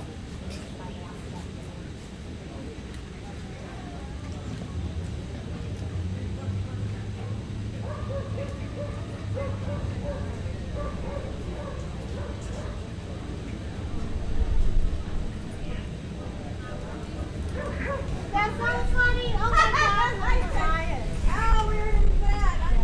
So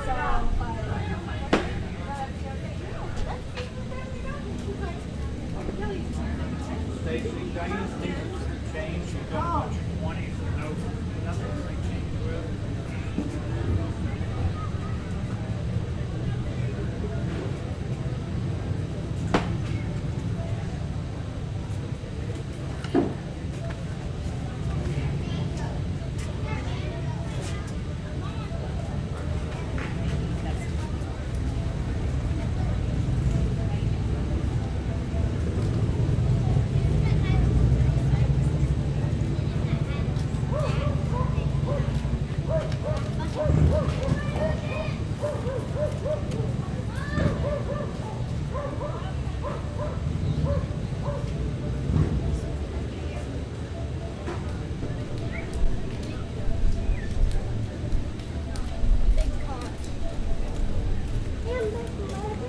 Sorry about that.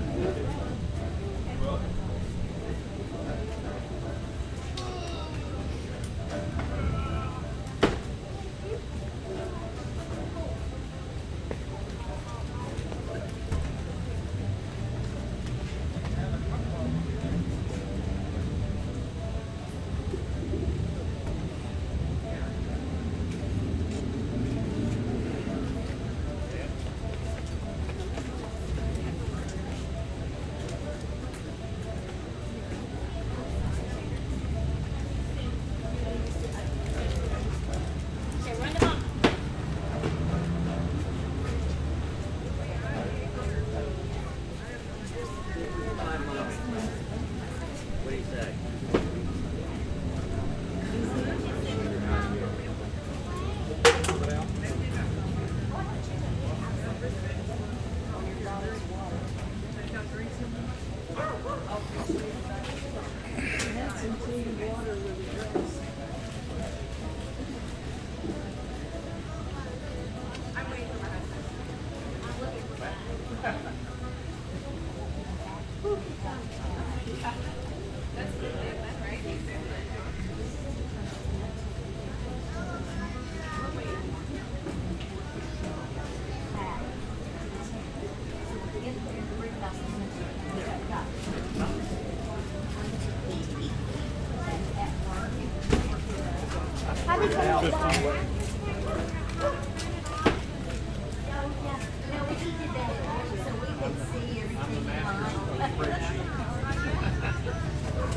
I can't, if I don't put it like this, I'll be going, what the, where?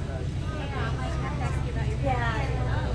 If it was time, like, it's awesome. It always makes that my head itchy. But if I wore that, I wouldn't. I know. Yeah.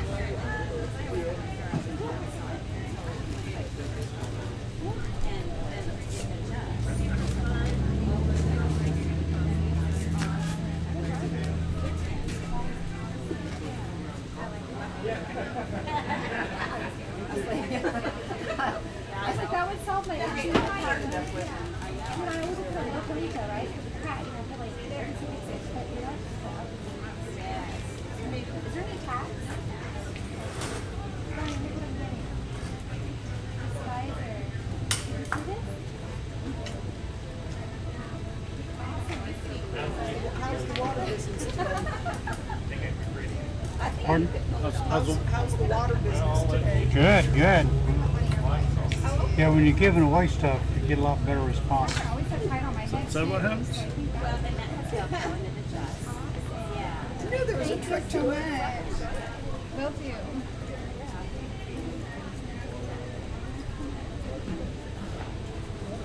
You know, an HOA last year, far from us, they had stuff,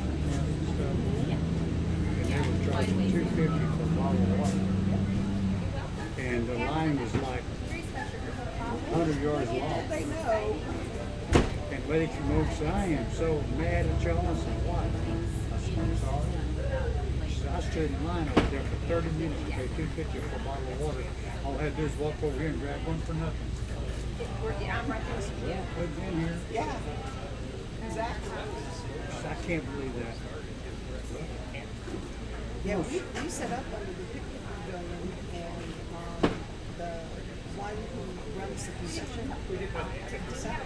Said, that's ours. We need people to sit in. After Amy told us to set it up there.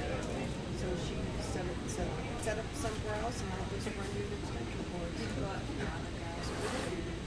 And it went out okay. Yeah.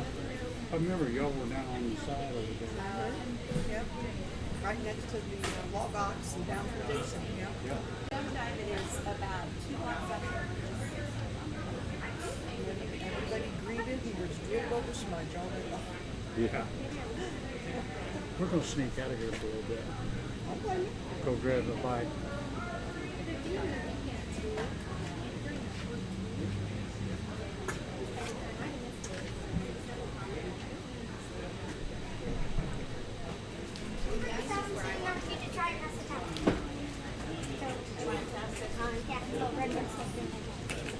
How you coming on those sales, young man? Oh, he sold me one, but I don't know if he did anything else. Oh, you are okay. Boy, that was a soft sell, Gabe. Jeez, Gabe.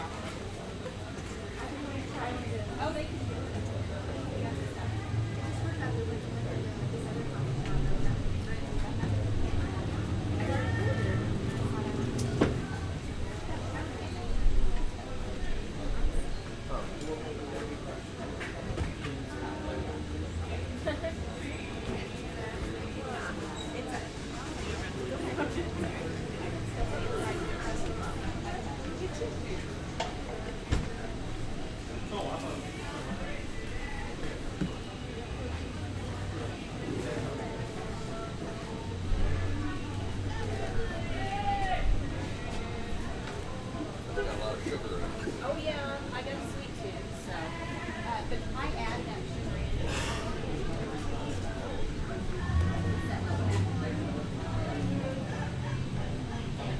You can count.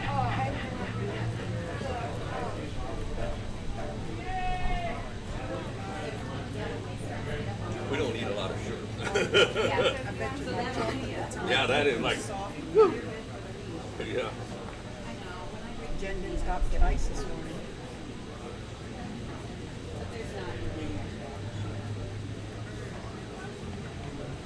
So you raised the lavender, or you just? We went to a lavender place, and they were. That lavender.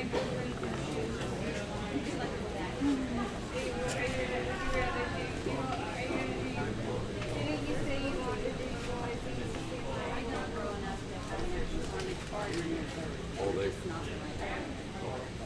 A lot of things down there.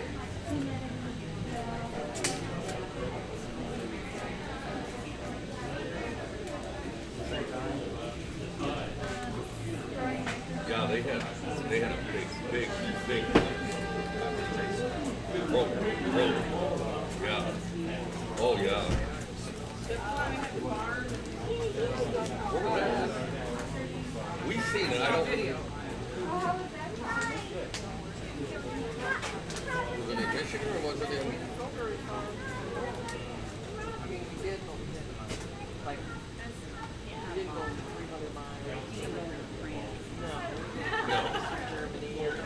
I'm half French and I don't want to go there. Michigan. Where they used to make automobiles, or north of Flint, Michigan, and where they poisoned all the kids with the lead. Okay. Just south of us. Yeah, she's one of them Ohioans.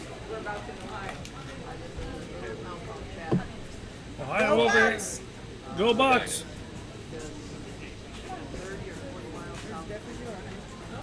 I guess. We know I've heard of Worcester. She's been in Michigan longer than she's been in Ohio, so she was a tramp.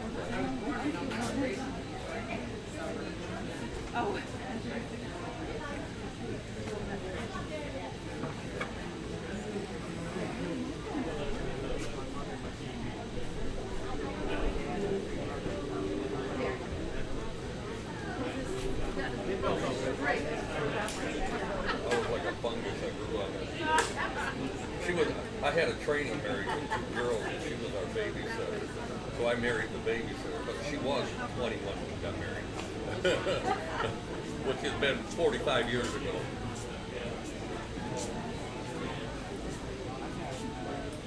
Yeah, I get a lot of looks when I say I married the babysitter.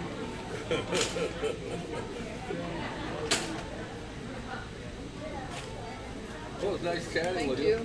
Nice chatting with you. Ohioans here. Huh? Ohioans here. Yes. I'm in Michigan now, but ain't nothing like Ohio.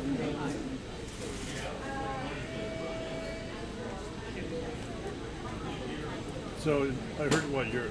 You got to talk like I'm a redheaded stepchild. I'm real hard of hearing. You're up above Flint. North of Flint. North of Flint. Yeah. I lived in Flint when I was younger. I retired out of Buick, which is now a cement slab. Nothing. When I hired in 1968, there was 17,500 people working for Buick Motor Division. Yeah, we had a GM plant in Mansfield. Yeah, Now that's it's a cement slab. Yes, Cement slab. A stamping plant. They come through and told us they were going to close 21 plants, and they met.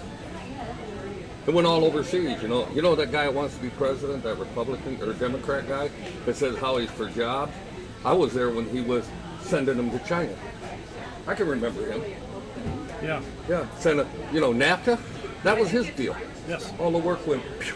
Yes. And who was it? George. It wasn't Perot. George. The guy who owned Buick Motor Division for a short time. He owned 52%, and they bought him out. He told them that sucking sound is going to be the jobs leaving the United States. And it was. He was right. Yeah. Now he's saying how great and wonderful he is about jobs. He wants to be president. The problem is, no matter what dog you vote for, they're all lying dogs. I don't care what side of the fence you're on. Yeah. Anymore it's scary. It is. Absolutely. I don't know how the people sleep at night. Probably better than us. That's the bad part. Yeah, they don't care. Well, have a good one. You too. Enjoy.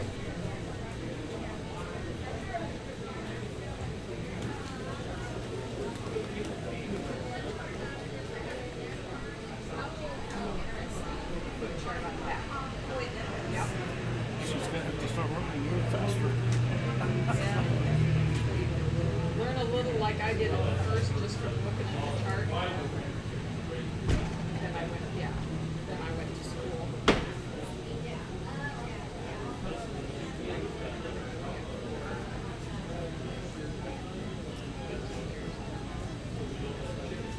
Yeah, just a little.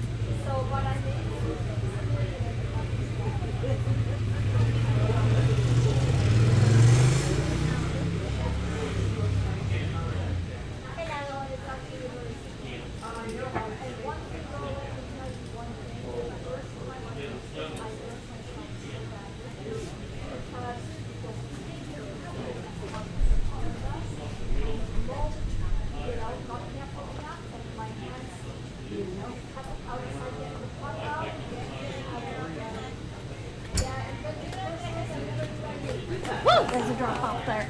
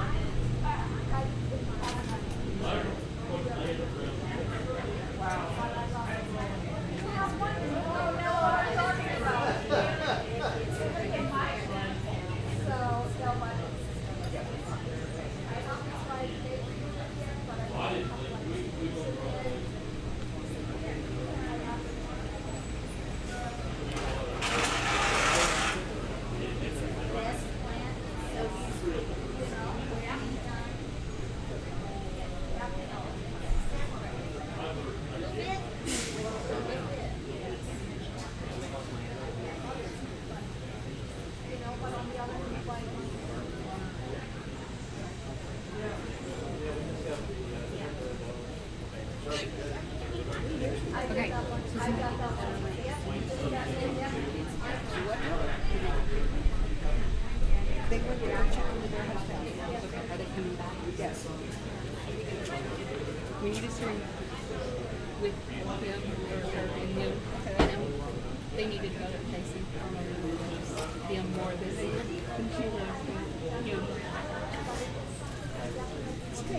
Is there some conniving going on over here?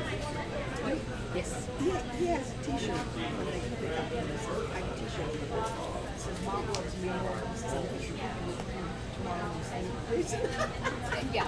Well, it a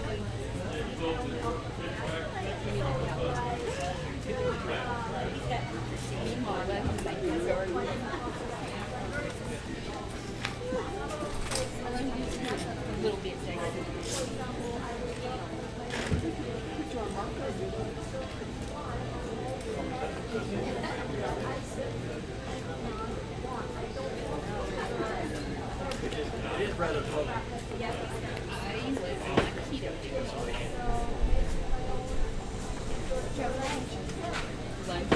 what they had.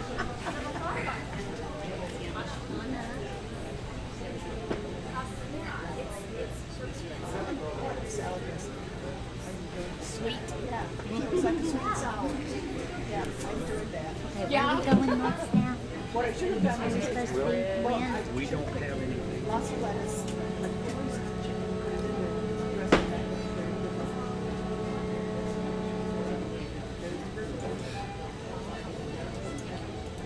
Is that tomorrow night? Tonight? Are we doing that? Is it straight after this or so you don't go on first?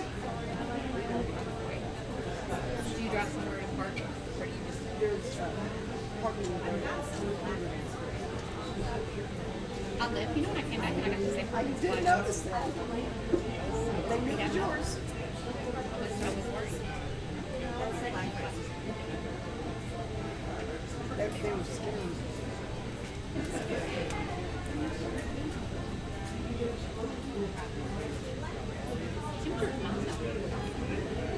How's it going? Hey, doing all right, and you? Pretty good, pretty good. We got all sorts of stuff out here. And cameras and... Well, yeah, that's because you're live on YouTube. That's because you're live on YouTube. Good. That's a 7.4. Yeah. Was there one at the end too? No. Nope. 7.4. Yeah. Yeah, some of this here stuff, how they can, that people get so big on YouTube, and it's like, one side of me says, yeah, I wouldn't mind giving that a try. But it's the same breath, I'm like, no, not for me. Because like, it's one of those things, like, so, like, I'm a YouTube junkie. I have about 50 channels that I watch. A couple of them I watch a little bit more faithful than others, but like Doug and Stacy, every time they come up with something, that's #1 on the list before I watch anybody else. There's Doug and Stacy and Loving the Acres. Okay. Yeah. Well, you could pick a couple good channels there. Yep. But then there's, but like Wrangler Star, he kind of changed his Yeah, it's not the format to where it's not the same, to where I'm not saying it's bad, but it's not the same. it's not my cup of tea. So I'm not saying it's bad, I'm not saying it's good, but it's not my cup of tea anymore. It's like I have to figure out something else there. But if it makes his bills, then it's good for him. But it's not what I'm interested in. So you know how it goes. Yeah, we went a different route. We interview other channels. Yep. Every Monday night. All right. Except tomorrow night we won't because we're here. But yep. We've had Doug and Stacy on, and Justin Rhodes. Yep. Weedham and Reeve. And yep. Then do you just video interview them, or do you guys actually go face to face and put a mic in their face and? For the most part, it's video interview. They dial into us, and I combine everything and we put it together. We do a nice about hour and a half to 2 hour show on Monday nights. Yep. And because that's one of those things, like my ADHD is very active. That if it's more than a half hour show, one, our bandwidth ain't good enough to do a real good live stream. Well, like I say, the thing is we kind of go behind the scenes of like the Doug and Stacy's. Yep. So it's not on any particular topic other than they are the topic. Yep. So yeah, that's just one of those things like that. Every once in a while, Doug would put out one that's over a half hour long, but anytime they do a live streem, I don't even tune into none of them because. And we also have call in where people can call in and ask them questions directly. All right. So. Right. Because like most of those, they're just I don't know. It's just not my cup of tea. Understand? Yep. Yeah, but if Doug is out there removing a stump. Whether it's right or wrong. Right. Thank you. They're called kitchen bows. Instead of More clickbait. glued around your neck. You guys know what clickbait is? Hand towel, you can use to wipe your hands. You can get a pot out of the oven or on the stove. There's a round table Always discussion, handy. and I got a rectangle. All different types of material. This one got my attention. It has the bees. Uh-huh. And how much is this? Those are $10. I just told him it's clickbait.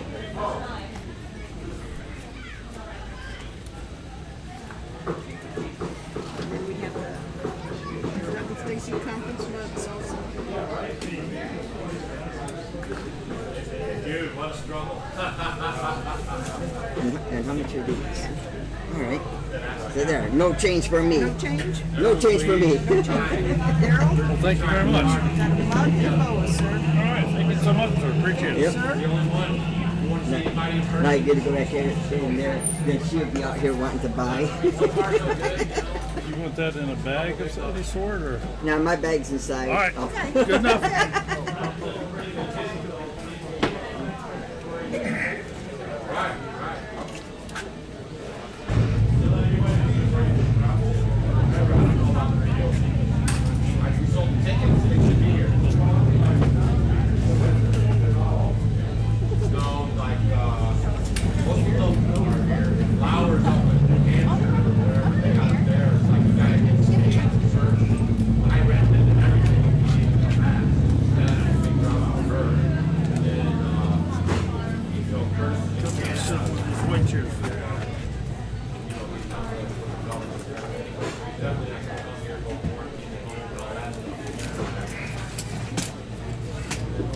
And Terry is totally supposed to be here.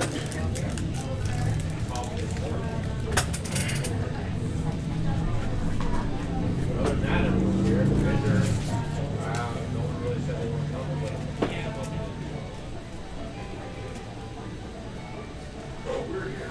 That's the main thing. Is that there are people that want it. We are here for you.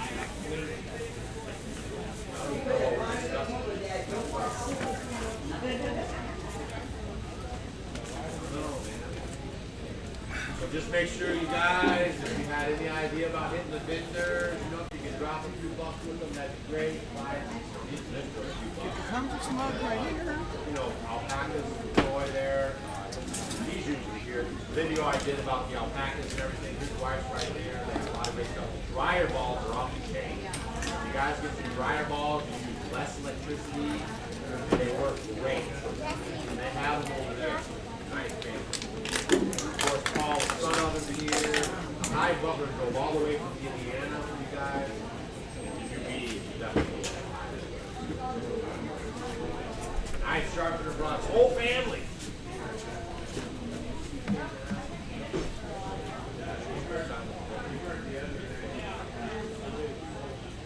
And I got a couple if you want.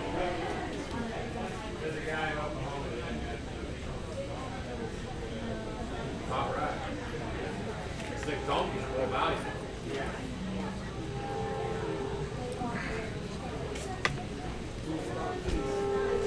Round table discussion.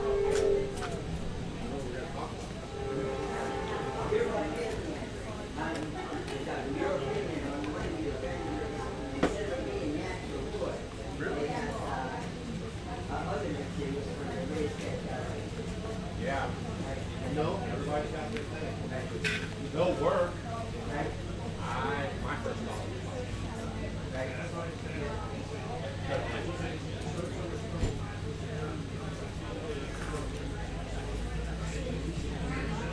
Just being a layman and just looking at it, that'd be the first thing I do.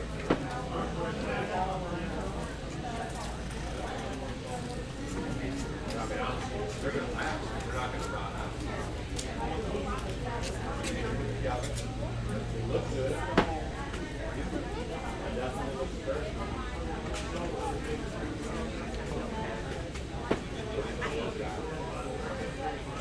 Good big sister, aren't you?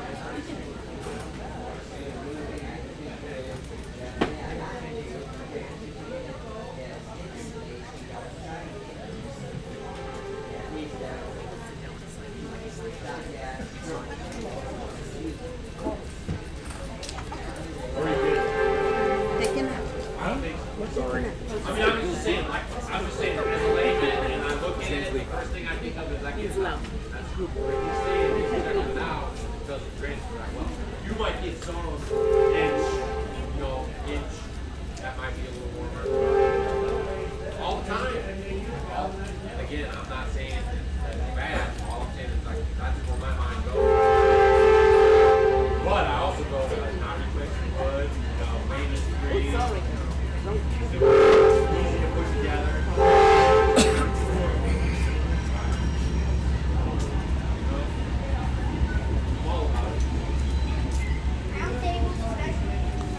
Look at there. He's got the 40-year-old bed and he's got the 70-year-old bed right there. Yeah, he graduated.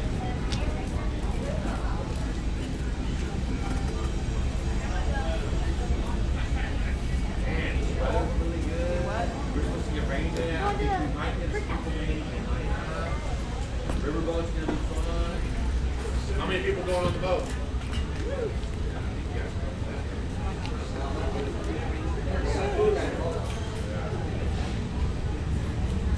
What time is it? How much? Hold on. What time is it? Oh, hello. This guy here, huh?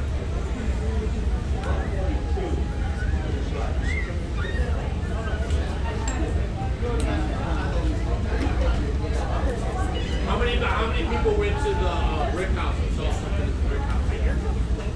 How many people were here last year? Okay, so the ones that were here last year and used the brick house this year, what do you think? Should we keep it or see the value there? Or too far to walk? The ones that were there, ones that were there before here last year, how did you like it? Good, air conditioning. good, sounds good, enough room, everything's good. I'd really like to keep it, and then so hopefully next year. Yeah, we only like to keep like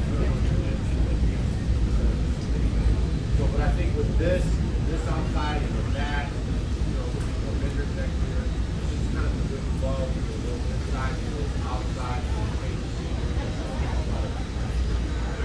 Save more. Not value.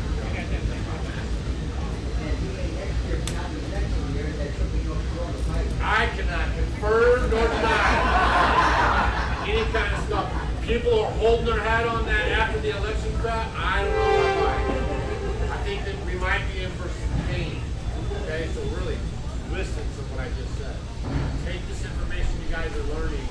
Do not put it in your notebooks and store it. When you get home, honest to goodness, really, please, even if you don't have, if you can get a 5-gallon bucket and put something in there, some kind of something you can grow from your house, at least you're learning. Start now. There's food shortages coming. I don't know if you guys are paying attention. They're killing animals that we eat left and right in piles. They're not sending them to us. Okay?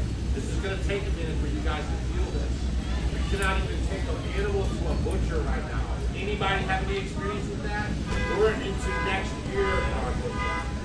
So if you don't know how to do it yourself, and you rely on the store, it's going to be bad. You guys are get prepared. If you're buying food at the store right now, buy more. Store it. Okay? Guys, please, I'm not a conspiracy theorist, but I have a good, I'm always listening. I'm like an Indian. Okay? I'm telling you guys, Buffalo are coming! Right? Please. Please. No matter what it is, if you guys aren't going to your first year and you're just getting your information, just go home and buy whatever food you get your fingers on. Put it in the freezer, burn it, store it, just have it. It's better to have it in our hand or you can help a neighbor. I know people that have food stores that lost their job. Right? It's not just for anything crazy. Stock up, have a solid year of food bank for you guys. That way you're prepared.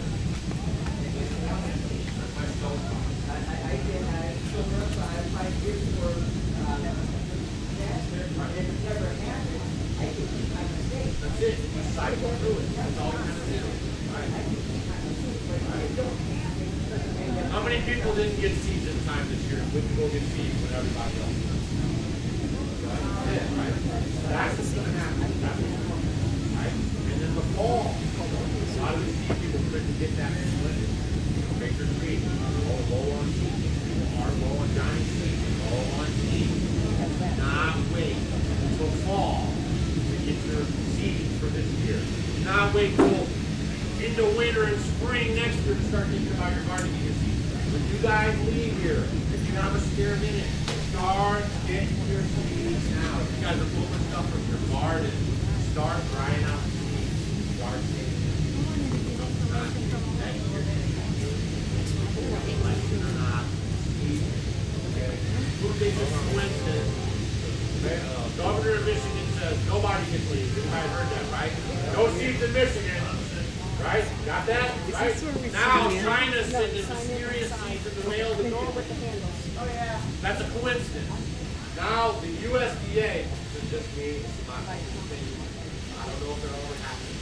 They're going to come out and say, you guys can only teach that vehicle. You don't think like that. Everybody get your head out of the short game and start thinking long game. Right? They're going to crank it down. Now we have to create some seeds. Brought it, stick to it. They're literally people that here and they want to plant it. And it's a basic species. They all want to kill all the things they like. You know what I mean? So, now, I don't know if that's a coincidence, you know what I mean? If you're taking it right now, don't put that on your YouTube channel. All I'm saying is, that could be a stair step. Just pay attention to what you're doing, pay attention to what comes next, and just try to see. They're laying it all out. They told you guys all this stuff, and they're real quiet about it, but they bring it back heavy. So They're prepping you the whole way. Eat now. Enjoy your food. You haven't grown anything. Do a little something just so you can say, wow, that was fail, wow, that was good. And that'll boost your feeling. You know what I mean? You'll have more skin in the game. Then you're going to go fired up. Maybe from there you'll be like, honey, I'm done with this bucket. Build me a raised bed. Like done. Right? And you start there. That's all I can give you. I mean, I'm just saying. Don't. I think people get lullabied. You know, something happens, time goes by, you lullaby back into the same routine. Boom! That's all I'm saying. Don't get placed out here. Oh, no, you're fine. I see him every year. You're cool. I put my car wash and there ain't no point shortages there. There's no signs up. Yeah, those smell good, don't they? I put them in the bag last night. Yeah. What is this? I think I just stand there like there's something wrong. I didn't hear about that.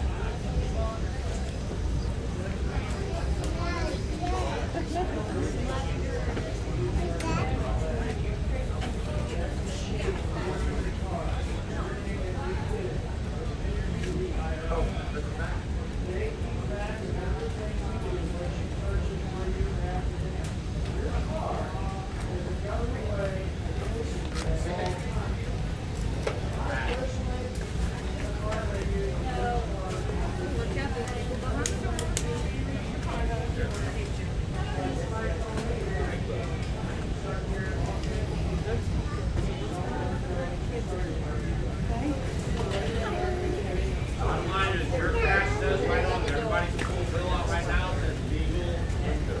I've been told by lawyers and by William. congressmen that they refuse your cash to walk out of the store with the item. Alright, how about that? Start exercising that right.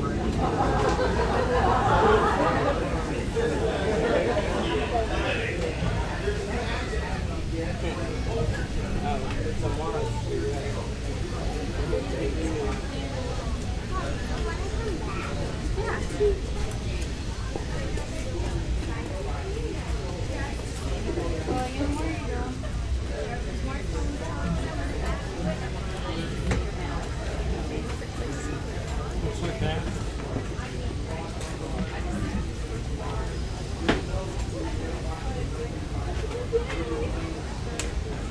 One more thing to where we're going. So, in case you guys don't know, you guys can just come bring in the information, what you do with it is your problem. Now this thing right here, you guys go to Walmart and you buy it, there's a UPC code on it, right? Everybody knows what that is. UPC, okay? Okay? One. Very near future, 50. They want to know where that rubber came from. They want to know where that screw came from. They want to know where this metal came from. They want to know where the cracking came from. You guys don't understand. When they start zeroing that down like that, they want to monitor flash. That's why this tracing is coming out. If you guys think COVID just popped up today and they're working hard right now trying to come up with all this stuff, you're in wild. They're working like they started this year. We're already way behind where they're at here. Make sure you guys have your location thing turned off. I don't know how we got into this conversation. Everybody can go to your phone, turn your location off. When you need it, turn it on. That's all you got to do. I don't know if that's 100%, but something. They say you can. That's what I'm saying. Unless you break it and take it out of reality. Yeah, it's all true. Yeah, it's all true. Right? Believe it. We're way behind. I think all the stuff like while we're doing it.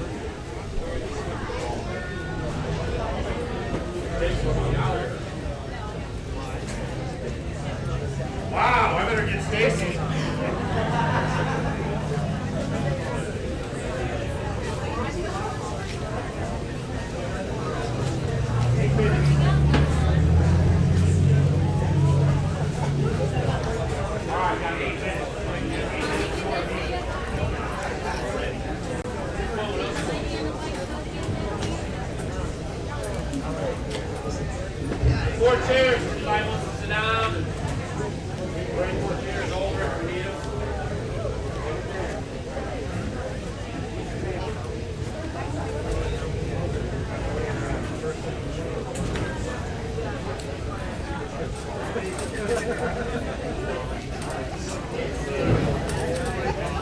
I'll just start spouting. I don't have a doctor, and I don't take the medicine. I don't even do aspirin. We don't even have aspirin. Why would we get any of our antibiotics all of a sudden? They want the whole thing to get rid of the plastics and all of our production overseas, all these other places. That was all by time.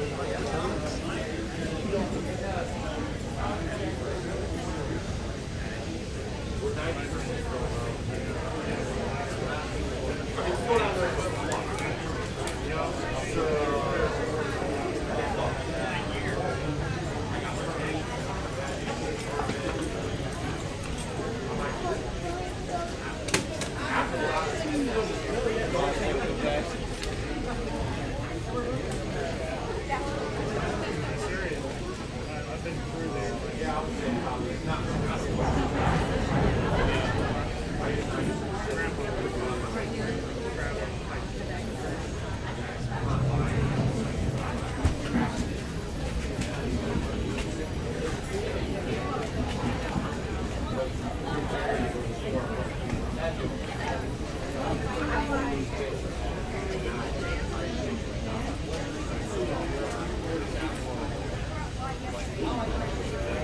how many people know that grocery stores in our country are not even that old?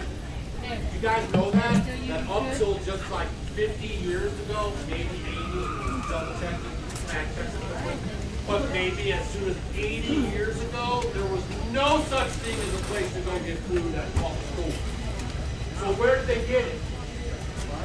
Right, in their yard, in their neighbor's yard, right? Just remember that, right? Doctors. You know, there used to be one doctor for a whole town, and he did the animals.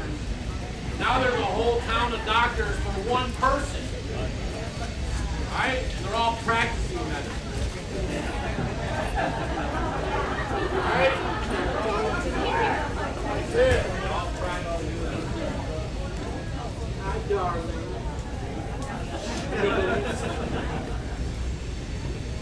All right. Oh yeah, I got the crowd going.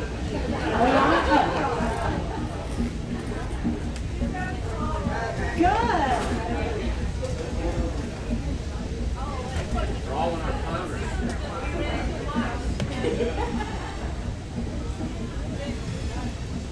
All right, round two. You guys want to get? We got more chairs. We're gonna get more chairs. Yeah, there's lots of chairs over in the kitchen area too. Here's a chair.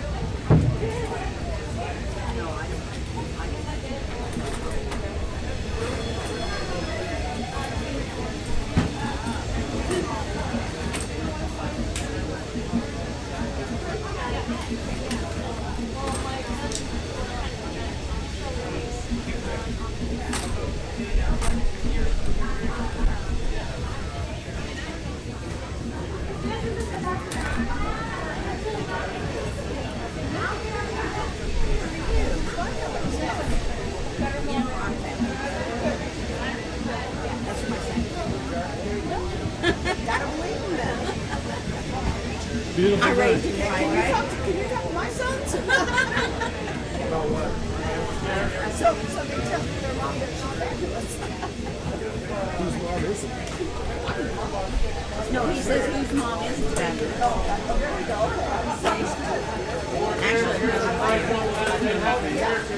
Well, yes. Make sure the ladies get first in.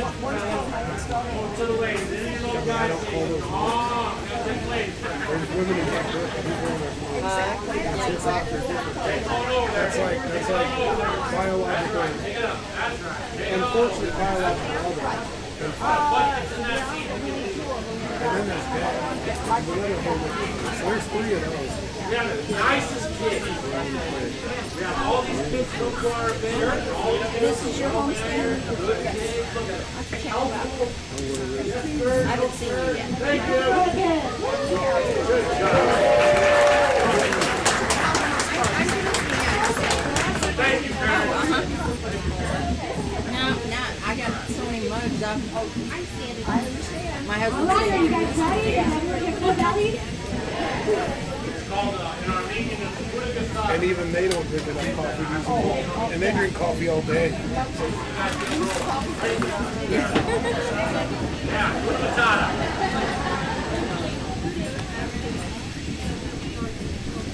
So basically, we're going to have round table discussion at a square table. Yep. Under a square tent. Yep. So basically what this is we can just talk, get questions, or guys want to contribute something, Okay, whatever. you want to do Q&A, or you want us to just kind of talk? Q&A. Just talk. Not everyone voted. You want to just talk and take questions? Yeah.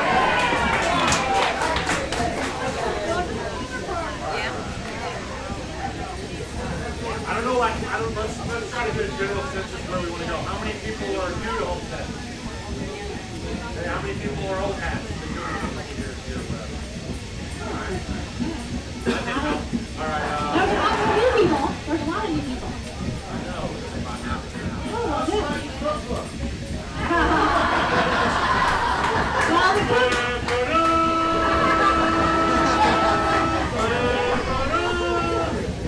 no, it's done. I just have to like put pictures and stuff in it. And, you know, It's 2020. It's been like 3 years, but it's slowly. You know, I really look at home now 7 days a week, but I haven't. Yeah, she's home more days a week. I'm eating less. I'm getting less done. He's lost 50 pounds.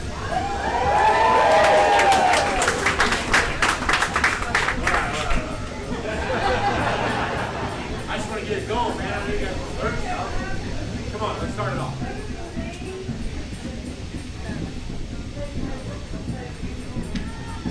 What are the main reasons? So I'll do my set, and then yours. Okay? So for me, it was stress. Okay? I had a business, we employed people, and kids didn't want to work, men didn't want to work. I got some stories to tell you about that. But the bottom line was the workforce in our country has to be desired right now. It's too easy to work on a computer and sweat, stay indoors, outside of the landscape business, it's physical, it's hot, long hours. And so people weren't wanting to work. So I had this one to landscape. I had other stuff going on. I worked for people, you know, that's all fine. I had this one to landscape business, but I'm turning into a big apple. The guys want to show it up. They want to be, these are grown men. They're not being comfortable. Thinking about the heat. You know, whatever you try to do, it's not good enough. And so I just got to this boiling point where it was just not worth the stress, my health. You know, I go home, then we got that tension because I'm bringing it home. So like this whole storm was going on. And so when I came home, I just was like, you know, I think I'm done, right? They don't want to work. I'm providing them, giving them money, giving them business, sending them out with all my hundreds of thousands of dollars.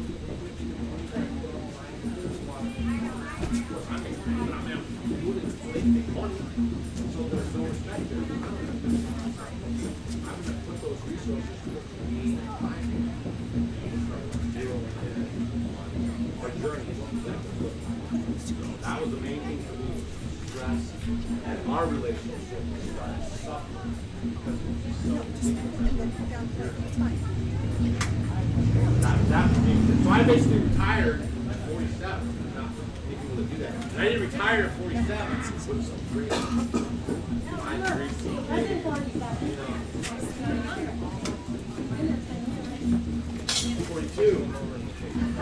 It was 41.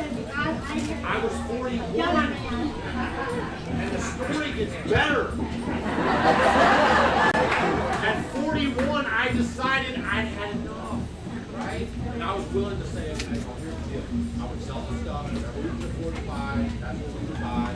And if we had to live off of, you know, she was working, whatever, $1,000 a month, that's what we would do, right? So everything shifted. It was like, you know, that goal was there, and I knew what would happen if we got there. And so when we made the commitment, that was it. So they weren't paying us.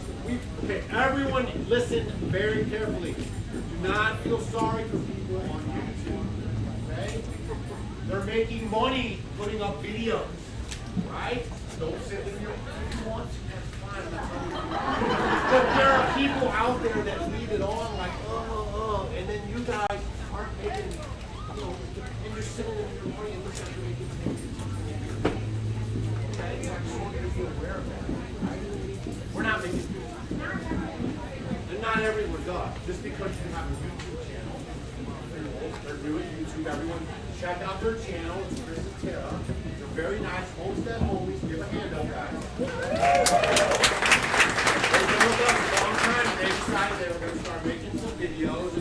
Now they're not making any money. Send your money to the But these channels that you guys are watching, don't for 1 second think that we're not making money doing it, because we are. Okay, that's all. I get upset. No, I'm not. I'm just saying that. I just don't appreciate people that are making $100,000 a year acting like they need you to sell them. That's just my thinking, okay? You don't like that about me? That's fine. I'm cool. But just so you guys know, we make a living, okay? You have what? Putting videos on YouTube. No need to buy us stuff. All that. If I want to make more money, I can put up way more money. Just all I'm saying is a lot of you guys don't know about how this stuff works. You think that people are, and you see they get 30, 50, 80,000. You know what I'm saying? Use on the email and stuff. Right? Those people don't need you to send them to PayPal or join the Patreon. Okay? You need to use that money for you.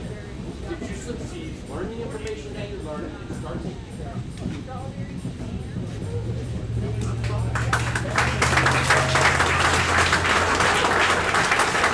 I'm just saying, you can put that on your video. Man, that just rubs me the wrong way, guys. You guys work so hard for this stuff. Just say that's like a I hope you guys don't know what's up. What else are we talking about? Oh, yeah. It's way too much work. Really? 5-6 hours people have been editing one video for you guys. Alright? So yeah, it is a lot of work. You gotta film this stuff. You gotta put this stuff on, alright? All I'm saying is don't let them guilt you. Here's my motto for 2020. If you guys are gonna run with it, I'm thinking about making it a shirt.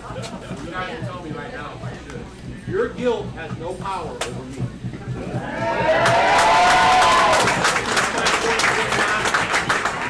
Woo, Lord!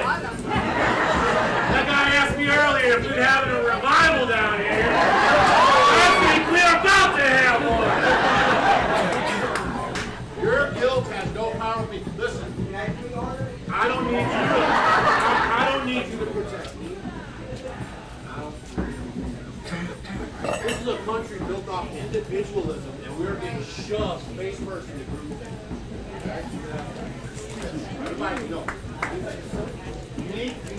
There are people who gotta have the caution. There is a virus going around, right? So you just be cool, take your precautions, right?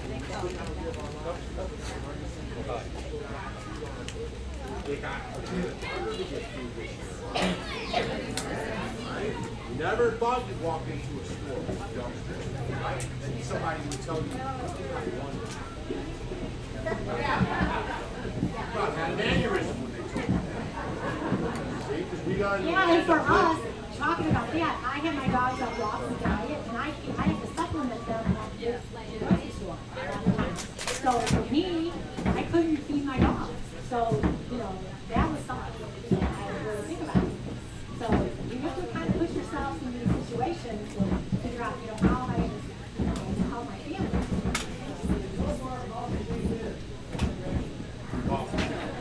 We gotta keep them all agitated. Yeah, you must have had some this morning. Did you have some coffee today? No, I'm just passionate. And I just don't want you guys to get taken advantage of. That's why we don't have a Patreon. A lot of classes, right? That's why. Okay, we're done. All right, now let's get on with this. No, I didn't answer mine, Paul. Oh, yeah, that's right. Come on, dear. Okay, so for me, what happened was I went and taken a class at holistic lifestyle coaching class, And when I got home from there, I thought we were eating healthy and everything that we were doing was right. Then I came home and I'm like, oh my gosh, we're doing this wrong and this is toxic and I gotta get this out of the house and this food I thought was healthy is not healthy, it's killing me, you know, and the salad dressings that I thought were healthy are killing me and blah, blah, blah, blah, blah, you know, everything. And so little by little we started changing things in our home. You know, like earlier I talked about, you know, getting rid of the air freshener, you know, like shower curtain, and plastic on it, you know, things like that. And then just changing the water that we're drinking, you know, not having tap water, and just all these different things started changing. So it just kept getting more and more. It's like, well, you know, we want to have a nice food, I want to have butter, I want to have all these things. So I thought I started finding local farmers and things that I was getting things from, and you travel, get your milk and do all that. So it just kind of started evolving. It's like, no, he's upset, there's everything going on. You know, it would be nice that we could grow our own food, raise our own things, know where everything's coming from, live a real, natural, organic life like I want to. It's hard work, Here, I'll but stand then up and put I always these wanted to live in a log cabin my whole life.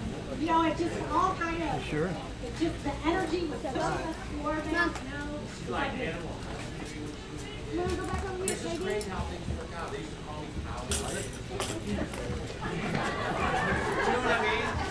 Sorry. You're good.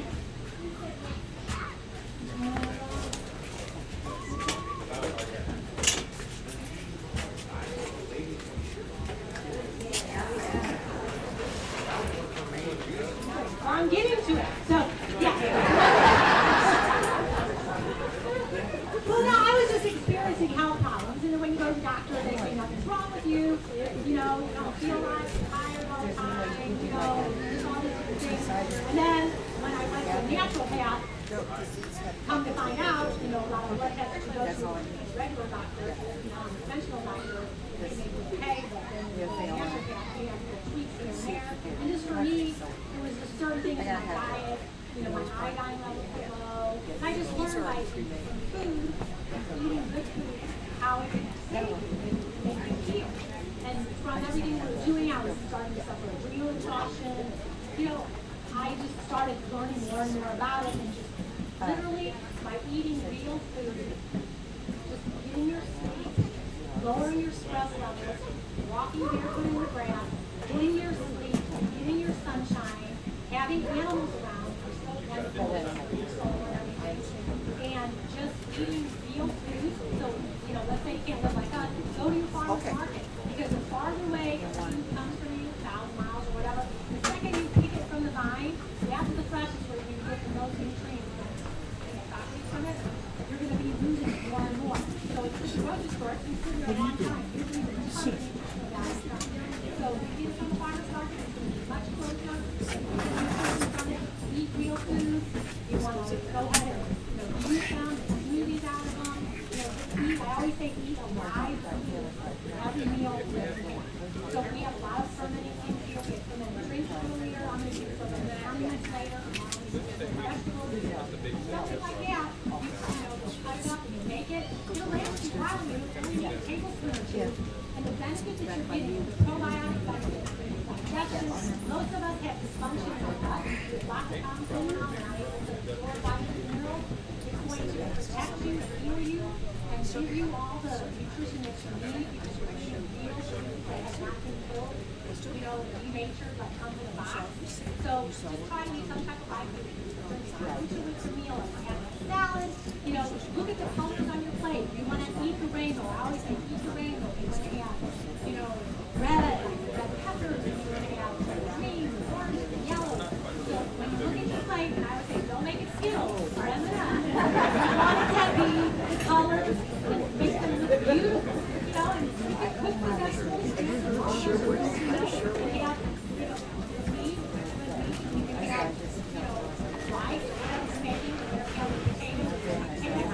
But just, you know, eat food, and fat is good. You know, for all those years, people say fat is so bad for you. So I was on a low-fat diet. I didn't eat any fat. That was another thing that being sick. You need fat.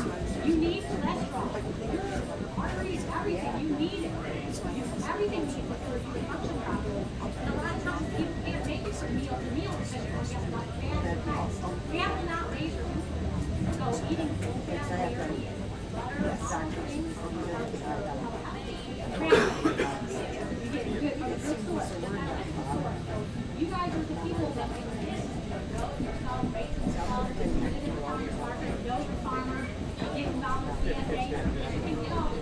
Now with what's going on is a lot more people getting into CSA's farmer's market. They're selling their things. Just go to the grocery store, just go, to a meeting spot or there and pick up your stuff. And then that way when you eat this nutrient-dense food, it's satisfying. You're not starving and wanting to have cupcakes or cookie or, a chip or this or that. Because you're full to make it through this.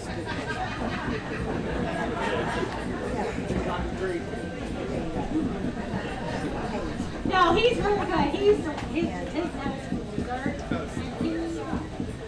he's really cut down. He's been really good. Through intermittent fasting, and that's the other thing we'll talk about. Yeah, because I used to really make them. She has legumes and she has and then she has Or natural path. Those doctors, or integrative doctors. they're not trained, they don't, so they have no idea.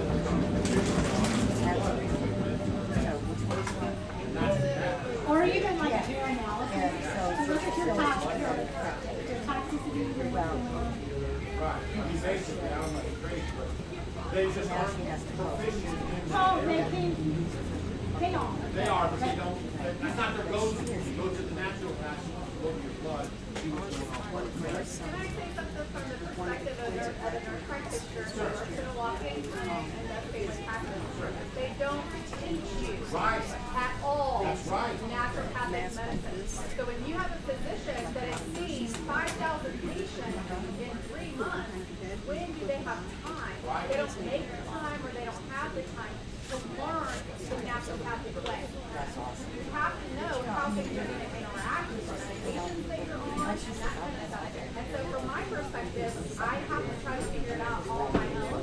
And in the literature that I would normally use, it's not there. They don't test the types of supplements and stuff like that that we use in the United States. It doesn't bring in money. And so there are no studies for people to look at. And you know what? You being a nurse practitioner, I'm finding more and more nurse practitioners that are doing that and learning on their own and helping their clients to come in. So thank you. Well, there are so many people, so many of my patients come in and say, I'm not ready, but you're very shut down. Or they say, are there any side effects? It doesn't matter what you take. There's going to be anything related to it. That's right.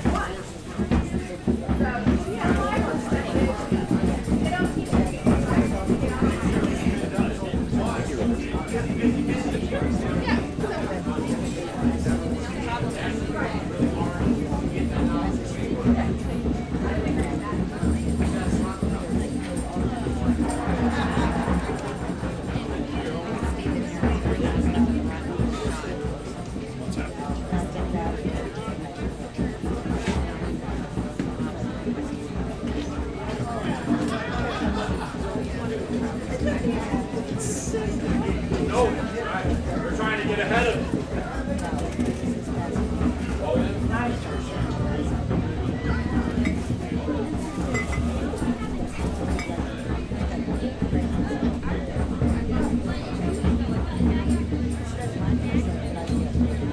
So you start saving your seed. And that's the other thing. Please, don't forget, when you go save your seed. You get something from a neighbor, you like it, start saving your seed. As long as it's heirloom open holiday, save your seed. Because next year, they never know. Be prepared and have your seeds ready to go. Don't forget to save it. Now you know.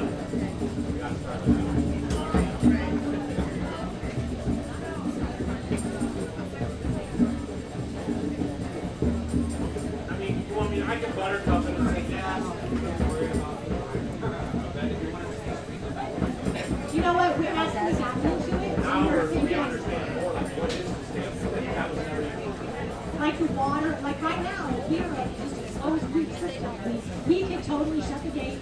He was fine. We're the sewer man, we're the electric man, we're the garbage man, we're the everything man. You know, we can do it all ourselves. And basically, She named off all my job. Honestly, when we got into this, we're out saving the environment, we're out saving self-preservation. And through that, we learn we're healthy, that we can make a difference and help everyone else be healthy. well, yeah, I used to have foggy brain, I couldn't ever think, and it was just really tough. But it really did help us, like when we go places like that, water on, and, you know, I mean, I know how precious my water is, and just, I mean, all the little bitty things about trash, and it's just amazing. Like, I mean, people are like, oh my gosh, everything. I appreciate everything.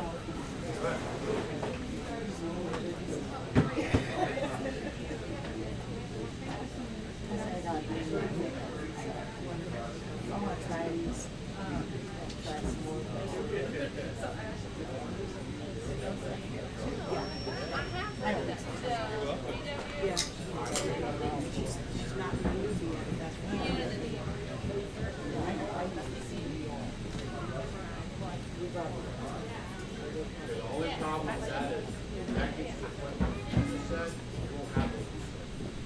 They're going to choke you out. You don't want to talk to people. Then you get these small things on a face to face. It's about you guys together. You guys need this. God put this information in the notebooks and let us start. You're going to need this information sooner than you think. Okay? So be prepared. Well, and also just know, like, your neighbors and people around. Start developing right now those relationships. If they have bees, if this person has a dairy cow and makes butter, you know what I mean? You can, We're on the internet, right? All of us got together because we have the internet, right? We're all over the place. It's here now. There might be a time when you guys have to develop a system. Line right now. Never have to use it. You, not the guys scrambling around for everyone look at it, right? Don't do that.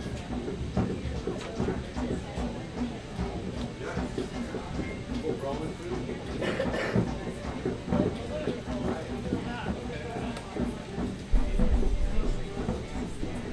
Get back to the micro. They got to get back to the micro. Get off the big wide Walmart, right? Walmart is you know that guy who puts your wire in the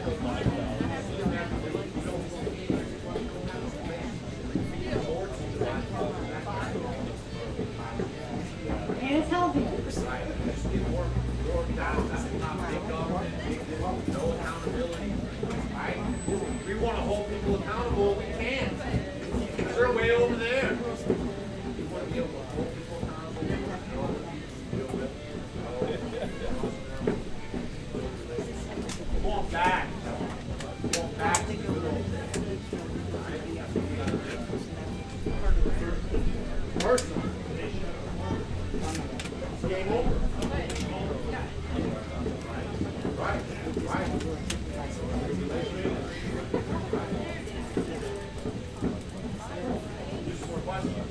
For not canceling. Thank you for not canceling. Thank you for not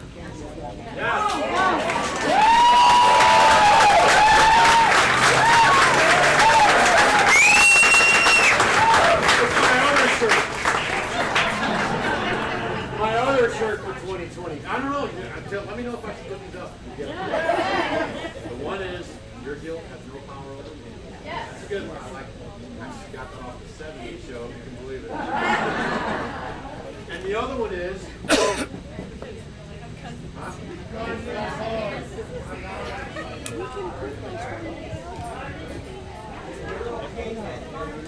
no, guarding is hard. Bill has no power over me.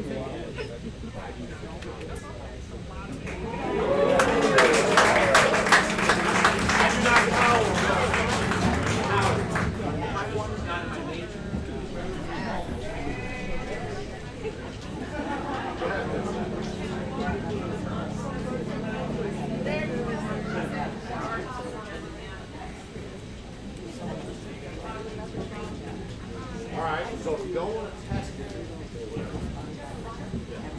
I would take that water and I would separate it.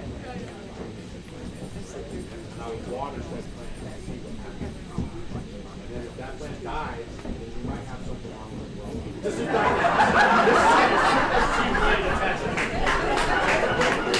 it might be, if you're that concerned, it might be worth it to spend the money. You know what I mean? But if it's just like a thing and you're like, well, yeah, those are probably just as accurate. So I found that the test kits that you guys get like mailed to your house are pretty late. You know what I mean? If you guys really want to get it in the house, it's like oil and water, you're going to have to have that. You can't just do like a shake, color says it's good.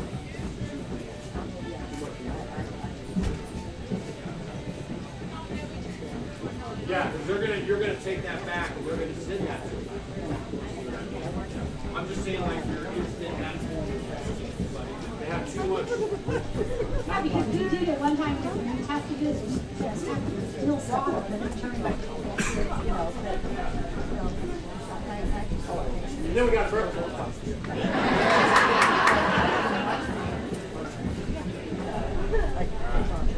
Go ahead.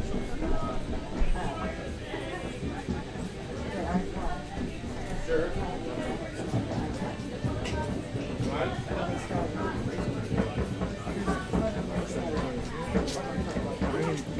actual, like, we're like locked in there and we can't come out. If we had to shut the gate and we were there, we had to do it. My top tool was my 30-30.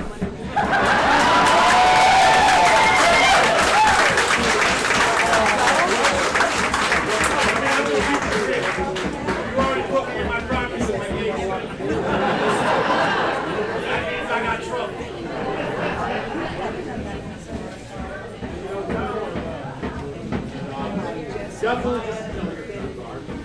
Alright,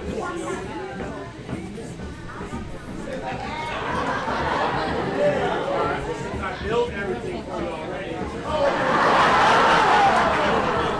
guess I would just have to have my wife. She takes good care of me. She's my best tool. Without her, I'm not here.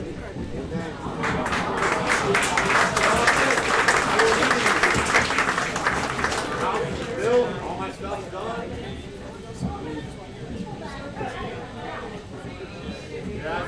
can tell you, one thing that I can't vouch and have to live is all my living. Because it heats my body. Chainsaw. Seriously, it changes off of my burn good stove. The thing that I like about living off grid, I like to have multiple ways. Because we all have to eat. We need fuel to move on. And that's basically like Jake, what are we going to eat? You know? And then I prepare for my dinner and eat a meal and watch the show. All the time. So we have to. It's just me. So having multiple ways. So I have we have this fire pit. So I know the fire. I have gas, propane gas grill from the can or something like that. I have grill. And you can have it all over there. I have a sun oven. So I have all these different ways, and then I put her in quick stuff. So I have lots of multiple ways that I can cook. Because we all need food. But honestly, if I had to pick one of them, if you're in kind of a straight situation, I would think I would burn your stove and the sun oven. And I think the sun oven will be real fine.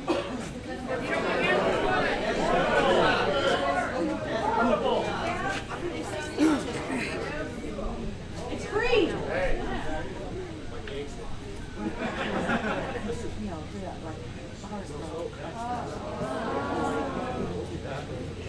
Oh, he's smart.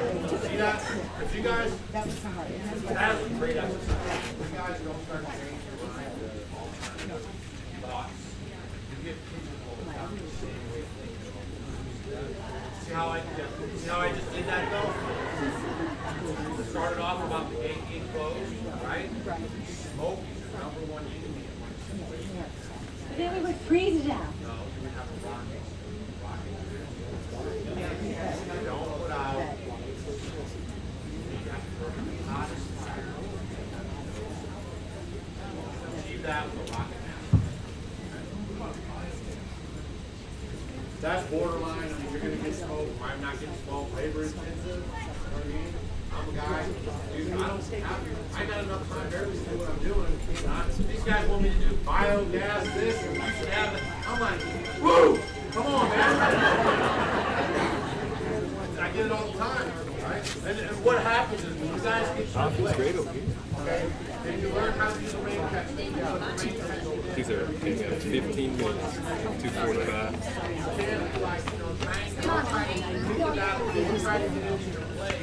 And you're doing all this stuff at one time, you have a bunch of dead projects. You're going to pass away, and your wife is going to be scanning. Nothing done.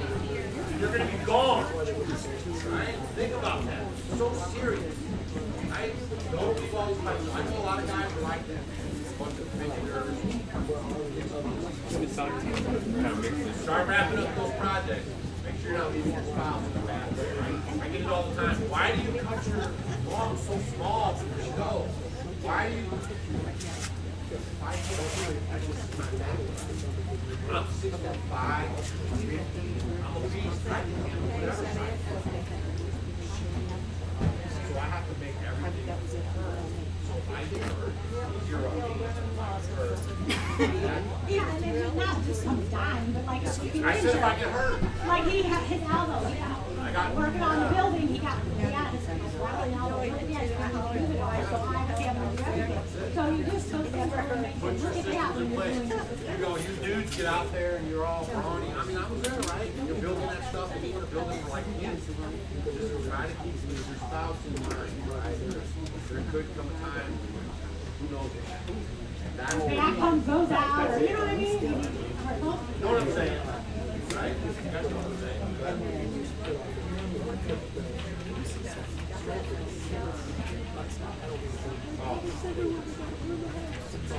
Center is no problem. It's no probably no heavier than a lane inside of a pack. You know what I'm saying? Like it's not like extra weight or anything. You don't have to be shore up the floor, honey. It's not like they go on there. They're 400 or 500 pounds. No rough. So it's no problem.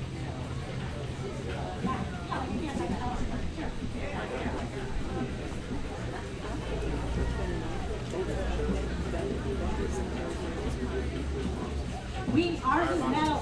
Are you talking about that?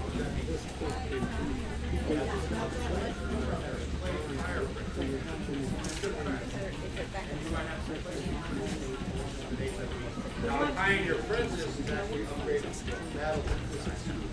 No problem. It's been nice. But the fire brand is an expensive part. It's hard to come by. And when they ship it, you always get it cracked.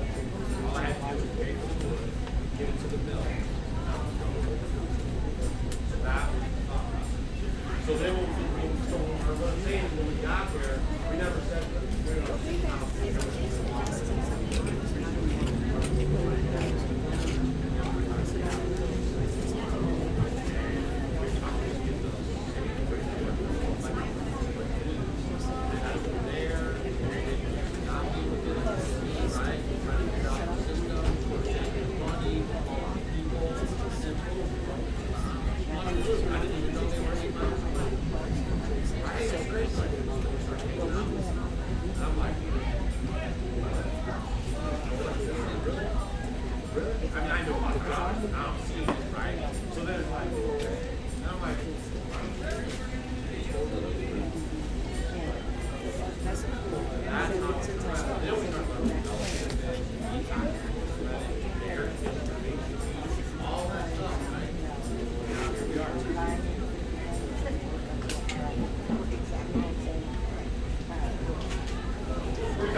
Okay, so listen, this is what I think we might do. Tomorrow, there's an extra speaking time. We can do one inside, and we can do, and you guys can answer our questions. No, you can't. So, you guys want to do, we can finish this up. Yeah, what we'll do is, we can finish the Q&A. You guys, I know I have a lot more questions, and we'll just do it tomorrow. Okay? And then if you're not going to be here tomorrow for some reason, talk to us. And then we can kind of get into some more things, and then that way, we can ask a lot more questions, we'll have more time. man, that was fast. Yeah.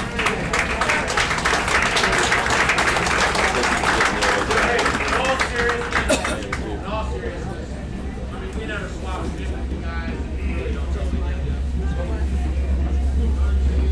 We just want you guys to be aware, be prepared, learn this stuff that grandma and grandpa didn't teach us. We have to be pretty loud because there's going to be kids growing up that are going to be looking for this.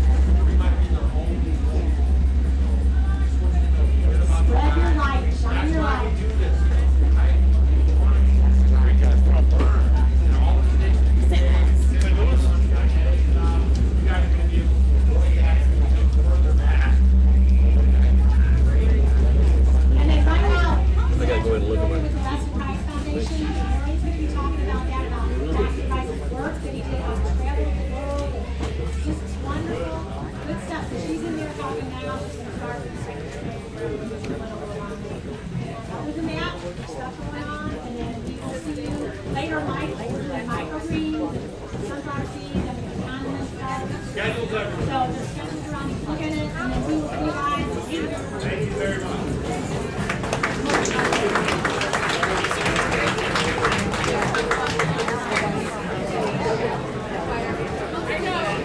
This is where it picks you up.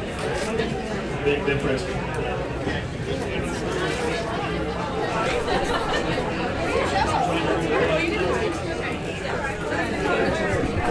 To it. That makes sense. I was like, I wonder how to get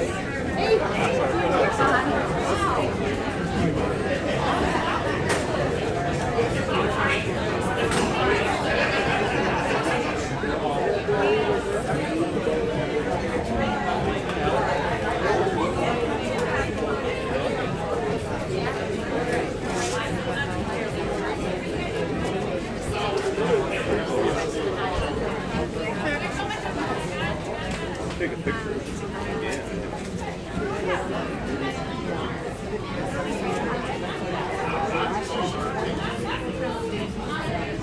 So they got a bunch of different ones here.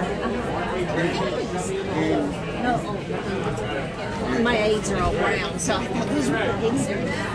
RVs, they got horses and chickens and goats, FFA. Then they got flowers. They got Ohio State.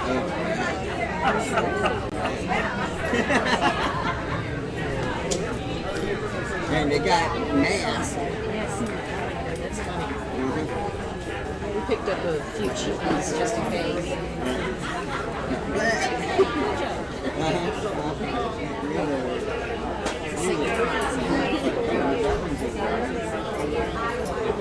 There's a bald eagle that was flying overhead earlier today. Yeah, we're this close to water, you know. All right.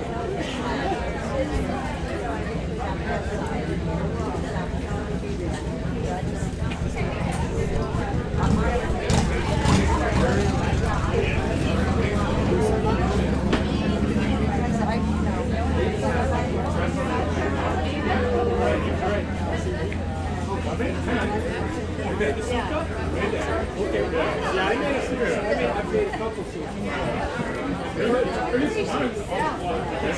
Mine was too. The first one was I had a knife work on it. We made it all out of wood on extra long rods and everything. And we cut all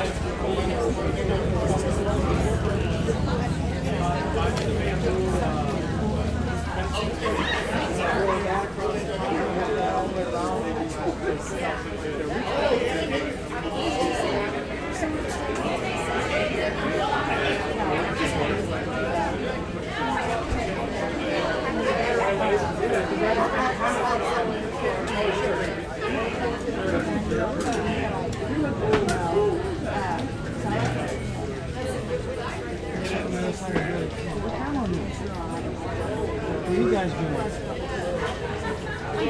I don't know. Grandma always flip-flops every 5 seconds. Grandma always flip-flops every 5 seconds. Sorry.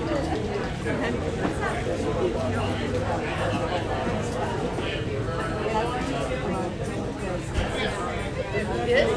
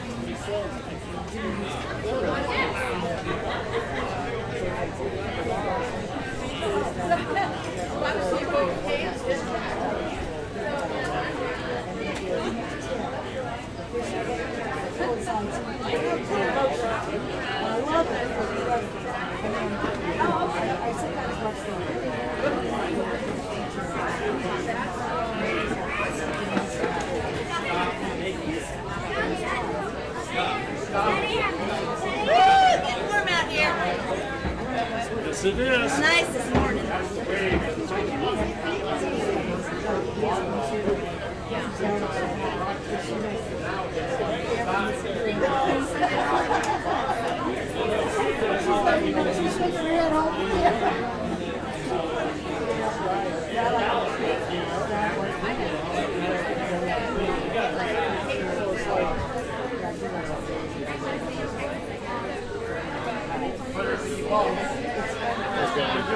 Good stuff.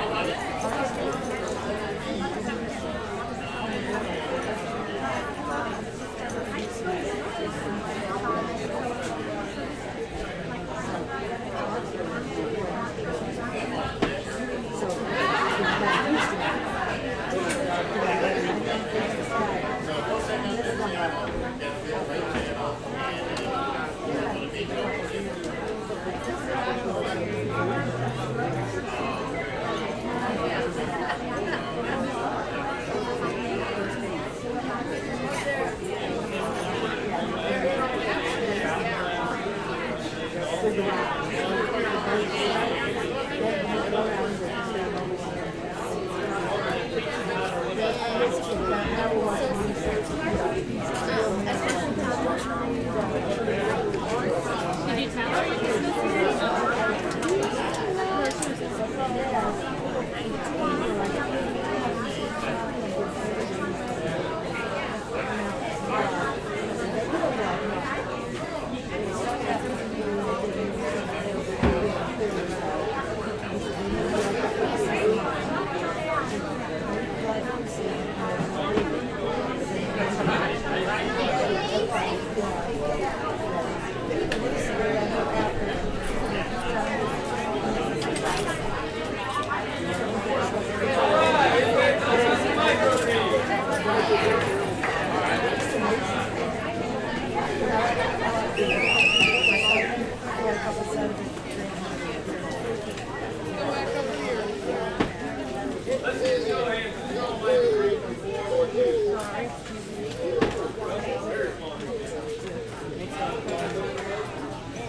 Can everybody hear me?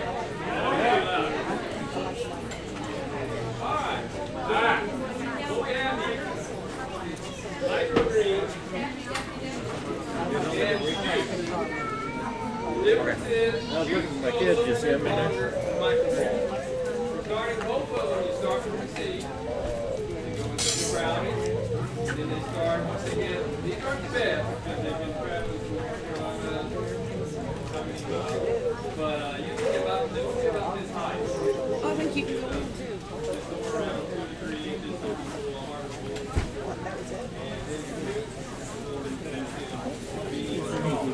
Stepped right into it.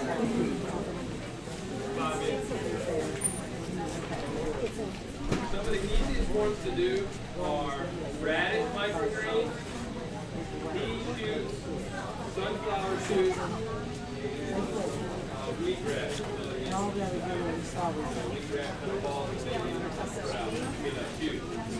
To start the microgreens, basically what we use is a shallow tray like this, which has holes at the bottom. Those holes, in conjunction with the shallow tray, we use a deep tray for the excess water to go in. So when you water them at first, you water from above. So what we do for our medium, for our soil, maybe some mixture of peat moss, a little bit of compost, pottery. Don't use the straight peat moss, but I find you have to stay on the top of it big time because it will dry out. You can't just use regular compost because there's something in the back here that makes it just almost like rock. They won't sprout. So I prefer, if you don't have like a specific potting mix, to be a little more efficient with your potting mix. If you can do it, I recommend you do it with a peat moss, a little bit of compost, and maybe a mixture of potting soil in there to mix it together, as well as some vermiculite and perlite to help with control the water.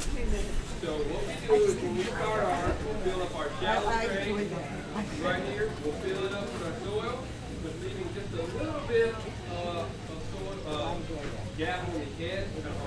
Here, where we're not filling the soil all the way up to the edge. The reason for that is once you water it, you don't want your seed washing off your tray. So we'll put our soil in here, push it down a little bit so that it has a little bit of space in between the top and the soil. Then we'll take our seed. Say we're doing sweet soil microgreens this way. Take your seeds and you'll just sprinkle them on heavily. What we do is we use like a seasoning container to put our seeds, especially like for our radishes, we'll just sprinkle it on in. Usually for radishes, you're thinking like your normal seasoning container that you have at home, Walmart or whatever. A whole container is a whole tray. So it sounds like a lot, but that'll be pretty much the exact amount that you'll need for growing radishes, broccoli,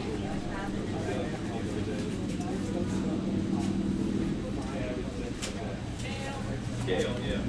Some of those types of things. You just put your soil in, heavily sow on your seed, water them really good, and then you'll stack your trays right on top of each other. Say these trays are shallow trays, again, we fill them up with soil, then you put your seed on, and you stack them over the top. That process is called blackout.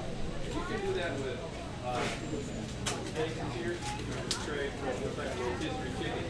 Do that too. Whatever works. Best greenhouse for free you can get. Exactly right. So you ate the chicken, now you got some leftovers, and make your microgreens too. And then after you do that, you water it, then you just keep checking on it every 24 hours. Make sure it stays moist, but it's not overly saturated. So sometimes it's water the next day. Ideally, you want to have an area that you control the temperature and the humidity. That's not a must, but it does go with the germination and the quality of the field. Ideally, it's best to have between 70s, 80s, kind of flipping it. Really, really good germination. And you can do it indoors.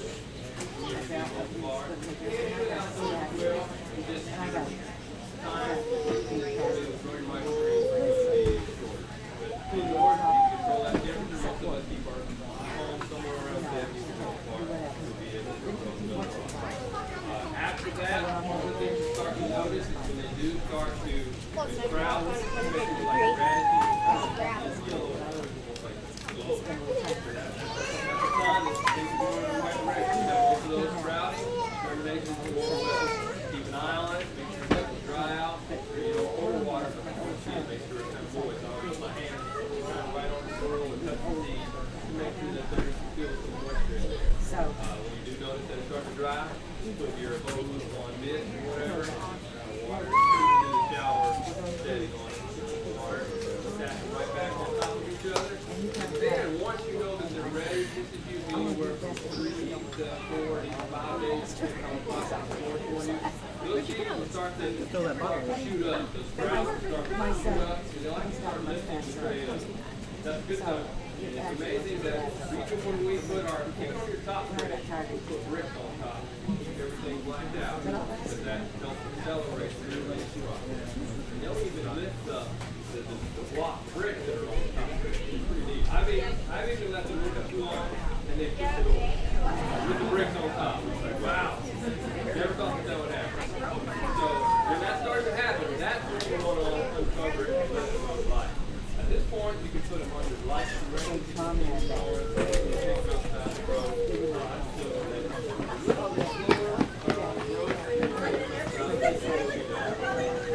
And then with radishes, usually within 7 days, they're ready to harvest. Like I would harvest these, so they would look just a little bit better, and usually more fall upright, and I would just come through with my scissors, cut them, do it for your family, cut. Keep growing until you need. We still do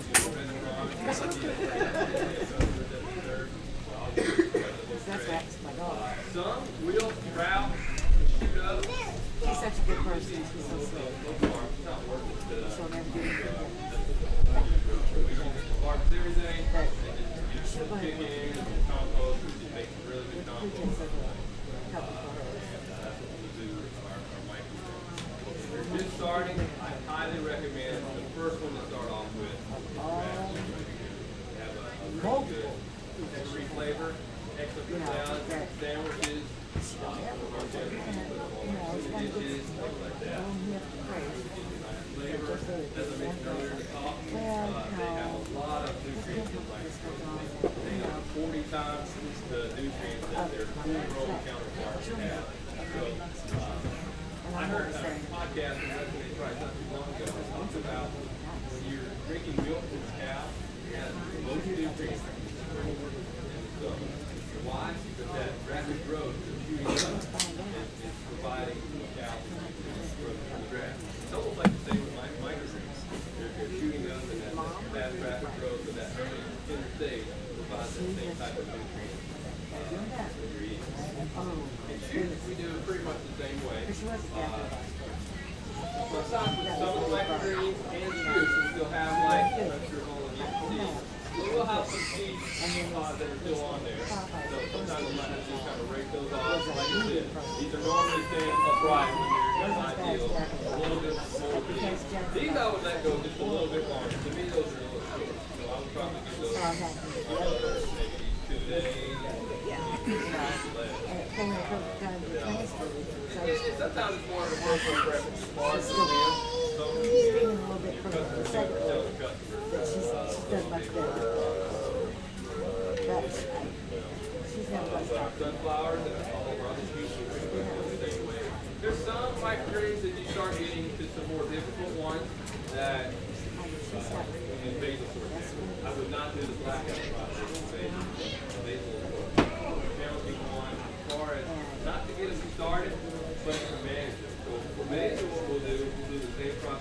soil. That was Same process with our seeds, but we'll use a her best humidity dome. So it's exactly the most optimal.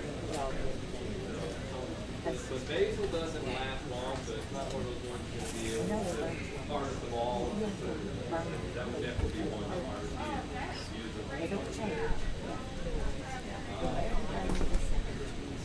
One of the things with some of the shoots, especially sunflowers, you need to soak them at least 8 to 24 hours before you try to sprout them, try to get them to grow. So our sunflowers, they form into a container. They live here, my daughter is usually the one that handles it. She will pour her seeds into some kind of container or jar, fill up with water, and then let them sit overnight. And that helps them better grow. Do that with sunflowers, do that with pea shoots.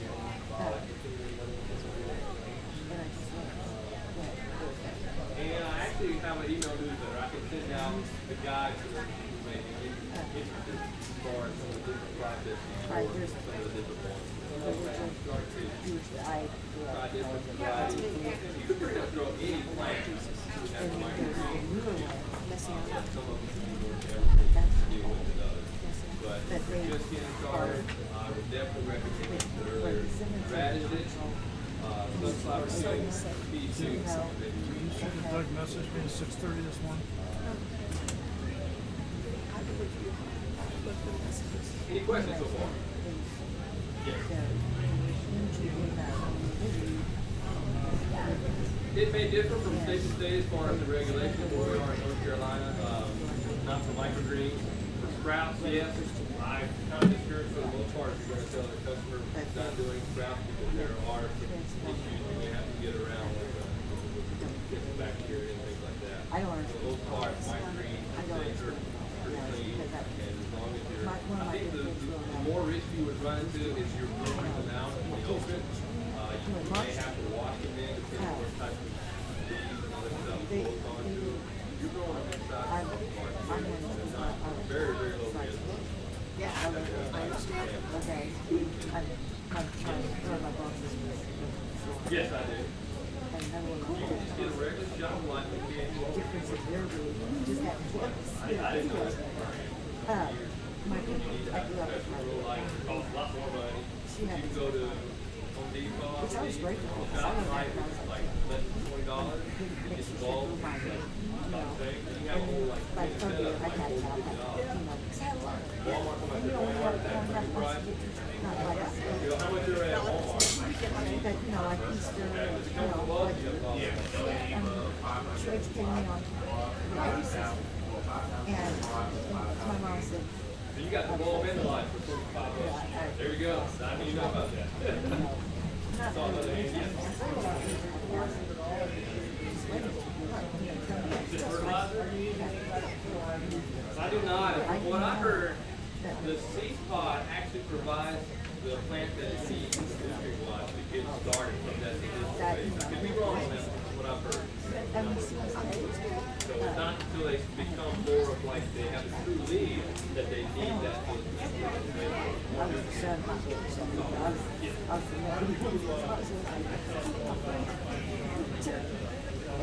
Good question. This is a question that applies to any type of produce that you sell.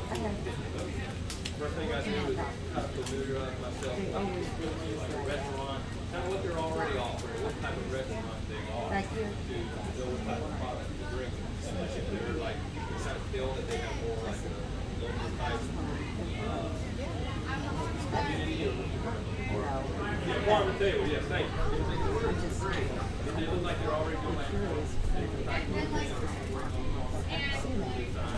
but at the same time, it could also be a bad time. Maybe they have to deal with too many people and they can't take it long.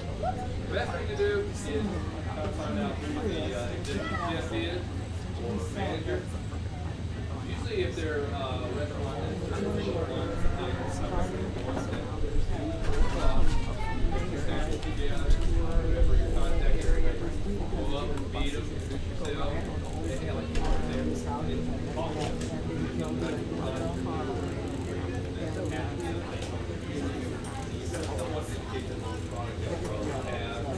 Come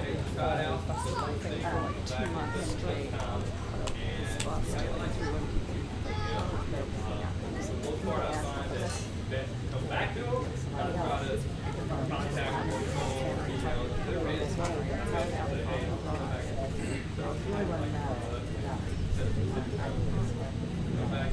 So that's how he it's our research.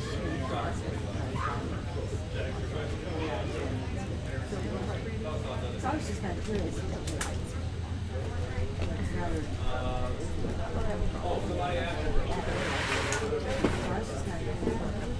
Yes, I do. You have to buy including those who don't know what it is, basically like fire for your farm. So these are people that have paid a certain amount of money in return to get so we have that. So thankful this year, especially focus more on that than the restaurant. Close. And if I didn't have CSA, we wouldn't be serving anybody. Found out a couple years ago the farmers so glad it was excuse me. Yes, they did. But I found this trash We're going to start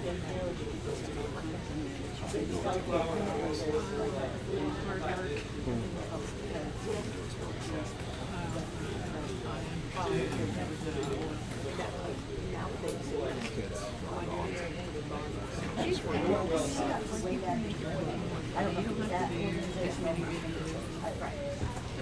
did hear about that.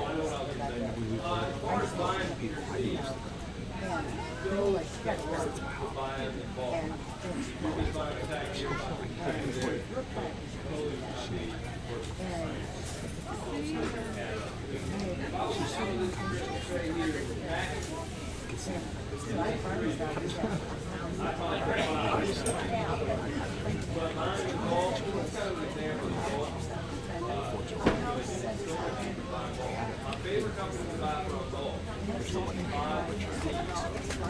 Great price.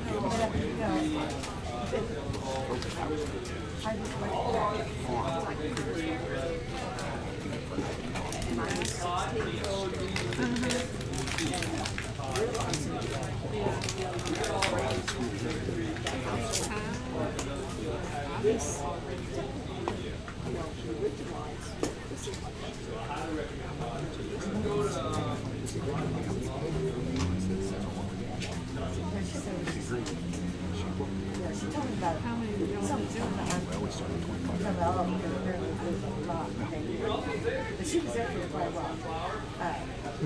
But one of the things I wanted to because I was with her house. She was her grandma.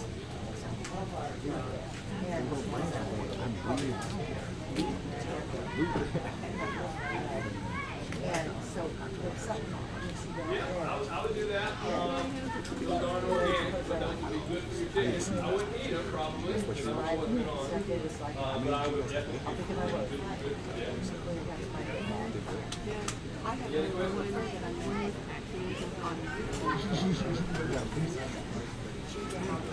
picked up one of the waters one day. Well, there's a vibration. When it's all about so it just played on. No, I picked it up.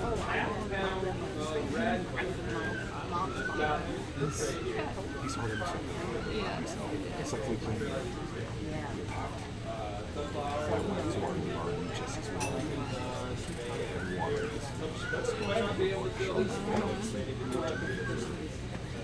I mean, I took that. She built.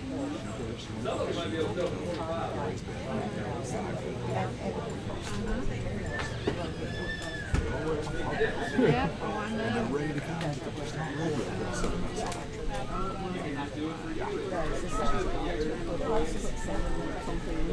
I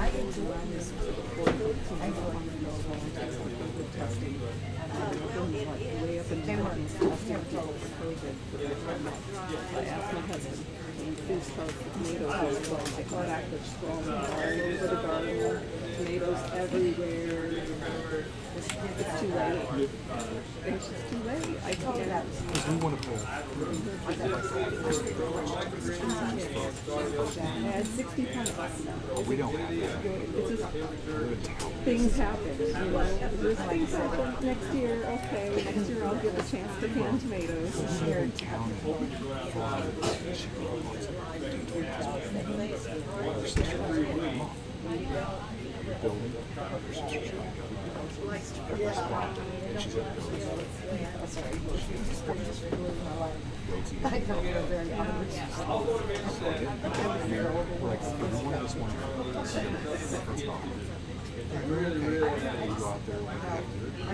She cuts it all off.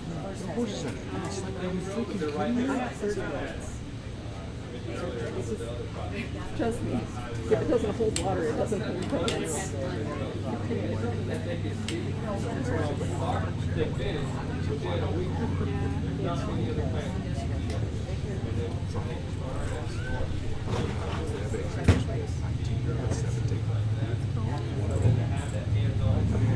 Flew out over went to the building. One of them got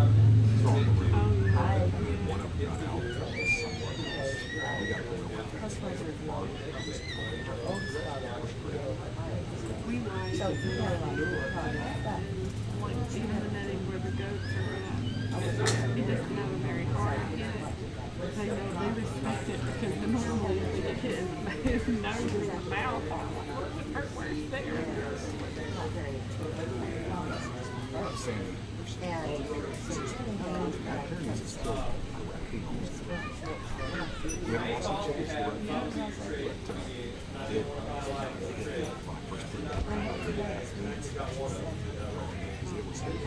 raccoons, I charged it. Really quality grade. So we have a big area fenced off once and half. We have a dog here. He is in electric netting. This dog from a company called Homesteading. They last. They actually have a warranty. I have one dog that won't call him all down there because there's a fence and there's not a tyranny. He's a farm. And he will not go near the fence. I know there's a fence down there. I'm not going. I'm not going.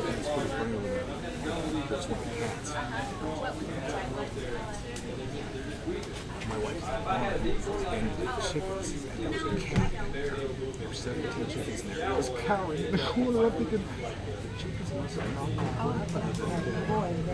All of a sudden, I just my wife distracted the chickens. Hit that like a grizzly. And now I watched it sit up and look at those chickens.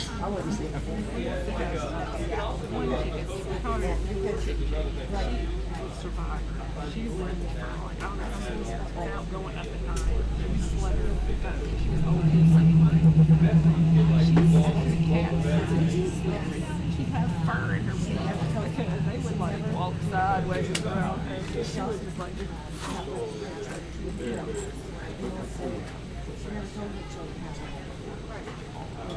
Oh, I forgot to mention, when you're going to cover them and they're in their life, you have to water. Do not recommend watering from above. A few left, and somebody else. She's got so many. They'll be in the system like this. So I know I've done them already.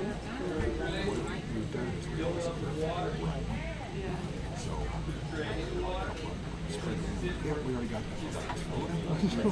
Push it up a little bit.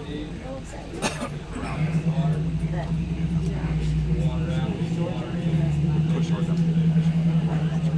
If you ever find that they do become something like this, just let them sit in water like that overnight. You can pop like that.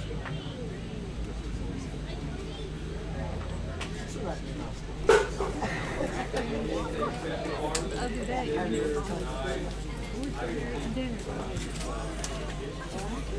when my cat and we knew something was in our dog food all the time, so we knew that it was.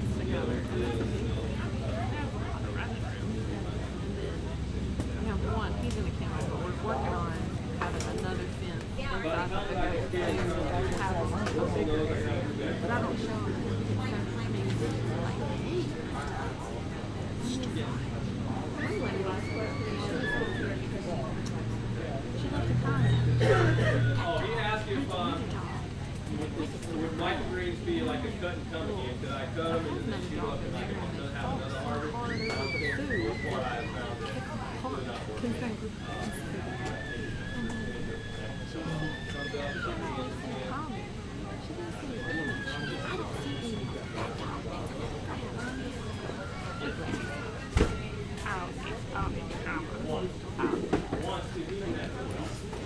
But then people are like, why didn't you shoot the dog?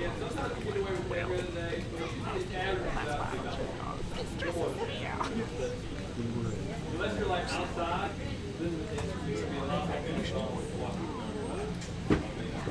dry out.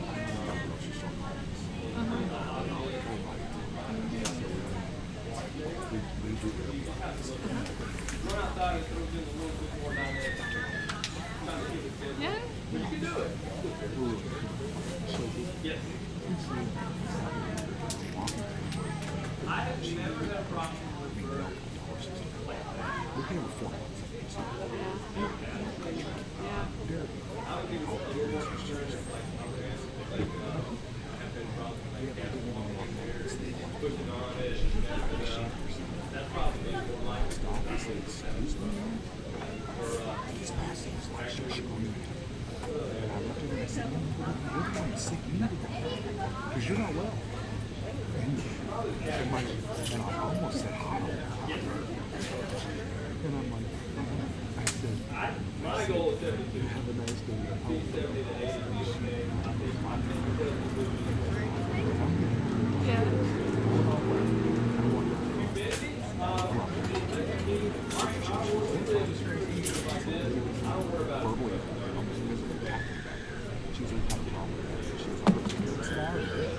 And she goes, well, and so she's ready to run out the door. Because I let her. My wife says, But I would just try it first, see how it goes. Usually it's the one that I gotta stand up. You guys gotta stand up. she's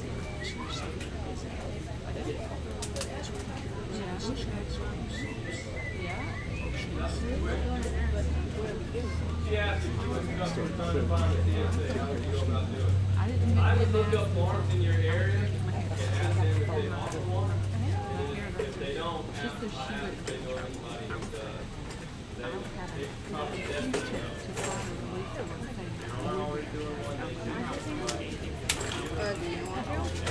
See you guys later. You gonna go rest? Huh? You gonna go rest? What? No, we're actually just gonna take a walk. Okay. They just can't get it down with me in it. Off the curb. You know, like a group, there's more than one person on there.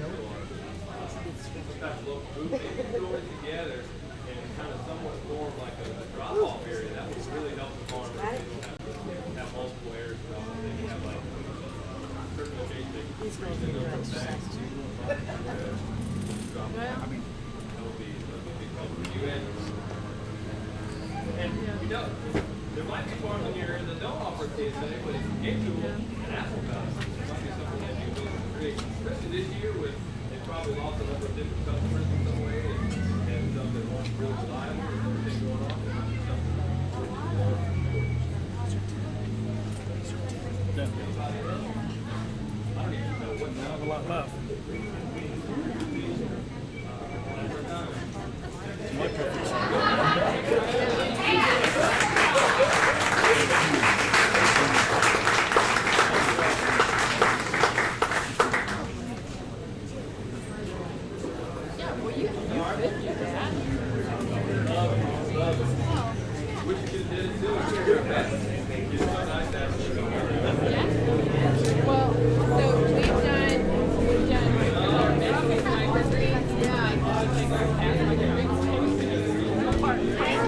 grow full plants too. So you can do either way. Like if microgreens, they have like onions. Also, thank you for giving the talk here. Right after this, more detail about sunflowers and how to use I've actually dehydrated radish microgreens, and since they have that spiciness, I've crushed them up and put them in soup. Pretty bad when I gotta get cash from my kids. They care more than I do. Anyone you want. They're all the same, aren't they? Yeah, they're all the same.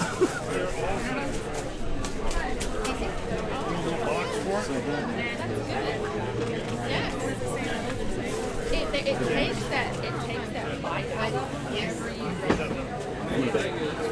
where well ferment and then I haven't done Quite welcome. Thank you, sir. anywhere it's really good. It's the garlic in there with it and then the brine and that was it. That's the way we use it. Yeah.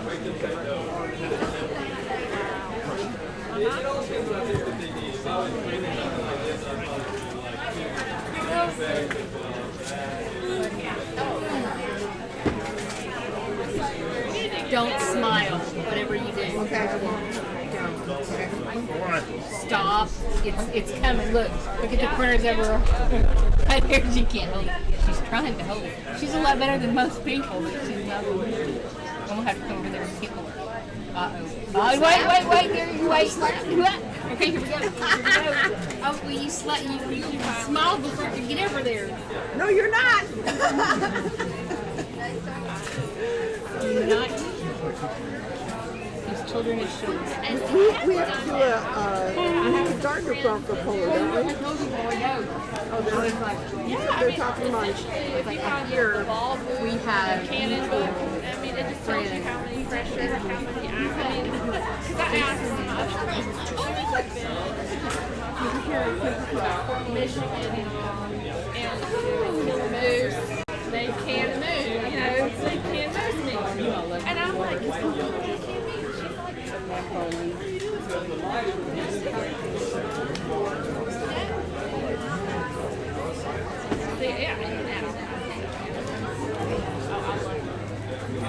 that's why I love all the farms that have the garlic or even peel and in a bag. Oh shoot, I don't have to touch it. Well, I haven't had one because normally all of our hanging in here that much space. Yeah, it got hot for a little bit. I'm like finally like starting to cool off a little bit. Yeah, look over and say hi. He's over there talking Mike's ear off. Oh, what do you have going on in here? Salad, and that's like a really fast. We have Mrs. Naked sitting here. I'm just now seeing the screen that you have going on here. And the lead, whenever the leaves There it stay is. cool, Hey guys. Duncan's in there, Britt and Cindy, Morris Patch of Heaven. Oh, Brenda. Hey, Brenda. Mama Z might still be there. I don't Is know. she in here?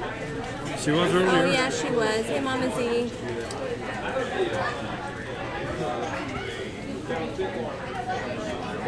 Are you guys gonna be on the cruise or the riverboat? Yep.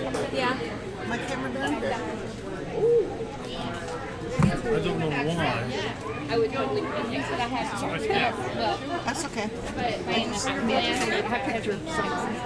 Yeah, we went from Georgia to Florida, from Florida to Georgia, and then from Georgia to Texas, and all in one day. Yeah, 6 states in 24 hours.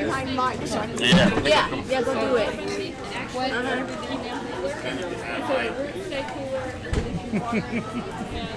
You know, it's a dig.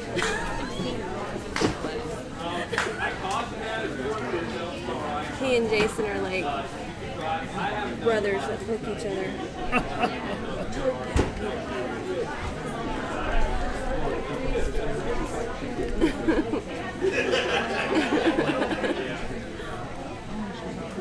So bad. Oh, hey Brett and Cindy, I just saw that you said hi. I wish everybody was here.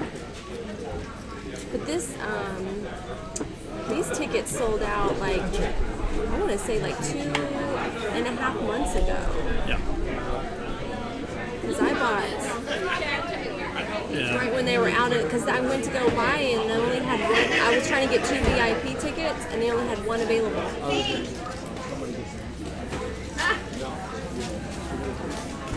Oh, our trip was really good. Yeah, Brenda, my dad lives actually on Table Rock Lake, and we actually drove to see him yesterday, and that was really nice. But then we had to get up at 2 a.m. today to make it here in time for the first session. So that was not a lot of fun. We had to go to bed at So like you 8 left o'clock. at 2 o'clock in the morning? We woke up at 2 a.m. and we were on the road by 2:30 this morning.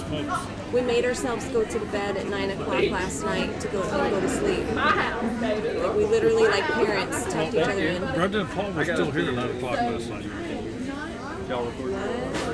I think they left a little after 10. Oh my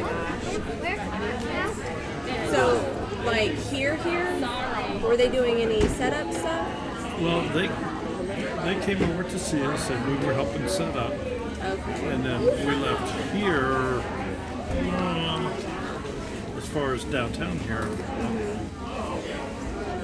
7:30 maybe. Yeah. And then we set out the camper. Yeah. Now, how far is your drive from the camper? 5 miles. Oh, it's only 5 miles. Okay. 5.5 miles. Our hotel's like 9 minutes from here. If I had it, because this is our first year here, so I didn't know what to expect. Sure. And so when I, knew I was coming this way, I was like, oh, I'll stop and see Dad. But doing it all over again, we would have been in a hotel last night here in town. We would have come straight through. I don't think I can, because that was a 5.5 hour drive to get here in time for like the 8:30, right before stuff started. What, are you doing the boat tonight? Yeah, we're gonna be on the boat. No. What are you doing tomorrow night? Nothing that I'm What are aware you of. doing in our camper? Okay. Yeah. Gonna have to come say hey, because we're staying at our hotel. We have it for tonight and tomorrow night, and then we have to get up super, super early on Tuesday morning. Oh, that's right. We won't keep you late. But. Yeah, no. We're gonna. I have a surprise for Sid, so people can stay tuned. We're gonna be visiting somebody on Tuesday afternoon that will probably tell them. Okay, so Broussard Homestead's in here. Duncan says that Table Rock is 2 hours from them. Oh, it is? Yeah, my dad lives in Eagle Rock on Table Rock Lake. So it was beautiful. Carpenter, It was really then I nice. went to air recruiting, then back to carpenter. Okay, I'm gonna go get a little AC before she starts talking about the sunflowers. Was in Wyandotte, North I'll see you Dakota. guys. So you were like, you were like career. Yeah, I was, and then when they start paying people to get out, I'm like, okay. Brett and Cindy's Tennessee Living. Move over, sweetie. Mama Z's back. Loadmaster on C-130s. Oh, wow. Yeah, when I was a recruiter, people were like, "Oh, I want to be a crew chief." I'm like, get on the big planes. Don't do those fighter planes because the big planes are perfect renditions of what we have in the commercial. You can basically get your job just like that. That's right. Yep. He's sticking with it. He has been in since 2013, so he's 7 years. He signed up a second. I got out in 2014. Yeah, I went. Two of you sit down and do some live streaming. Here, I know we're going to get Jason on all sides. Is Jason on here? I don't know. No. When he watches later, we'll just let everybody, the rest of the world know. There's a video from the Big Bear Homestead when she was doing frankincense oils, and he used to taco people. If you've been around, I don't know how long you've been watching him, but they would do live streams, and he would send everybody in the live stream over to somebody's channel to make random taco comments on their channel, and he called it getting tacoed. And then one day in one of my videos, I just told all of my viewers to go tell Jason Farmer Meemaw loves him. And I didn't plan it like this or anything, but they were live streaming when he discovered something was up, and it all plays out on video. And just he's sitting there, and you're seeing his face, and he's like he's reading something, and he looks a little confused, and then his face he gets his biggest grin on his face, and he tells her, he's like, stop. He's like, we've been got it, and he sees all these comments that are like Meemaw, Meemaw, Meemaw, and he thinks that I've made this big elaborate scheme to somehow sneakily tell certain people to come and do it all at the same time, and I didn't. I just put a video up, and the timing was from God. I mean, it was just like it could not have been more perfect. It was awesome, and to see the grin on his face, oh my gosh, it was hilarious. What's going on, Brett and Brenda? Oh, hey, Brenda! It's not. She talks as much as I do. Brenda? No. That's hard to believe that anybody talks as much as I do, but Brenda just seems so quiet. You never got to see the quiet side. I'm sorry. You've gotten broken in quickly. Yeah. Uh-oh. That's the second time that happened. And incense. Hey. I know.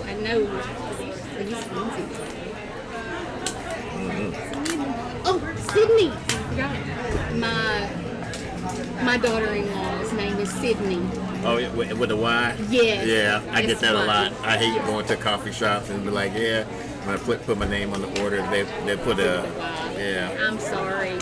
And then it was funny because one time I was leaving from the DFW airport and there was some coffee shop, I forgot what it was, and I told them my name was Darth Vader. And they put Darth.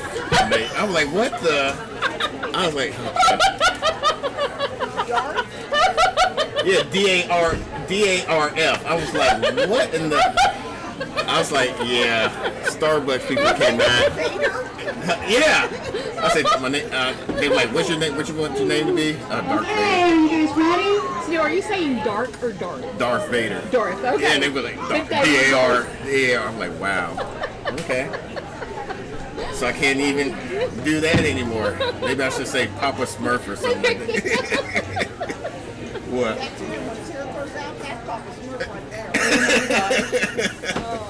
I used to work with a case manager where I used to work, and her last name was Smith. Okay, are you ready?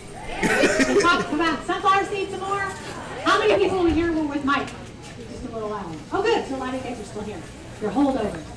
Alright, so you saw my little rotisserie chicken thing, right? She didn't So make me these a are seat again. sunflower sprouts or shoots now. And what I did was, because in our little log home, we don't have a lot of space. So basically what I did was I would just tell everybody who got a rotisserie chicken, give me your rotisserie chicken pan. So what I do is I will go ahead and we put a little bit of dirt in there, and I have 4 of these. So what I'll do is I'll stack one, I'll put my seeds, I'll soak them overnight, soak the seeds overnight in water, and then not chlorinated water, right, guys?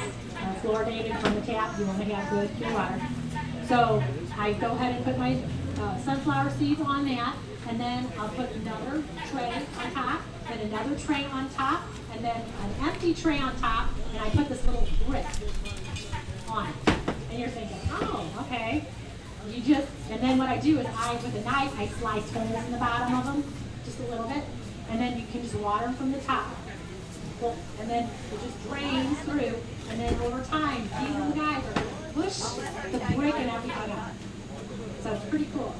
And so that's how I do my sprouts, because it doesn't take much room up at all.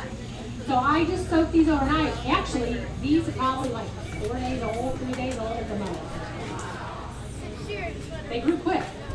And what I did was for just this little tray, I'll just say how easy it is. This little tray, all I did was I put the dirt in there, I put the sunflower seeds in there, I had soaked them, and then I put them in the greenhouse, and I just put them in a plastic bag, stuck them underneath so they wouldn't get any sunlight until they were sprouting. And then the next day, they sprouted, I stuck them out, in the sun, and this is what happened. Because when they get the sun after they sprouted, they get the chlorophyll. And just remember, sunflower seeds, when you do eat the sprouts, and when they're young like this, you eat a sunflower seed, when they're young, they are so nutrient dense. So if I would eat like broccoli is a good one to talk about. Broccoli, when you have a whole head of broccoli, of course, it's a cruciferous vegetable, it's loaded in so many vitamins and minerals that are healthy for the body. It's great at detoxification, it's just wonderful for you. But if you eat the little broccoli sprouts, no, you're just on, oh my gosh, you're going to get 100 times more nutrition as the big broccoli itself. So the young, when you grow them young like this, and the thing that's so awesome, let's say you can't grow a garden, right? How easy is it to do this? You can do it anywhere, in your apartment, anywhere. I mean, you can grow these, and then that way you're going to get real life food because, whoops, it's green, so it's full of chlorophyll, and chlorophyll is life. Yes? So when you're eating this, you're eating life. And I talked in our little talk before when we were 10, I was talking about eating a live food with every meal. So let's say you're having a sandwich. Let's put some sprouts on my sandwich. There's my live food. I'm getting tons of vitamins and minerals. It has a wonderful nutty flavor to it. It tastes amazing. Or you can just cut them off, when you give it a little haircut, put them in your salad, or just eat it by itself. Squirt a little lemon juice on it, or, dip it in some dressing. It's just awesome. So this is a great way. It's filled with tons and tons of protein. So it's a wonderful, easy thing that you can add to your diet. And it doesn't take long at all.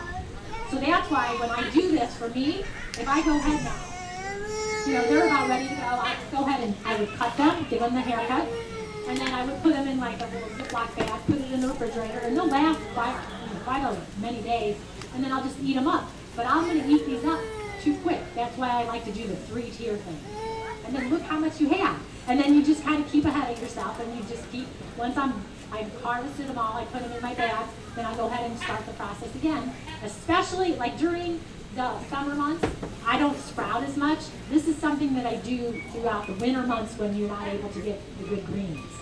Because that's what I miss so much. In the summertime, you're not able to get all the good greens, or in the wintertime, you're not able to get as many greens. So this is easy. And I like sunflowers because they're very hardy. I never have any problems with mold or, this is like an easy keeper. A lot of these sometimes when you sprout, you might have instances of that, but this is a really hardy, easy one to grow. And you can find black oil sunflower seeds anywhere. You can get the big 50-pound bag at the farm home or any of the places. Okay? So that was my little trick. I was thinking, how can I find a little bitty container that I could grow that would kind of fit nice in the corner on my kitchen counter because I don't have much counter space. So that's what I use. Cool. So ask all your friends to start saving your rotisserie chicken containers. And then, here's the other thing. The little clear top that's on the top? So what I do was, on that, I can flip it upside down and put it underneath it to collect the water. Okay? And I didn't spend anything for it. So that's what that is. All right, so. You bought that chicken, didn't you? No, I didn't. That's why we have friends. I tell them what I want, and then they bring it to me. Okay, so There are like 60 different species of sunflowers. A lot of you guys that grow them, there's ones that are all different colors, burgundy and rust color, and there's yellow, there's big ones, there's little ones, there's ones that have tons of flowers on one base. So there's so many different varieties. And the one thing I love about sunflowers, it is my favorite flower of all, is they make you happy, don't they? You're driving down the highway and you're seeing big fields off the highway with sunflowers, and they're just so cool. But the one thing that's wonderful about sunflowers is you're bringing in so many beneficial insects and pollinators and butterflies.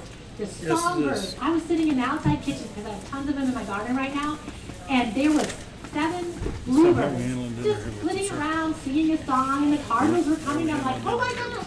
Because every year we're at our property, I keep trying to add more and more flowers. And I was wondering, why aren't my hummingbirds, flying around the hummingbirds here? It's 45 a person. But they're around, but I see them flying around the sunflowers and all the other flowers, and they don't care about the hummingbirds here because I have so many other real things. Someone knows we have them in Africa. So I Forgot to keep make it a sign or adding anything. all these things How many you around got? to help, and it's so That's cool all we now know. We that got you go in there and keep trying to do more and more, that I'm getting so many more of these birds and butterflies. 12 here, and I got 20 more. I mean, the here. butterflies have just been amazing. Because I know a lot of times people are, does anyone grow dill here? The dill, those really pretty dill worms that like to eat your plant? Well, don't kill them all and do it or squish them, because they turn into those beautiful black swallow butterflies. So you want to definitely save them, because I have a lot of dill, and so I let some of them get eaten and all that. And so this year I've noticed, oh my, I have so many of those beautiful swallowtail guys flying around. So look at that. You want to make sure that you have enough for everyone. So I have them for my songbirds. I leave a lot of them out so that all those little creatures can have something to eat too. But then, of course, I want to save a lot more. So what I did right now, we're transitioning into a fall garden. So you guys aren't too late. I have my big 50-pound bag of sunflower seeds I keep in my trash can. And so I harvested my potatoes already. So in that bed, I took the potatoes out, the ground all nice. I just kind of hold it down a little bit. And then I just got tons of sunflower seeds, and I put them all in the bed. We had a ton of rain these past 3 days. They've already sprouted this much. And now I'm going to have a huge bed of sunflowers there.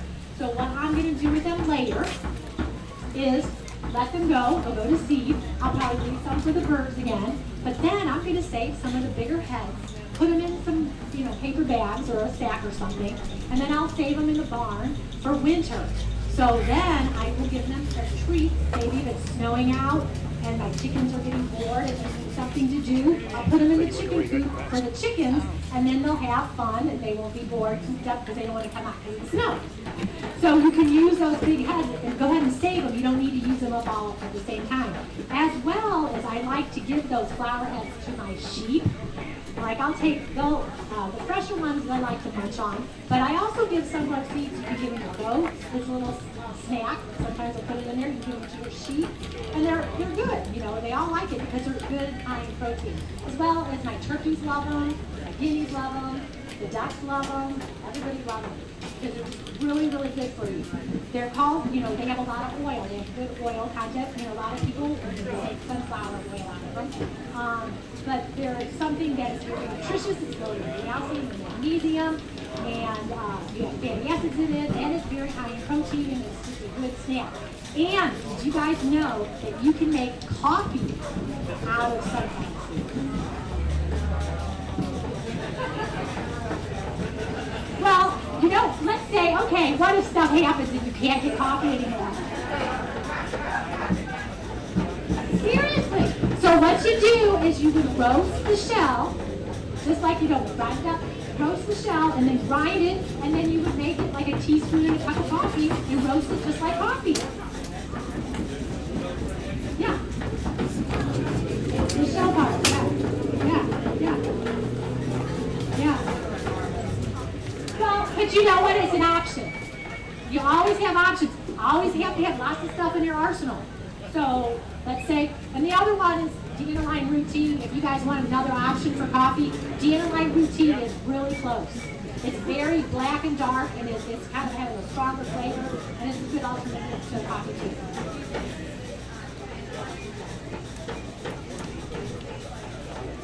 The two of them.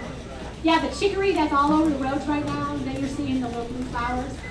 Mix that with the dandelion, and you'll definitely have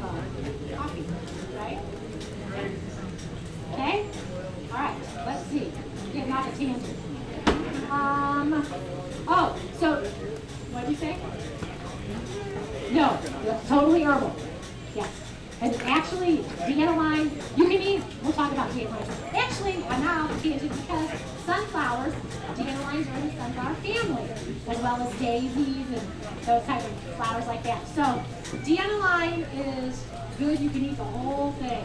The leaves are wonderful, the flowers are wonderful, the stem, you can eat the whole thing. So, yep. Does anyone eat their dandelions? Yeah, if you're not, you should. Especially the spring dandelions, the young ones.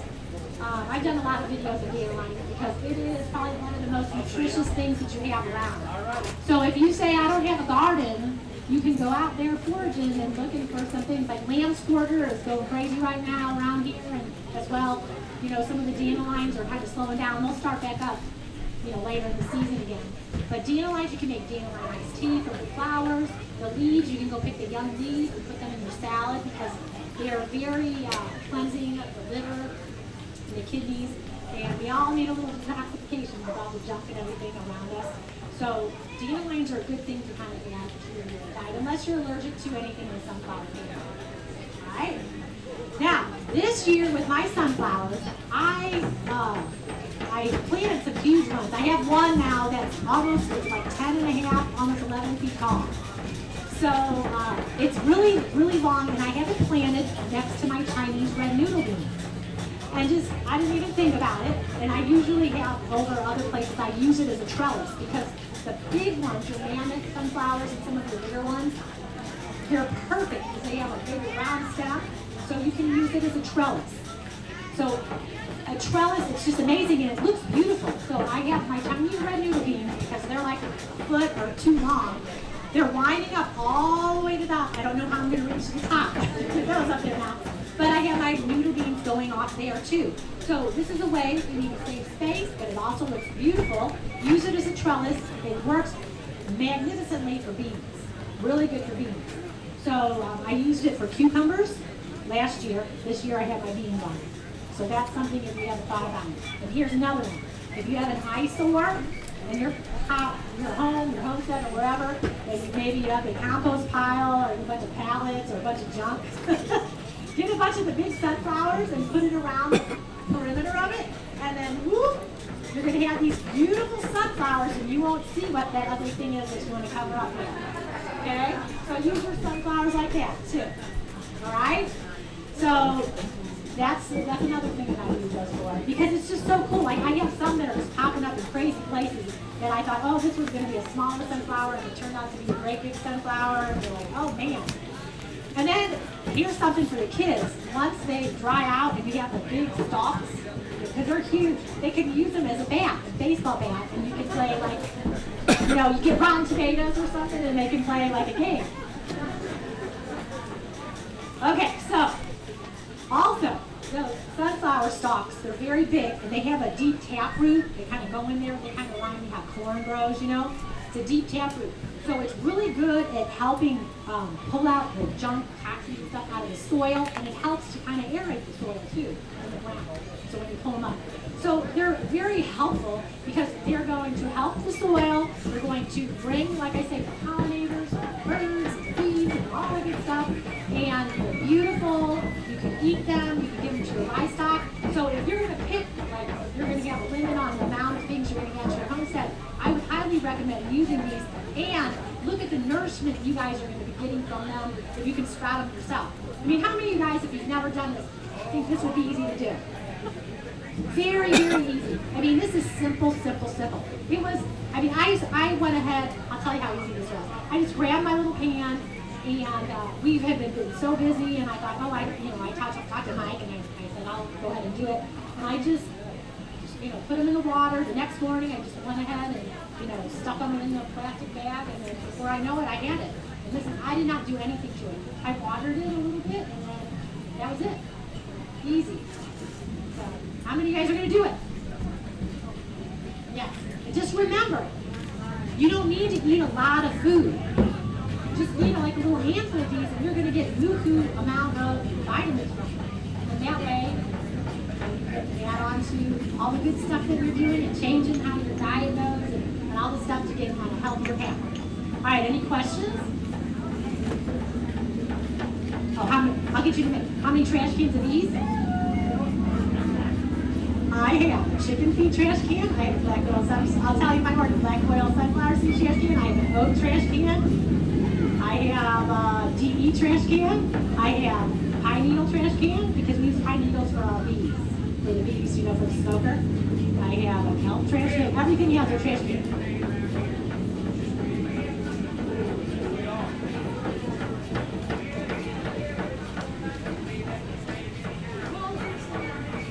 Well, I would do maybe 2 trays because this might be a serving right here. That's 1, 2, 3, 4, 5, 6, 7, 8, 9, 10. You know, you can do 1 or 2 trays. But sometimes they could last a week or 2. Yeah. But I wouldn't go any longer. If they ever look moldy or icky or anything, you know. Okay.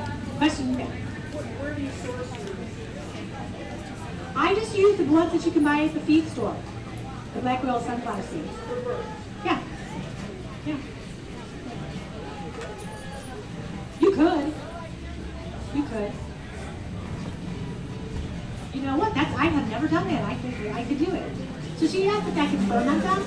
All I would do is I would wash them off, rinse them off really good, put them in a fermenting jar, and then just pour brine of like 4 teaspoons of salt per quart or per quart over it, and then I might put something to flavor it up, maybe put some garlic in there, dill, whatever you want, and that'd probably be really good. I'm going to do that when I get home later.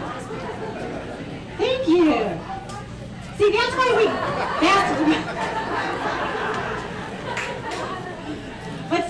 it's fun. You come to these things, you get like little ideas, you know, because you can ferment anything. The only thing I say is not broccoli, because it stinks. But other than that, you can ferment. Your greens ferment good. Everything can ferment good. Yeah. Question?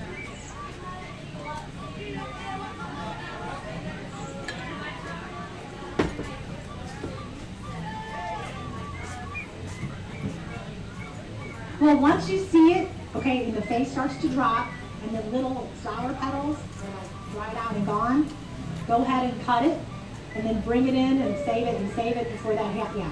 You might get some of them eaten because they'll sneak in there and start getting it and save it, especially those big heads. And then save them if you have livestock or anything. It's chickens, it's a great treat for them in the winter.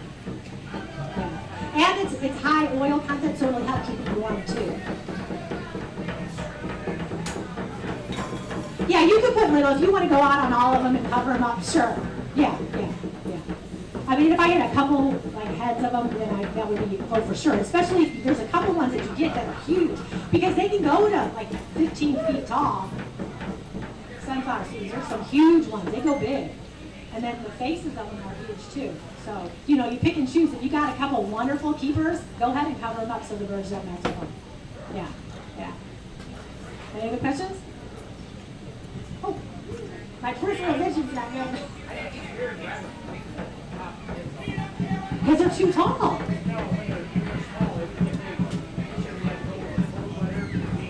Yes? Okay, so he asked about the deers eating them when they're small.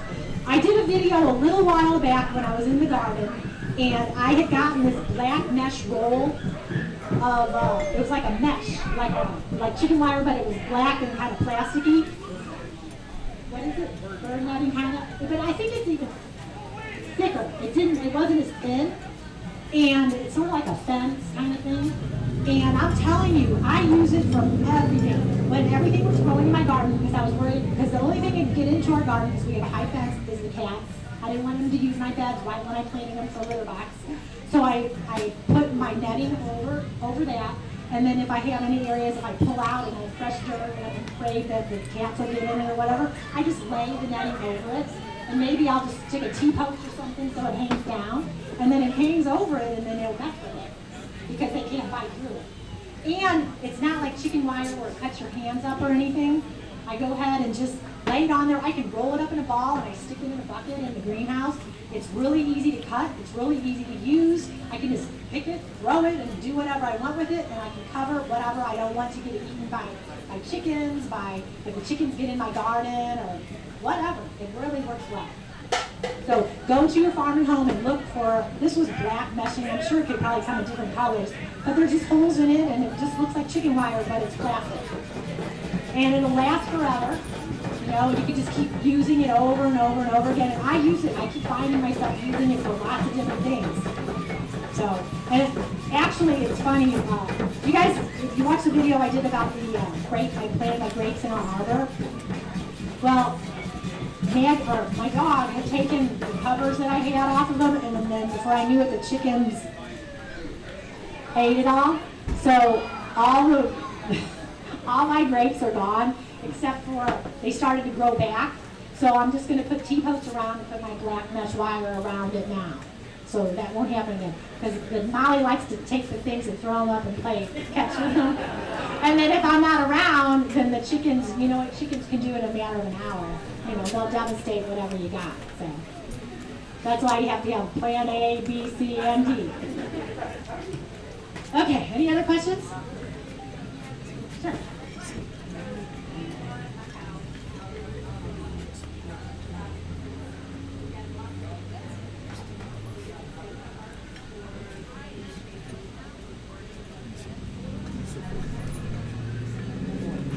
So you just moved in there?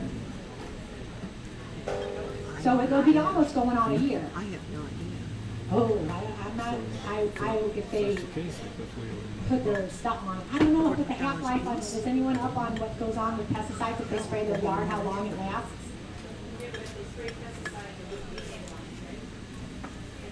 Not necessarily. Oh, that's not true. Yeah, I don't know. But you're getting, I mean, it's getting longer.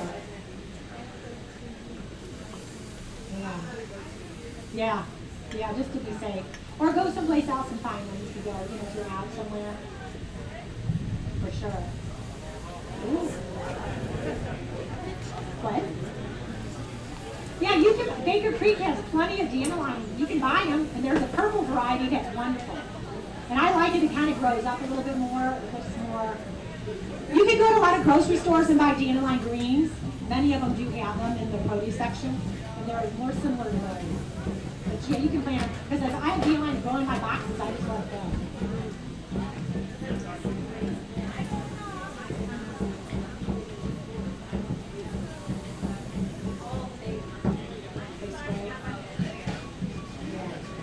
That's a hard part. Unless you have a place you go plant for like a little garden box somewhere, out in the woods somewhere. Yeah, no, you could. Get a little box.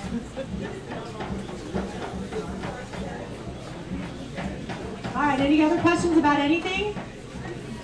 Yes?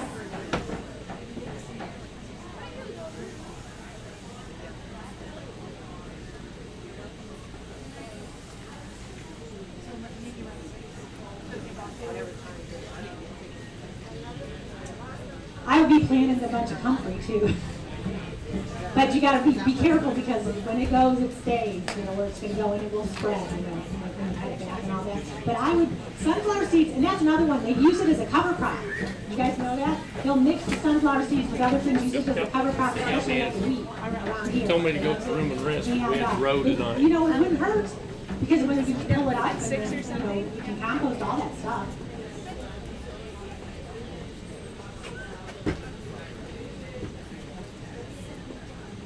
Over time, we had our first time here, we had Dr. Huber here, and he's like glyphosate, you know, the expert and all that kind of stuff. And I know over time, you know, I guess it's water soluble as eventually goes. Does anyone know how long it takes? Is anyone up on that? It takes a few years. Right. Right. Yeah, anything would be good for your soil, and it looks pretty, and you're bringing in other things too, for sure. Gotta go back Yeah, you do campground, kind of refresh. Are you guys all going to plant more sunflower seeds now? Yeah, they're totally so much fun. And then the cool thing is you get a contest, like everyone in the family, who can have the biggest one, who can have the smallest one, who can have the coolest looking one. I had one, it was sort of like an octopus one year, and it came up, and it had, I don't know how many arms coming off of it, it just kept coming. And I had cut flowers for like weeks. It was so cool. And it's really fun, the ones that you get. So they're all kind of different, just like people. Sunflowers are all different. So they're just fun. Embrace your sunflowers, and I guess that's all I have about sunflower seeds, and they're good for you. So I hope you guys go ahead and utilize your sunflowers, start getting them. And then what I do in the winter months, it depends. Sometimes I have them on sale in the summer. Sometimes I have them on sale because you want to feed your birds in the winter months. What I do is stock up on my sunflower seeds when they're cheaper. Getting a 50-pound bag, you can get them sometimes. I've had them for $14.99. When I get them cheap like that, I buy a lot of them. So whenever you find them on sale, just stock up on them, and then you can keep them and use them. Okay? They last. I mean, I use them up way before they ever called the bag. Yeah. Keep them in your trash can. Get your metal trash cans. Yeah. Oh, anybody will like them. Yeah. Definitely. All right. That's all I got on the sunflower seeds. Oh, one more. Before, I think they're okay, unless something changed, maybe over the past year or so. Yeah. Somebody can Google it. Google it and see. Sunflower. What about pesticides? See, that was my concern. When you're buying Generally in those fields, you just throw them up and they grow. What? So when you buy the bags at the feed store, so it doesn't matter if they're treated with pesticides, or do you know? I've never researched yet. What? No GMOs. Yeah, I didn't think, because generally that's what I'm saying. You were just probably throw it out in the field. I'm not quite sure about that.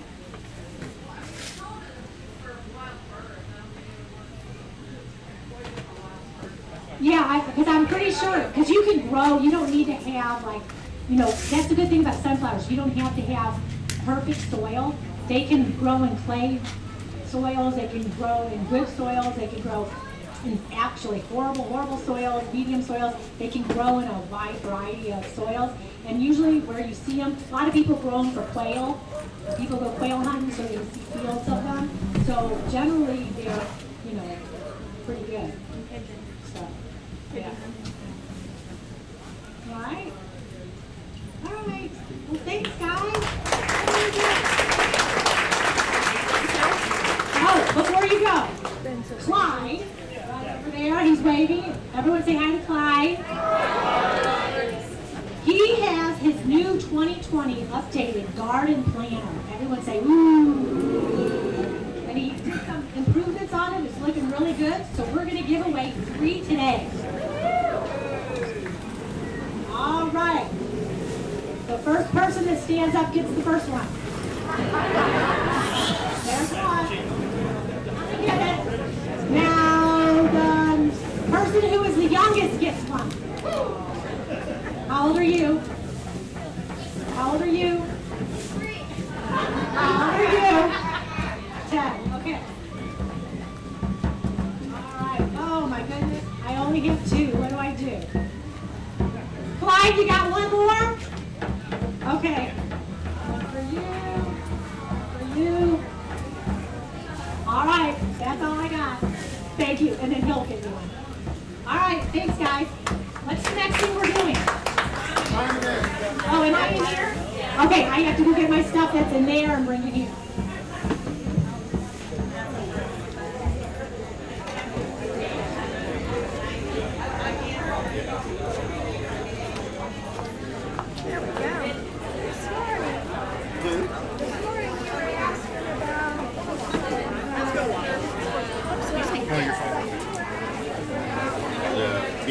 Squash beans.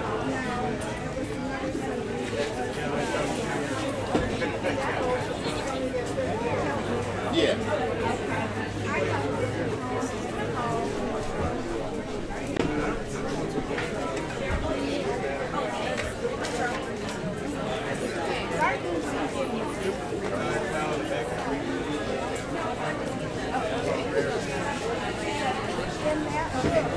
Thank you.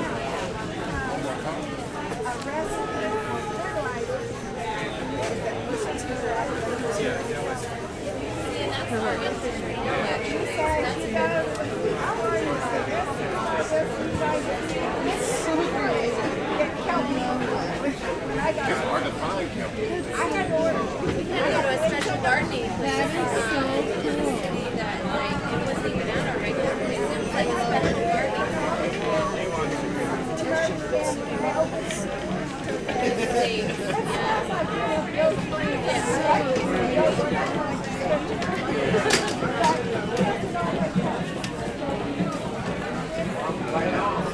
What's the name of that book again? Oh, you did? Okay.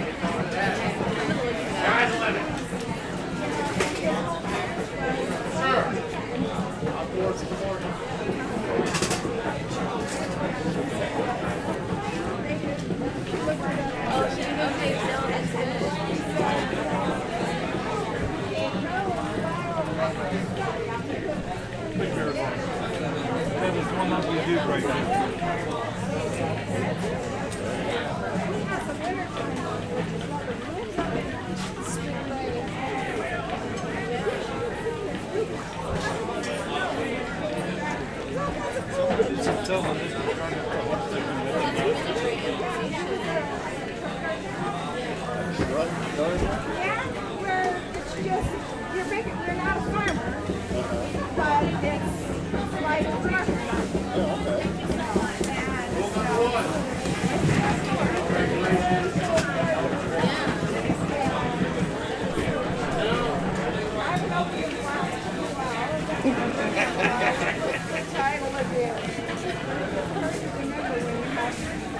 Well, I'm glad you looked it up. Yeah. What happened? What did you do? Jason being Jason. Anyway, I can watch it for you to let you know that was one of the things he does in the kelp field. And I made it up 2 or 3 times and we have 8 raised beds. Because we live on top of a giant slab of rock. Yeah, we live on Texas clay, so we had to do our raised beds.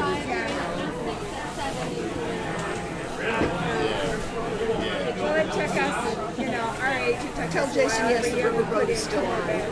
Not all for you. We had to have 8 Whatever beds you type, because you of can the show up. weight. Oh, I didn't type it. I was about to be nasty. But I just have a new friend that's like 6'5" that really likes me. Goes by the name of Doug. We had a good conversation.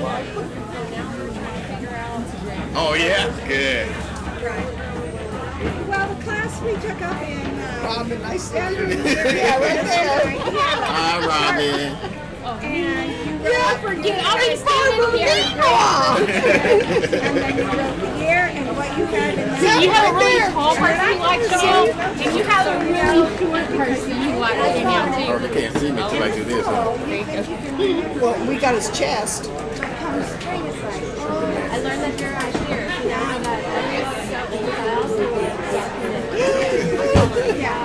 You know that Jason's responding to Marco.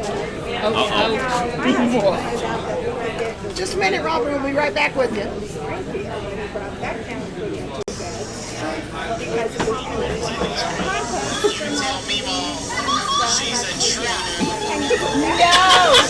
No! Because I keep on acting like I'm looking here, but really, I know, right?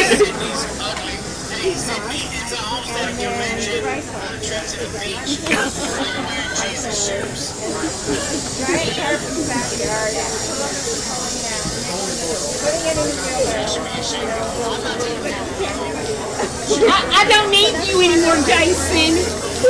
I got a new follower. You do, you really do. I went and... So, don't get jealous because I got my shoes on. It's better than that man bun that you wear. Yes, It's 2020. Who wears a man bun anymore? Serious. Here, I'm out of here. Oh my gosh. Oh, good. I love Jason.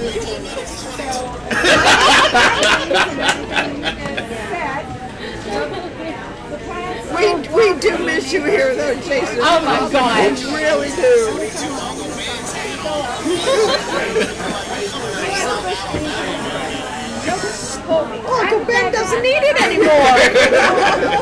want to try those Chinese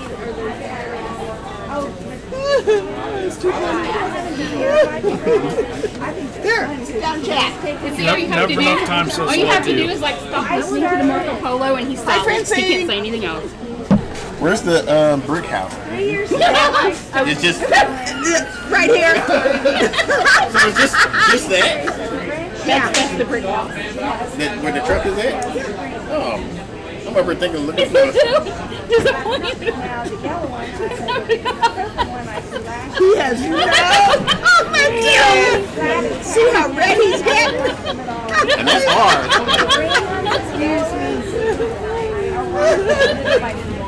Yeah, we took a picture of us in front of the sign. Yes, please. Thank you. Yes, behind the sign.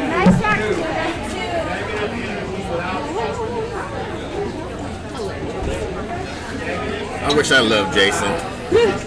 Who is that guy?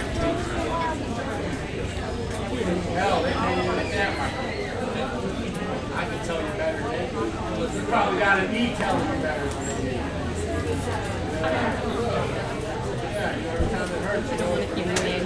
I would tell you the time that we first met, and he almost dropped a tear because, like, I walked in the room and I almost made him cry. But I don't want anybody thinking poorly, like he's a sissy or anything like that. Mama Z says hi I to you. just think I'd go over and say hi. Hi, Misty.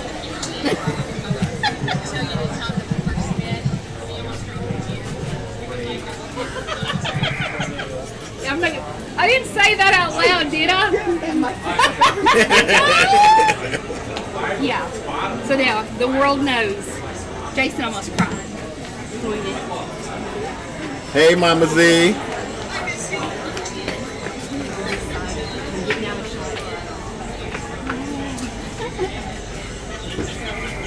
Jason's such a hater. I'm a moron. They let anyone in the hot seats. That's why I hate live streams. Only ones that they like and love. Yeah. Oh, right. It's going to rain. Yeah. It was supposed to rain today and tomorrow. Wait, what? No, she didn't say that. I know she didn't say that. Ladessa loves me more than her father.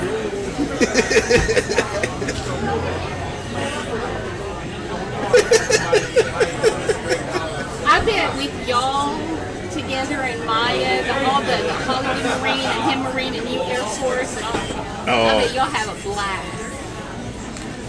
I think we'll be all on Jason too much.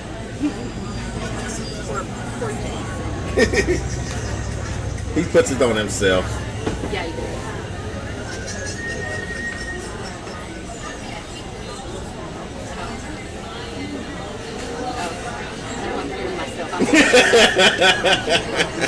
That's how you make. You ever want to know how to make me shut up? Let me hear myself on and live stream. She said no. Yeah, I'll have a talk with Ladessa. Ladessa and Carol, they love me more than you. I meant to tell you that one time when you and Robin was talking, doing your little conference call and everything. They was like, oh, we wish we could come home with you so bad. You're like the coolest dad that anybody can ever have.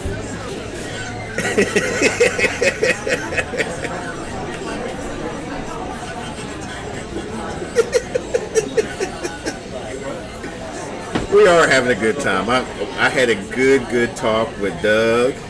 I had a good talk with that one guy, Mike Dickinson. Yeah, me and him got along real well and everything. The Fit Farmer. He actually commented, and he was like, man, I don't see how you put up with Jason. Those were the words from his mouth.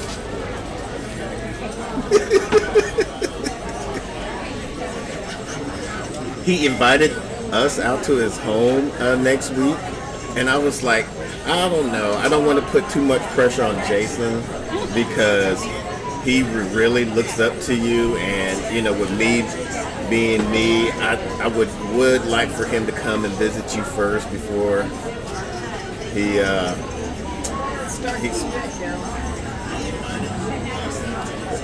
the girl says snitches get stitches. You go, Carol. Sorry, Carol, I didn't know you were listening. What did you say in front of Carol? Nothing. I said when you and Robin were in your little conference call, the kids was telling how much they loved us and how much I was like the best father a father could be. Like them in little boxes? I guess I'm a good runner-up. We have to get over to the next thing. It's just right here. Oh, is it? Okay. Yeah. Sorry. We have learned so much being here. It's been fun. I'm looking forward to tomorrow. I think that Tomorrow's going to yeah. Well, the boat ride, I'm really interested in the boat ride Have today. you been to this before? This is your first time too? Yeah. And I don't know if you know who I am. He knows who I am. Yeah. I was like, I'm Farmer Meemaw, and Farmer Meemaw loves Sydney. So I just want you to know who Farmer see, Meemaw and is. this is why I keep you on the camera. I've tagged you. Or I've tagged See, she took her heart from Jason's love and gave it to me. So Jason no longer has her love. It's all to me now. Terrible. Since we've been on YouTube, like when I would get on or whatever, on their like, Meemaw loves you, Jason. Meemaw loves you, Jason. Because you know he's so needy, and he needs to be have that affirmation that somebody loves him. And so You identify with that, don't you? Tell us something. Okay, you guys that are here for this workshop with me right Not the now. Marines. the smart ones are going to the Air Force. So, what I'm going to do right now, They're the because I might need to get more. But that's for being smart. They Get it like now, so I need to to get Air more Force of and it. stay in hotels and stuff like that. That's why I always Yeah, we send our teacher's pet. The we send our teacher's pet. pilots to do our fighting. Smart. We're what? Fight smarter, not hard. I wish you could hear them yelling at the screen. Oh. Who said that? Robin said that about the girls. Oh. Tell us something that you learned. I learned that. Oh. I learned I like Sydney better. Yeah. Oh, did you hear that? The thuricimide in the stem of the squash plants. Oh, find out how to get rid of squash vine boars. Mm-hmm. Yeah, real simple. We're going to do a video about Squirt it. them with something straight into the Yeah. video. Is that what you learned? Mm-hmm. We're going to show y'all about that. Yeah, I want to put it to the test and make sure that it works. And there was a second part to that with fleas, chickens. the diatomaceous earth stuff. We learned a lot more ways to use that today. Yeah, we just bought a big jug of it before we came here. Yeah, I bought a gallon of it because we had ants and roly-poly problems. And I got tired of wasting cheap beer, which actually been working. Yeah, the beer has been working. But I'm not good about changing it out. Yeah, and so there's a lot in our compost bins, so we're gonna fix that now with the DE and the ant issue. What else we learned? We learned from the Fit Farmer or how to do microgreens and the best veggies to grow. We will see who is needed. Who needs you again?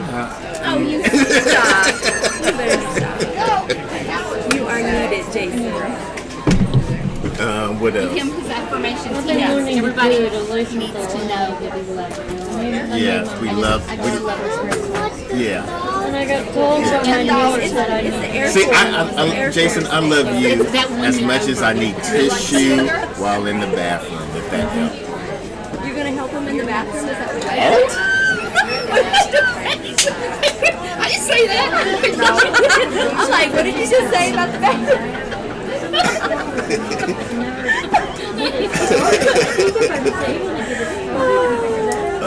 What else we learned?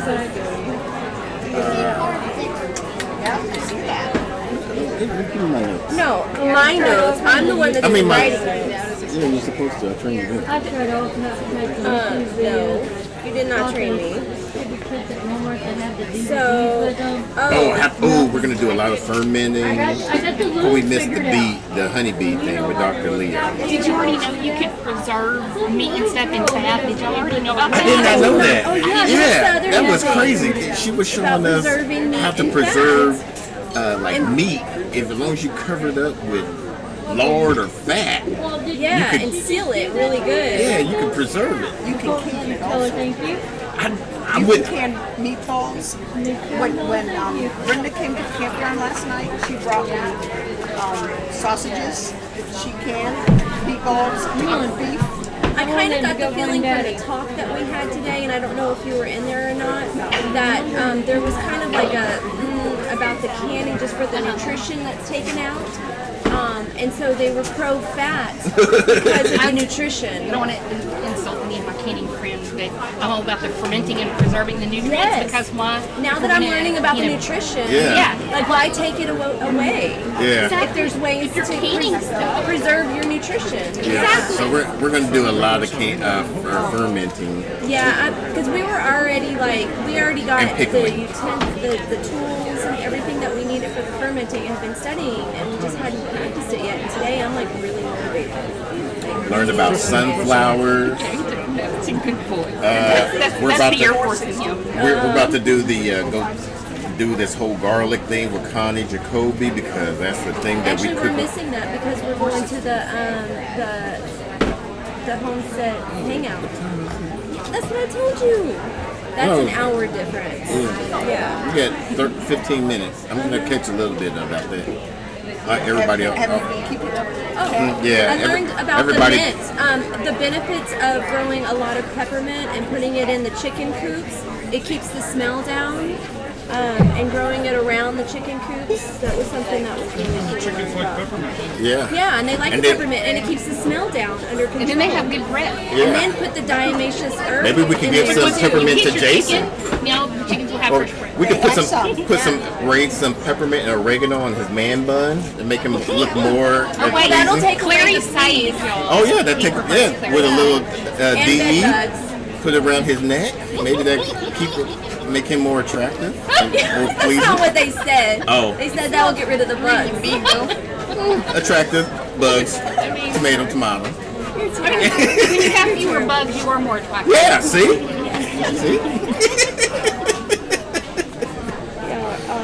And then it was like, Doug was like, yeah, we were gonna have this one guest here called Jason, but they were like, but then it was like, Doug was like, well, we got this other YouTuber named The Naked Gardener. They were like,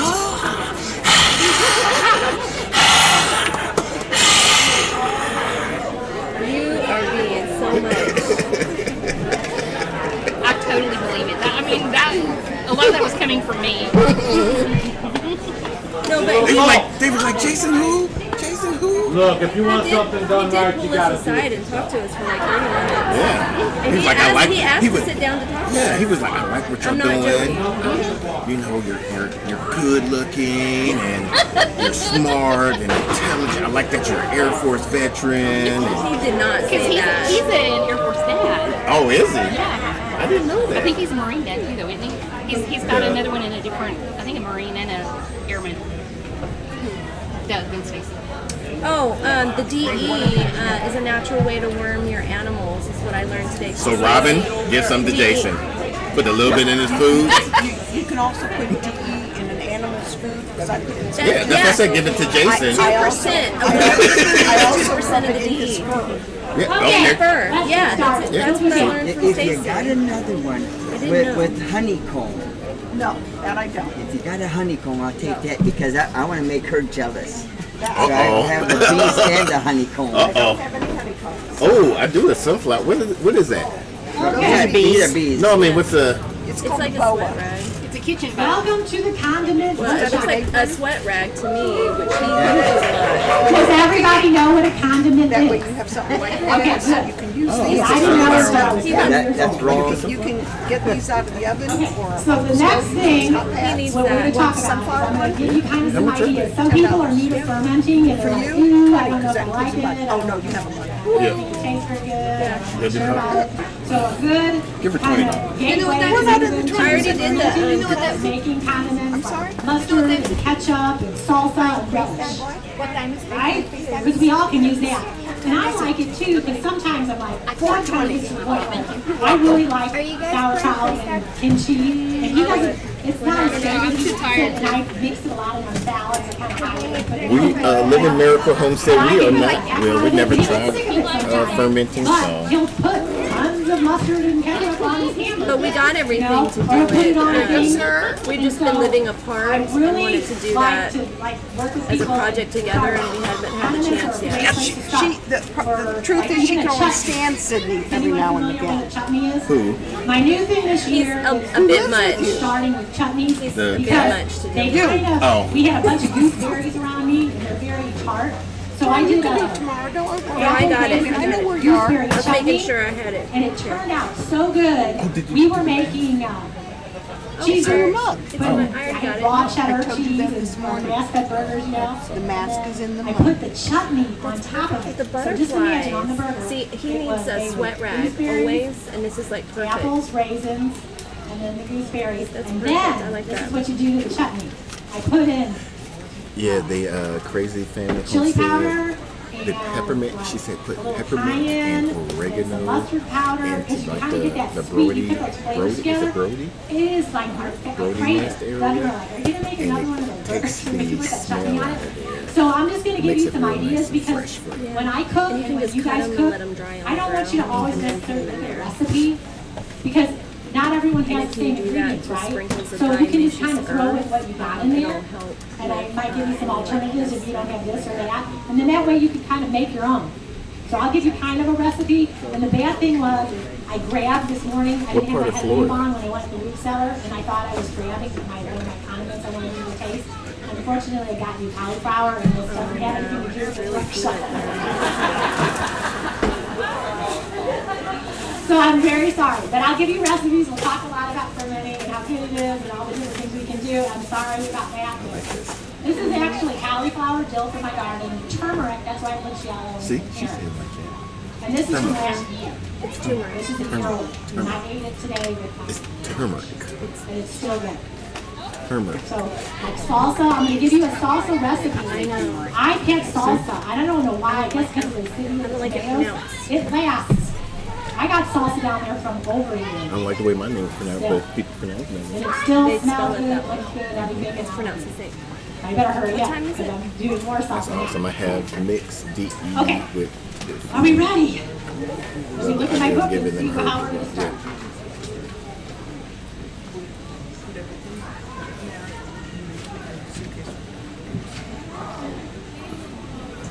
What they do? So got all the guesswork. Thank you. Yeah, whole box, one box.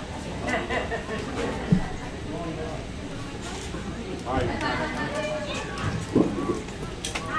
Yes, it's lovely. Two Family Homestead made this for me, only me. It is a Naked Gardeners limited edition sunflower one.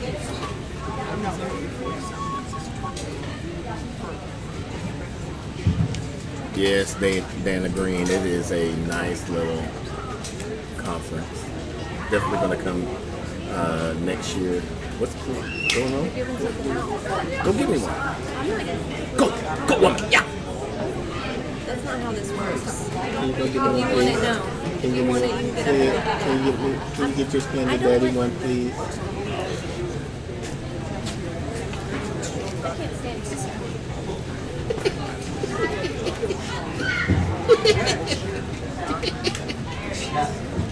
His laugh.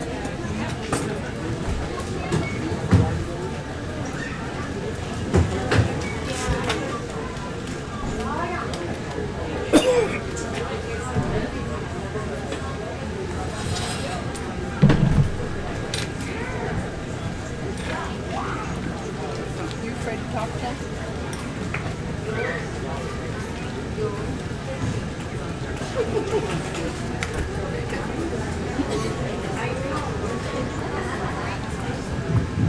limited edition. Okay, so now that we one have of the salt, kinds let's talk never about salt been real released quick. to the public. When I Either way, I tomato, use a lot tomato. of salt.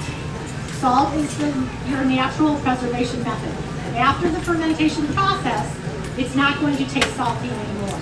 So people think, oh, it's going to taste salty. It won't taste salty. Okay? It just is what helps to preserve it. So I love the Redmond real salt. And Redmond is here too. And if you have any other questions about salt and all that kind of stuff, you can talk to them. But I've been using it for years. I love it because we're going to get like over 60 trace minerals that the human body needs with it. And it has not been bleached or any caking devices or agents in it. So it's a very natural occurring salt that they found in an ancient seabed that they've been mining in Utah. And it's just really a wonderful product. It has a great taste to it. I like it in everything that I use. And this is the fine salt that you have. The coarse salt. Show them what I got for Splenda Daddy. Kosher salt. Look what she got. So I really do like it. I get it in huge bags. 25-pound bags. Big And a Daddy. raffle, we have 10 bags. I love them. And it Big works Daddy. out good because Splenda, you always because it's have very salt low you can sugar. place in your salt shakers. And when I ferment, especially in the summertime, it goes with a lot of salt. She uses it Because what for we're going to do, fermenting. especially tomorrow, when we're talking about fermenting vegetables, for every quart, you're going to need Remember I 14 wrote down the salt. different salts. and Today, I was some like, of the things that we're cayenne going to is do, you're not going probably to my need favorite, but quite this as is much. one of the ones I wrote Okay? down. All right. It's just a real salt. Now, Without all of oh my gosh, I need to send somebody else. Unrefined mineral salt. I thought I was over there the whole time. It's best for always fermenting. something. And oil for anything. Marge. Definitely. Go to the brick house in the refrigerator and get me my thing of yogurt. You didn't say nothing about yogurt. I know. You guys are watching this all real time. Okay. So, I'm going to start with ketchup. I'm going to give you a recipe. It's a very simple recipe. It's very easy to do. And the main thing that's going to help it is going to be raw apple cider vinegar. Please don't use regular apple cider vinegar. Make sure it's raw with the mother. It's got the little cloudy stuff crawling around in it. Okay? Oh, the wrong one. So, what I like about this is you can get like organic tomato paste. You just need 2 cans of organic tomato paste. And the neat thing about this is my grandson, like kids are very picky. If they put a lot of high fructose corn syrup in the ketchup now, and now a lot in the grocery store it says no high fructose corn syrup, but they're still putting sugar in it too. So I made ketchup and he's like, you need to tell Mom what you do to your ketchup, because I just really like the ketchup. You know, he comes over and he's like, I eat so much ketchup. But I make it from scratch, and it's so easy. So if you're going to get people come over and you don't have ketchup, you can whip it together in 2 seconds. It's really, really To easy. this computer. Okay? Using Are this you ready? webcam. It's 2 cans of 6 ounce tomato paste. Is this like a software or? Yeah, OBS. Oh, okay. And then you're going to need probably about a 4 cup of filtered water. What software is it? OBS. So I'm going to show you. I know you mentioned that before. Yeah. I need to learn that. So this is distilled water. You could use distilled water. If you have reverse osmosis water, you could use that. If you have filtered water in your house, you could use that. Do not use your tap water because if there's chlorine or fluoride in it, it could hinder and mess up your fermentation process. So make sure, and if you don't have access to that, I would suggest getting like a Brita filter or get a filter onto your faucet, in your sink, and then that way it'll filter out all that stuff. Okay? So the water is very, very important. So then you're going to need your water, and then you're going to need 2 tablespoons Yes, of Brenda, we raw heard apple about cider that vinegar. on the oregano and the chicken. Feeding the oregano to the chicken. Nice. Oregano and rosemary. It helps their immune system. And If then they you're have going to need, bronchitis. all these are 8. Cinnamon, an 8 teaspoon of cinnamon, She doesn't do it during the an 8 teaspoon of cloves. And I'm going to tell you something about the cloves. When you do the cloves, some people, the clove kind of helps the taste, but some people don't like it that clovey. So if you want to just put like a little less than an 1/8 of a teaspoon to see if you like it or not, try that. And then if you want to add a little bit more, you can. Okay, that's my only complaint. Some people might say is like, I can taste the cloves in it. So that would be the only thing you might want to adjust. Some people love it, some people hate it, some people don't care. So what I'm doing here now Do that on it. And then about 1/8 of a teaspoon of cayenne. is I'm building And a believe it or new not, scene that it's we really can not bring up in there. There's a zing, it doesn't So bother kids well, or let's go get a preschool kids to picture like here. 11-year-olds. So all my kids love it. And then you can do that 8 teaspoon of Conference pepper. thumb. This is the thumbnail I use for today's. And then this one, you're going to just put a 1.5 teaspoons of Okay. unrefined salt. Yeah, you need to go full screen, so. And then, of course, you need the sweetener to make your ketchup Put this taste the best. So it's going to be about 1/4 of a cup of honey. Let's add some text to it. So. That one can be altered. When you taste it and you think you want a little bit more, you can add a little bit more, like 1/3 of a cup if you want, to see how it tastes. All right? You're just going to mix it all up. Put that in that'll go in a quart jar. All right? Now, if it's too thick for you, add a little bit more water. Because some people like thicker ketchup than others, so you adjust it to how you want it. All right? Now, the cool thing about doing these condiments, you don't need to worry about, you know how I do we have the fermenting pot that you go on top of the stuff and then the lid. Oh, you won't see it yet. When you I do haven't. things like this, I'm because not it's giving you a broadcasting shorter it yet. I'm ferment, just it's like building 2, it. 3 days, 4 days. So You don't what I need to want worry to do about here is I putting want to all you make the gotta do alignment is put centered your so that it's lid on equal. top of it, set it, Yeah, hand tray, so- pantry, don't put it in the sun, and just let it sit for 2 to 4 days. Let's make Now, it if it's a a different really color. hot day, your house is Right really now it's humid and all white, that, so you we'll can say, probably do okay, we'll it make in it 2 days or red. 3 at the most. If it's cooler out, then you might want to go 4 days. But what you can do is open it up, Let's, put a little spoon in there, taste it, and see if it tastes pretty good. outline it. And then all you gotta do is put it in the refrigerator. Voila, you'll have in ketchup for like white, 6 months. but I want the outline size bigger. So I mean, how easy is that? Tell me why you wouldn't do that and you would go buy Heinz ketchup at the grocery store. that's really happy. Seriously. Never again. No, it's easy. Yes. Tablespoons. Big, yeah, you want that. That's going to help preserve it.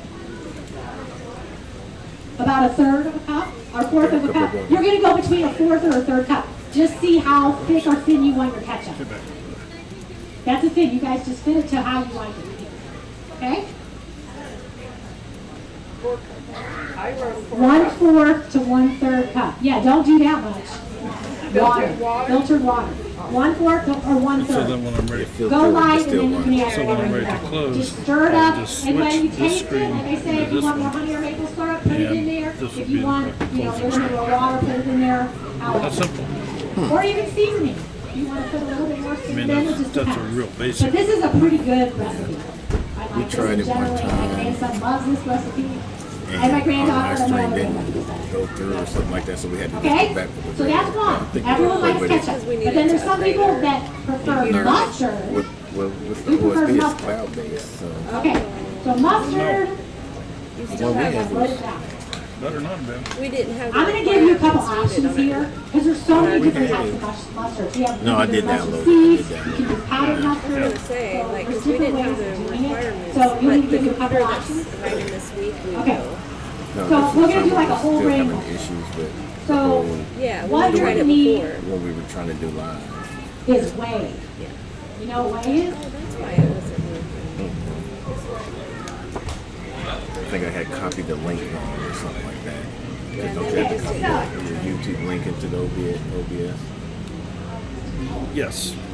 Whey is Yeah, the that's clear in the liquid that settings. you get on the top of the yogurt. You know, it's kind of yellow looking sometimes when you see it. You get a- And you get it's, a stream also, feed. you get it like if you have raw This is a milk. stream Yeah. feed. When it sits sometimes it starts to flabber, just see the liquid in between. That's whey. Of course, you have to So set when you your get your whey, what you should do Cameras. you get yogurt or You have to set up everything. you can go ahead and strain it through a cheesecloth and let it drip into a pan. If I wanted to, I could set up So let's say I the have, camera on this I'm so PC, sorry, I have everything over there. video capture device. And So okay. imagine I have a cloth, like a cheesecloth. I'm going to pour my yogurt or my whatever milk in there, and I just kind of hold it. I can hook it onto a hook if I Of want. course, I can size it. And then I can have my bowl down here, and then the water will drip into it the way, and then I have think I'm gonna this mess kind of with it yellowish again. liquid Yeah. that will last 6 to 8 months. in your refrigerator, and that's what's going to inoculate and speed up your fermentation process and give you all those benefits of fermented food. And then that way, all your ingredients, just like you're making something, this away, and then it'll be done in like 2 days too. Okay, and this will help preserve it. So basically, you're going to need 3/4 of a cup of milk. 1/3 cup of distilled water. Or if you're already fermenting, this juice, I can use this juice too. You can use an existing ferment. It's a, just Alright? as a sweetener. So to either balance, way, so it's not whatever so you got will work. acidic. Use from a ferment or the whey from your yogurt or And then you ferment. It's a you ferment. whey is W-H-E-Y. For 2 to 3 And actually, warmer you know, when days, people, they less. talk about the protein powders and all that, that type of thing, but that's usually the junkier way. Then Not you good can check way. in, and if it's good, you refrigerate it for 6 weeks. Sounds like a video. So then this one, you're going to need a 1/4 of a cup I think of she did mushrooms. one. But The brown, I want to try it. brown ones and are see if yellow, we brown like ones it. are usually a little spicier, so you decide what you want. Rest However you want to do it. right. You want to mix them, you can mix them up. Mustard seeds. Mama Z, you're in North Texas. And then you're going to need But garlic. you was in Congo. So you can use 3 or 4 cloves of garlic. That's what I thought. Just chop it up. And then you'll need about a tablespoon and a half to maybe 2 I think tablespoons she of said, honey or maple syrup. when we had her on the show, I think she said she was Actually, almost in Oklahoma. the mustard, Yeah. the honey, you have honey mustard, I kind of like honey. No, She's traveling. No, you're thinking of somebody else. no, Mama Z, that's where she is. That's where, Oh, that's where she's at now. 1 and a half. well, that's where she to lives. 2 tablespoons. What? You thought she was down in Congo? Mama Z, isn't she almost in Oklahoma? She's in Conroe, Texas. That's what he thought. She lives in Conroe, Texas. Yeah, but isn't And then that you're going to almost? need the salt. No, that's You're going to do Houston this one, area. you can Conroe's do 2 near tablespoons. Houston. Yeah. So Oh. start with a teaspoon of South salt, Okay. and see how you like it. Yeah, that's on the way to Houston when we drive down that Who way. was You it just that need a was little salt almost to in go with the Oklahoma? whey, but the whey is what's going to help I don't it. It's very humid down there. Now, this one's going to take a little more time because you got mustard seeds, so they have to soak. So you're going to soak them overnight in your the whey and put the garlic in it and all that. Mix it all together. So your whey and your seeds. So soak it and then blend it up. So get a food processor, a blender, whatever you want. You're just going to blend it up. Oh, she's moving to North Texas. Okay. Yeah. What part of North All you do Texas? is put it in your jar. Are you Put going to your be lid close to on it. Dallas area? And let it set out in the pantry or something for There's 2 really days, more and Texas, then it's done. like more And all you gotta Texas do area. is put it in your refrigerator, and then the one thing with mustard is the longer you let it set, the better it gets. So I would highly recommend when you make your mustard, like I made some, I put some mustard in the food cellar, and I left it down there. Well, that's been a couple months now, but the longer it sets, it is better, but it's generally the best after 1 month. It's really good. Because what happens when you have those mustard seeds, they're very bitter, but the longer they hang out, it's sort of like when you get older, you get better with age, right? That's how mustard is. So the longer you let it sit and hang out, it kind of mellows, and then it gets wonderful. Because the first time I did this years ago, I made it, and I'm like, it's supposed to be good. I tasted my friends, and it tasted so good, and I tasted it, and I'm like, oh, this is the most bitter, horrible thing I've ever tasted. So I just put it away, forgot about it for a while. I didn't realize and I it. really needed some mustard, and then, I don't know, it was like a couple months later, I go and I taste it. Well, are you enjoying the conference, isn't it? I am. Especially with Jason not here, I'm truly enjoying it. And then it's just amazing. And it lasts forever. It lasts a long time. Mustard seeds. Okay? So that's one. I'm going to give you another one. It's so much peaceful. Hey, Robin. I don't have to see no rat tails swishing around and stuff. But you can do a tablespoon or 1.5 Learning tablespoons so or 2 much. And I think tomorrow's day I'm gonna give you we're a gonna have to variation. split up because If they're you want it to doing be so much. pretty and Yeah, we yellow, gotta like look the at yellow all the ones classes. you There's can not gonna be as You can many put turmeric tomorrow. in it. Which is Turmeric's what's kind going to of turn it. okay with Now, another option with this If you don't want all of the mustard seeds, you can do part mustard seeds and you can do part mustard powder too. You can do it like that. Okay. You can put turmeric in it. You don't have to put turmeric in it. This will be more a lighter tan, or we use a yellow, bright yellow. Because some people freak out. It's like, it doesn't look like mustard. So, you know, just do, you can kind of do with it whatever you want. All right? You can put like a teaspoon. I'm moving south of Wichita Falls, just east of, oh, okay. If you want it more yellow, just watch it because it takes a little bit, it'll start to change. It's sort of like a science experiment. That's way up north.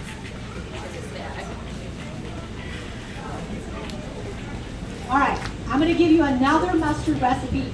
This one that I'm giving you is my Is Big absolute Bear's favorite. lurking The other one is still, one or I are we have going to on get standby. caught up in something? More people like this one than the first one I gave. But they're both That's a good. possibility. Because some people like a chunkier one. This one is more like they want 65, okay, from Dayton, okay. Okay? So this is going to be a half a cup of mustard seeds and a half a cup of mustard powder.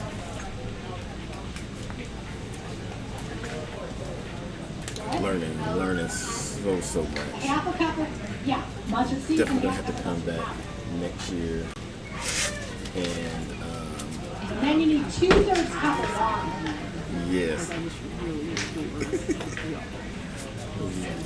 We gotta go check out Then you some got a vendors. fourth We cup weren't of able the to check out apple the cider vendors vinegar. out. I'm gonna go check out the line. Talk to Patrick. 2 about the tablespoons line. of honey.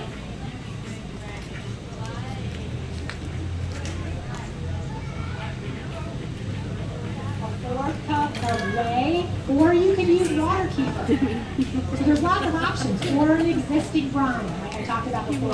So if you want to substitute, you know, your starter culture, you can do any of those. So you can use water keeper, you can use an existing brine, or you can use the whey.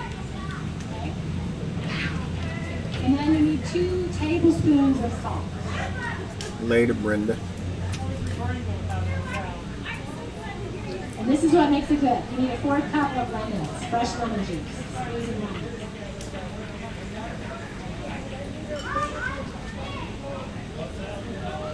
And then about 3 cloves of garlic crushed up. 3 to 4 cloves, depending on how big they are.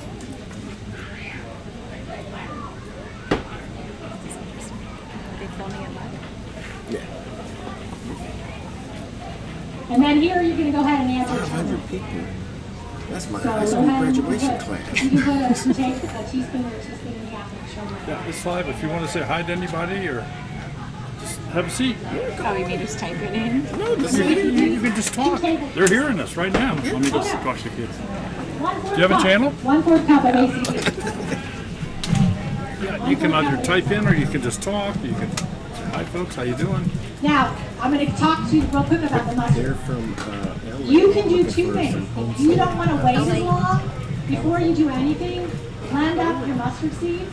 If you don't want to do that, I have a pestle and mortar. I kind of crush them a little bit. You can do that. And then mix them into that. Okay? There's a number of people here from California. So they kind of get crunched up a little bit. And then I didn't know they were letting them out. I didn't think so either. Did y'all drive? They make it look so scary when you go online to buy tickets. They're like, they might quarantine you forever. I always like to leave about an inch Missouri will head be space alright. here. And then that way, if it starts We to bubble flew up, into St. Luke's and then we're gonna get a rental car, drive around, and we're gonna get our RV in Tennessee. so you just let it set on the getting an counter 2 or RV. 3 days, same thing. There wasn't a lot up here. You're ready, taste it. It's not going to taste spot good. where get It's one kind of bitter, but for a you long kind of time. get the idea. Oh, you're renting And one? then go ahead and So put it how in long the are you refrigerator planning at to least a month. Like until the After 12th? that time, yeah. Okay. That's not the very thing. much time. They always talk about Are you aged thinking about mustard. buying one? So once you're Looking for done, while you're out or just vacationing? What am I walking into? We just asking like what's our story? She's spending your money. I got that much, so she ain't get that far. Yeah. You're set it So out we for thought 2 or 3 there's days no other first. way. We've been And then thinking put about it it in and the praying about it. And we look online and we look at land and we're Because like, normally if it's we're like, going to what throw if- down something it's to a lot salt, to just sell your it's house, going to leave your take whole 2 family, weeks. leave your jobs, and be like, So I don't when know I what did I'm this, doing. You because I betcha. put the So I'm like, I need to just go feel it out. or I use the whey or There's a lot of people that Pray. done it. it already We visited a couple like ready to go. So that's what congregations yesterday to meet followers of the Lord. Well, they're asking if you have a homestead, and of course. No, they're looking. You want to sit down? It's nice. are you doing? It's nice to put faces with And names. yeah, as you let them know, a lot of people out here can start hooking you up with where like. Now I'm going to give you a salsa recipe, and I'm going to talk about a couple of them that I did. The salsa is really easy, and I think because of the way the sitting is of the tomatoes, that it does store a very long time. I even had one salsa that didn't have that flavor, so I left it out in our outside kitchen. Like it's been outside at 100-degree heat and all this kind of stuff. I mean, for like months. It's just been hid behind my refrigerator. I found it, and it's over a year old too. And I wasn't going to eat it because I didn't like how it tasted. So I turned this, and I thought, oh, it's going to kill it by now. I smelled it, and it still smells and looks great. Yeah. So, and the salsa is great because how many people don't love salsa? So, all you're going to do is make salsa like you normally make salsa. And I'll give you kind of a recipe, but whatever tomatoes you got, whatever green peppers you got the salt. You know, you can do cilantro. How many people like cilantro? How many people hate cilantro? I was over there for a while. So you can How could you hate cilantro? in place of cilantro or carrot tops. You're right. No, you only could do 200 characters. Oh, I'm already writing a book. Yeah, she's writing a novel. But I love cilantro. Yeah, So I like, it depends. Some people y'all want don't know exactly where it goes. cilantro. So some people want more peppers, some people want more tomatoes. You know, you can kind of make it however you want. Do you want me to give you exact measurements, or do you just want to, I'll just kind of tell you how to do it? Okay, so for the salsa, you need about 3 pounds of tomatoes. Where's that? I'm not feeling It's kind of cool to mix them with yellow tomatoes. Florida. I'm not feeling Florida. It's the energy I went to. I'm going to do green tomatoes tomorrow. I don't know. It just had bad energy for me. Yeah, when I first got out of the Air Force, I was looking at North Carolina. So depending on how much peppers you want, you can do 1 to 2 peppers. However, if you have a big bell pepper, you can do 1 big bell pepper. Is Arkansas on the yes or the no? On the yes. Okay, good. Yeah. Arkansas is good. If you're going to use a red pepper, Somewhere else in red. Arkansas. You know what I mean? If you have red tomatoes, you got to do green peppers. Somewhere, when I was getting out, I was looking at the top 4 cities that. Right.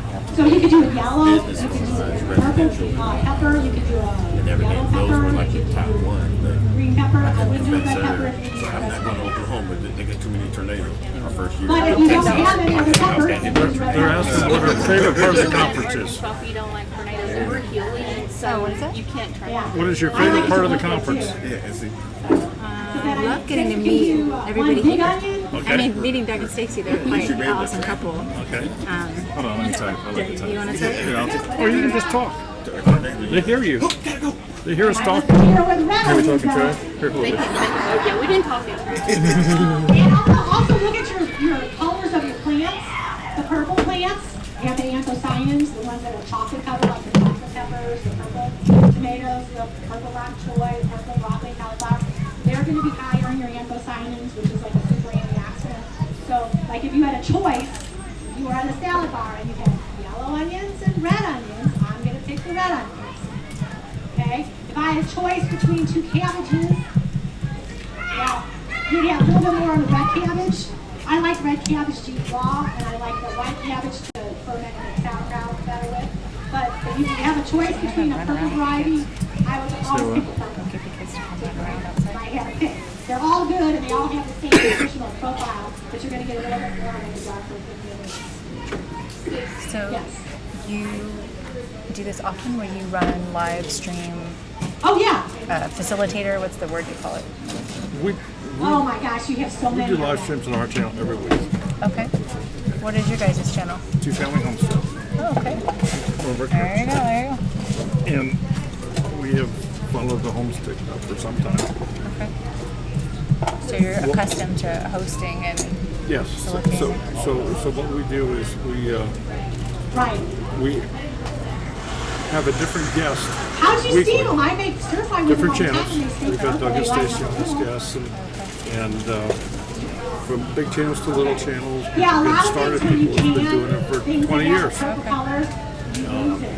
But do that. And Yeah, yesterday I do the Chinese red we go to a lot of the different conferences. I mean, this is just one of many, but not this year. Is there a special one this year? Yeah, had everything been normal this year, we would have started out in Mississippi in March. And when it's hosted by Oh, they get really big. The only one we know about was like the Justin Rhodes one. well, yeah, Deep South Homestead. Deep South Homestead, they do one in March in Mississippi. And then in April we would have been Arkansas to Shindig. Yeah. Shindig is the name of the Arkansas one? Yes. That's cute. And then, Where is your homestead at? There's one in Where you guys live? we're in Ohio. Ohio, okay. And then there's one in Louisiana called the Bayou Yeah, Bash. they have to be the younger ones. There's one in Michigan called the Hootenanny. Okay. There is These are fun names. What about Oh, yeah. Daniel? No, they're not. No, don't sell them. and there's Yeah, on the Chinese noodle meat, Baker so Creek like I puts saw on the I show. think I've heard of their broccoli or heirloom whatever, seed and show, I'll- right? Yeah, with yeah. those beans, if I do the Actually, they do two. They do one in Manson, Missouri, and they do one in California. Yeah, but it's Northern Cali, right? Yeah. And cooked it like that, so that's a That'd be a good one. Heartland Homesteaders. Heartland Homesteaders, that's in Kentucky. That's southwest Kentucky. So what's your opinion on good places? Oh no, you'll eat the whole skin and everything. It's all where you make And then it. you can ferment them. I'm really from cool. Arkansas. I think Arkansas too. I mean, Jess and You think Arkansas is a great place? But just don't eat them when they're old. Like where? Fayetteville? What part? I hear northern is cooler, right? Yeah. So if you're going to sell them, do them when they're old, and then save the seeds and give them to neighbors, and then just get on it, and then get them when they're young. Yeah.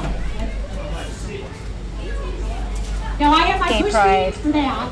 college and then I have crowd, my rowdy. butter beans, and then I I just noticed it on their website. Like they have their pride. pride thing and their, yeah, because it's the college town. Okay. I went to college. Moving on. Wouldn't like that. Of course, that was. So 20 years ago. one big Wasn't like that anywhere onion. 20 You can years do ago.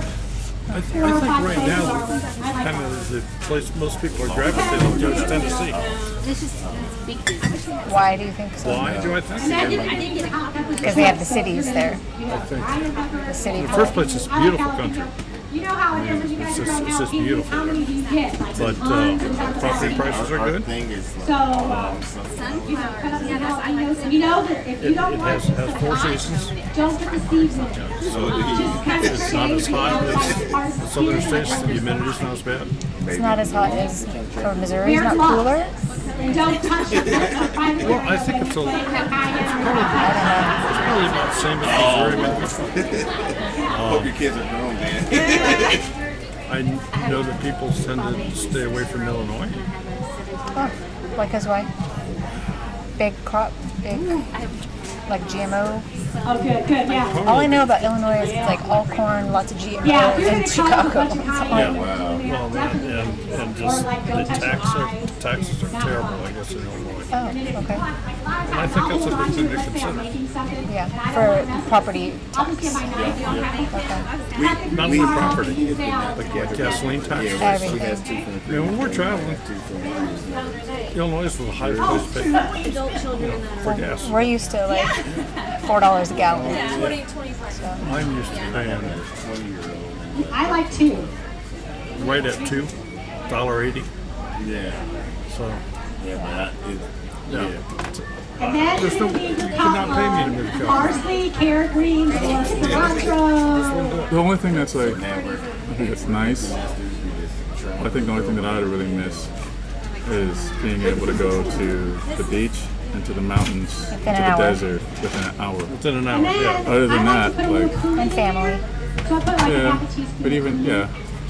Well, my wife has family. And where's your sister live? And this is what really helps me. Well, that's a nice Teaspoons of fresh lime neck of the juice. woods. And she has other family there. Capistrano, Los Angeles, Menifee. But her daughter lives in Florida. Oh, So, things you can't control. It'd be nice too to have a place where my kids could grow up and buy their own properties too, right? We're going to put salt in it too, but this is a wild fermented salsa. I feel like I should have been watching this one. I'll have to rewatch it. Well, thank you for stopping by. Yeah, nice to meet you. Your name? Nice to meet you. Yeah. Nice to meet you. Tablespoon of salt. Let's grab You this. need a commemorative mug. You're good, you're good. If we're moving, I don't want to pack anything. Well, I can understand. We'll let it slide then on that.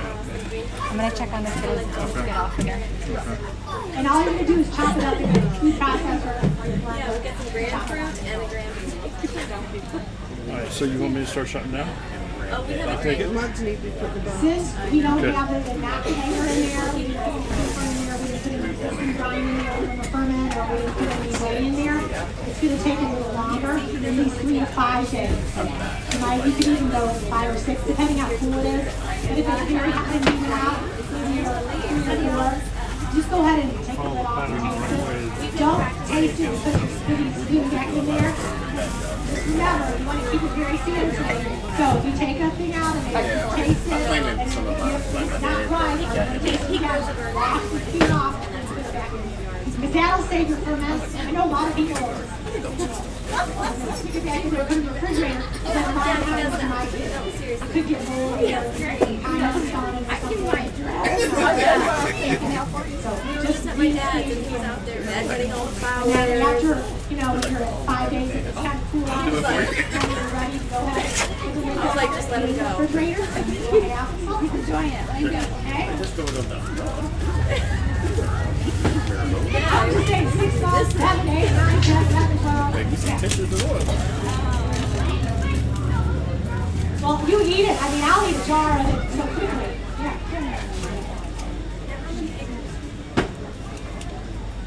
And then Okay. there's a book. All right, that if you we're want to do the fermentation- gonna shut the stream down. fermentation It's by gonna Sandor start Cats, raining here, it called looks like. fermentation. It's a So we're getting all packed up so we'll be able to get out of here fermentation, all about it. and see everybody tomorrow morning. Thanks for watching, folks. We will see you later. Bye-bye. Like to read. Sandor, S-A-N-D-O-R. Cats, K like in kangaroo, A-T-Z like in zebra. All right, ready for sweet pickled relish?